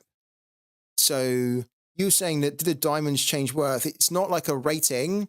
This is basically indicating that you have 220 diamonds or gems to spend. It's like it's basically the symbol for the points that you have.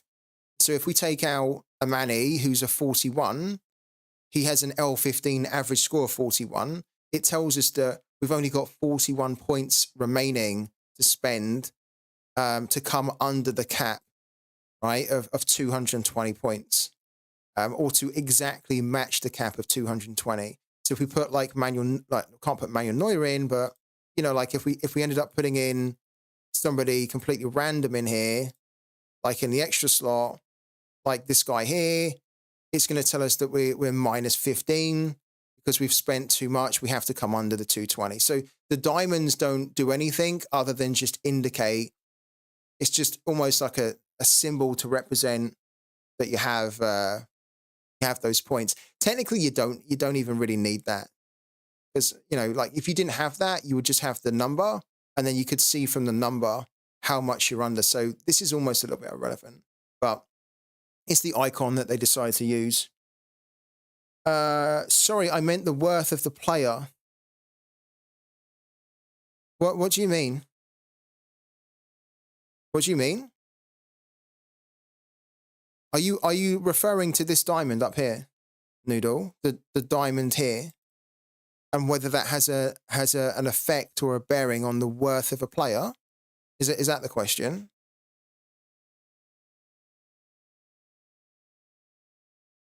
I think I'm just trying to understand the question so I can help you, man. Yes, but like Mike Magnan is 54. Can it change? Okay, so basically the way you need to look at it, let's just bring up Mike Magnan here. So Mike Magnan with his average score 54, right? Or 54 diamonds, if you want to say that in this game mode, but it's not really diamonds, it's his average score, right? So if we clicked on Mike Magnan, he has this really incredible scoring that you can see here. And then his average score over his last 5 is 65. His average over his last 15 is 54, right?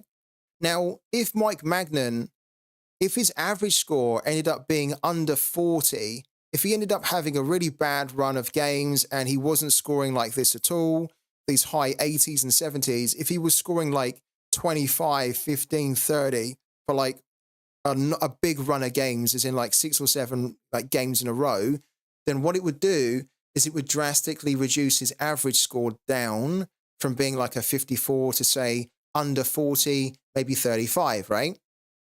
And then what that would do, the knock-on effect, is that then Mike Magnan would most likely go up in value rather than down in value.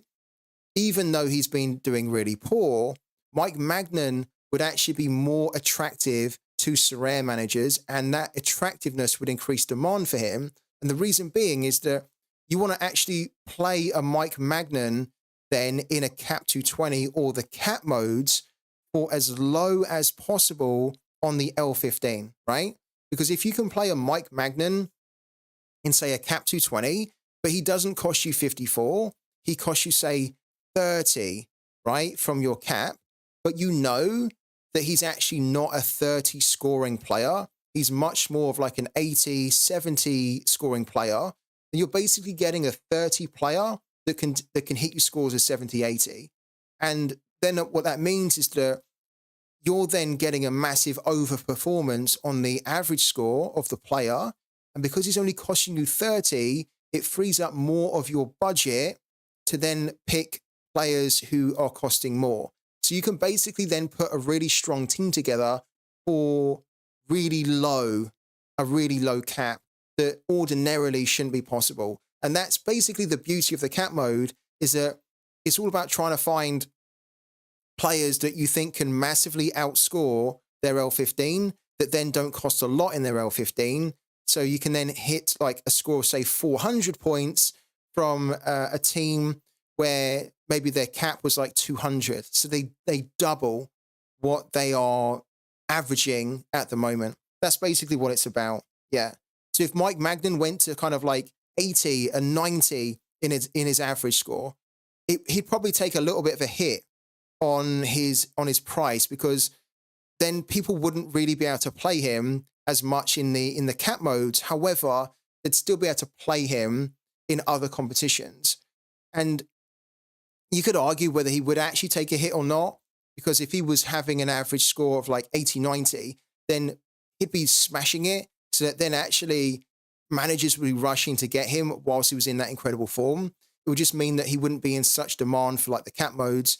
So he might take a little bit of a hit, but most likely not.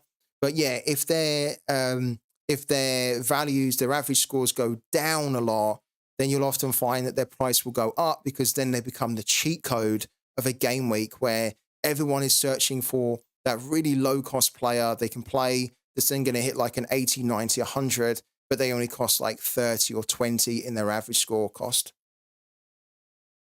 It's a good question. No, it's a good question, man. It's not a stupid question at all. It's a good question. Because, you know, like, it's very easy for us managers who have been playing Sorare, and this is what winds me up a little bit sometimes about Sorare, is that sometimes Sorare forget, you know, that managers don't know this kind of thing. And so they almost, and managers can do it too. Sometimes I can do it, where you can kind of assume that everyone knows the same level of knowledge, right? But it's just not true. And especially if you're kind of new to the game, then you won't know. You won't know at all how this works, right? You won't know the effect that the average score will have on the prices of the cards, right? So totally cool question, man. Don't worry at all. Don't apologize. Totally cool. Right. Kimchi, I think we've got enough time to squeeze in your finder player. So let's confirm this team again. All right. Let's close a lot of this down as well. Let's refresh the page here on Pooky first of all. Yeah, so there's still quite a few Pooky balls, so you have enough time and enough supply to pick them up. Do make sure that you do, so you can join me in winning rewards every week on Pooky, because it's so much fun and it's so rewarding. The link for that is in the chat again. Let's come off it for now. Let's come off all of this here. Let's close all of that down. Right, let's close this down as well.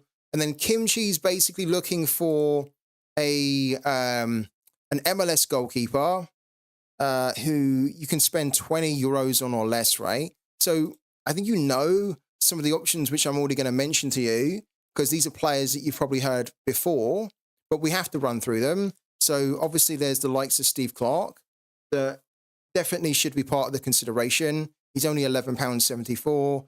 Houston delivered loads of clean sheets last year. They were very strong at home. He's still going to be the number one next season, so you don't have to worry. that he's going to be on the bench or he's not going to start and play. He's the main starter. They've extended his contract, and he's got really good AA, really good clean sheets. That 14 and 41 for a goalkeeper is actually pretty good in the MLS. So I think he's a bargain. You could look at him, and that's going to give you loads of money left over as well. You should also consider Stefan Fry. He's also extended his contract, so he's again going to be the number one, the clear number one, no rotation at all. You can see here, look, extended contract until December the 31st, 2025. And again, he's just under £20. You are going to get more clean sheets from him, but you're not going to get as much high-end scoring from Stefan Fry because his AA is not as good. So he doesn't tend to face as many shots. He doesn't tend to get involved in a lot of the possession play as much as Steve Clark. So good player, good goalkeeper, much better at giving you more scores of 60 points or more, but not that great and not as good as Steve Clark of giving you the real high end. So he's worth a look too. And then one other player that we'll search for now, league, we'll do the MLS here, goalkeeper, and then we'll look for limited. We'll look for a player who's under 20 euros for you, but we'll say 24 for now. And then we'll filter that to begin with. Because I know that you already know about some of those other guys. Brad Stuver's a really good option. Pedro Galice is really good. Joe Willis is fantastic. I love Joe Willis, and actually he was one of the goalkeepers that I was looking at getting in the rare. So Joe Willis, Brad Stuver, Stefan Fry, Pedro Galice. Pedro Galice gives you some international utility as well. He's a bit on the high side because he's like 20 euros 49, but you're getting more bang for your buck because you can use him in more ways. I think the likes of Hugo Lloris is going to be too expensive now, right? Let's have a look at Lloris. Because Hugo Lloris, if you guys don't know, Hugo Lloris is not bad, to be honest with you. So Hugo Lloris is, he's just joined, was it LAFC, hasn't he, Hugo Lloris? And Hugo Lloris is going to be the number one there. So you could also look at Hugo Lloris as well, because then you know what you're getting with Hugo Lloris, right? Top quality goalkeeper, World Cup winner. So there's a bunch. Carlos Coronel. We've had Carlos Coronel come up a bit in the past. You could look at him. I personally don't really. I've got him hearted because I think he was a good option to look at when he was really, really cheap. And technically, he's still kind of cheap now. He's really delivered a lot better scoring towards the back end of last season, but I don't really like him. I don't like the team he's playing for, New York Red Bulls. You do get some international utility from him as well. He's younger as well at 27, so he's a bit more of a better longer-term investment. I think if you were going to invest in a goalkeeper around the same kind of age, though, then my personal preference would be to pick up, where's he gone? Someone like Martin Pays, because I think he's, in my opinion, a better goalkeeper, even though I think Dallas are a little bit horrible for clean sheets. Who else we got down the back end here? A few down here that aren't worth looking at. Drake Callender as well. Drake Callender is somebody that I wasn't really talking about a lot last season, but that was because it was Inter Miami, and that was before Messi and the new coach turned up at Inter Miami. Now the Inter Miami are a much stronger team. I think Inter Miami have the potential to keep a lot more clean sheets next season. And Drake Callender, he had a few shockers last season, but I think if you were going to look at investing in a goalkeeper of the same age, then he'd be more who I'd pick up over Carlos Coronel. Chris Brady I don't like, and Sorare I don't like either. No, I'm not a fan of this guy at all. Not a fan of him. I don't actually think he's an okay goalkeeper. He's very young still, and you have to say he's probably very good for his price point of £16, only 22. So he's a good one for the future. I don't like the team he's playing for. I don't like the errors that are in his game. And Montreal, they were very good at home last season, Montreal. I just don't think that they can do it again. It's not bad. For his price, I think he's actually probably quite cheap. When you compare his limited to his rare, he probably should be closer to £25, £30. So he's very, very good value at 16. Roman Berkey's really good as well. Dane Sinclair, I like a lot. Dane Sinclair, I think he's good. I've heard you like Stefan Fry. Chris Brady's a no. Chris Brady's a no for me. Where's Chris Brady at? Let's bring up Chris Brady. I don't think you should be targeting. I don't think anybody should be targeting a goalkeeper for Chicago, if I'm honest with you. Yeah. Again, probably quite a good value because he's like just £20 and he's 19. So you get like loads of long-term utility from him. My big problem with youngsters in the MLS is that if they're not doing that great, they can be replaced pretty quickly because there's usually tons more goalkeepers and experienced goalkeepers waiting in the wings to jump in. And I don't think he was especially that great last season. There were too many really bad scores. I don't like Chicago as a defensive team. So I would just pick an older player. I think instead of paying £20 or whatever for a Chris Brady, I'd pay £20 for a Pedro Galise because you know what you're getting with Galise. He's a much better goalkeeper and he gives you international utility as well. Yeah. Hope that helps you, Kimchi. And on that note, we have run out of time, but let's just try and end with a raid. We haven't done a raid in so long. So why don't we go and raid somebody right now? Who's available to raid? Let's have a little look. Okay. Let's go and help Sorare Banger out a little bit. Sorare Banger, he's only got like 6 in his channel. So why don't we go and help him out? He is English speaking. So I know we have quite an international audience in here, but obviously if you're here for me and I speak English, it's going to be the same for Sorare Banger. I don't know what he's doing. He is talking about Sorare, but let's go and help him out, right? So guys, thank you so much for the time today. I am back a little bit later on tonight. So around 8 p.m. So feel free to tune in then. I hope you enjoyed it. I hope it was really useful for Pooky, for Sorare, for coming up with different ideas and different tactics and strategies for yourself. Maybe I've even inspired a few of you to downsize some of your limited cards as well, because we've got some incredible, I think, some pretty incredible offers for the trashy limited cards that we've got. And we ended up raising £35 over the past 24 hours, which is money that we can now cash out of the game and put to better use. So yeah, I hope you enjoyed it. Let's go and raid him. Let's go and raid. So come and join this raid. You'll see me in there for a little bit. And then, yeah, I'll be back again later tonight. So I hope to see you all a little bit later too. All right, guys, thank you so much. And I'll catch you all a little bit later. Do make sure that you tag me on Twitter for the rewards you get as well. I'd love to retweet any cool rewards that you guys win, especially if it's your first time winning on Sorare.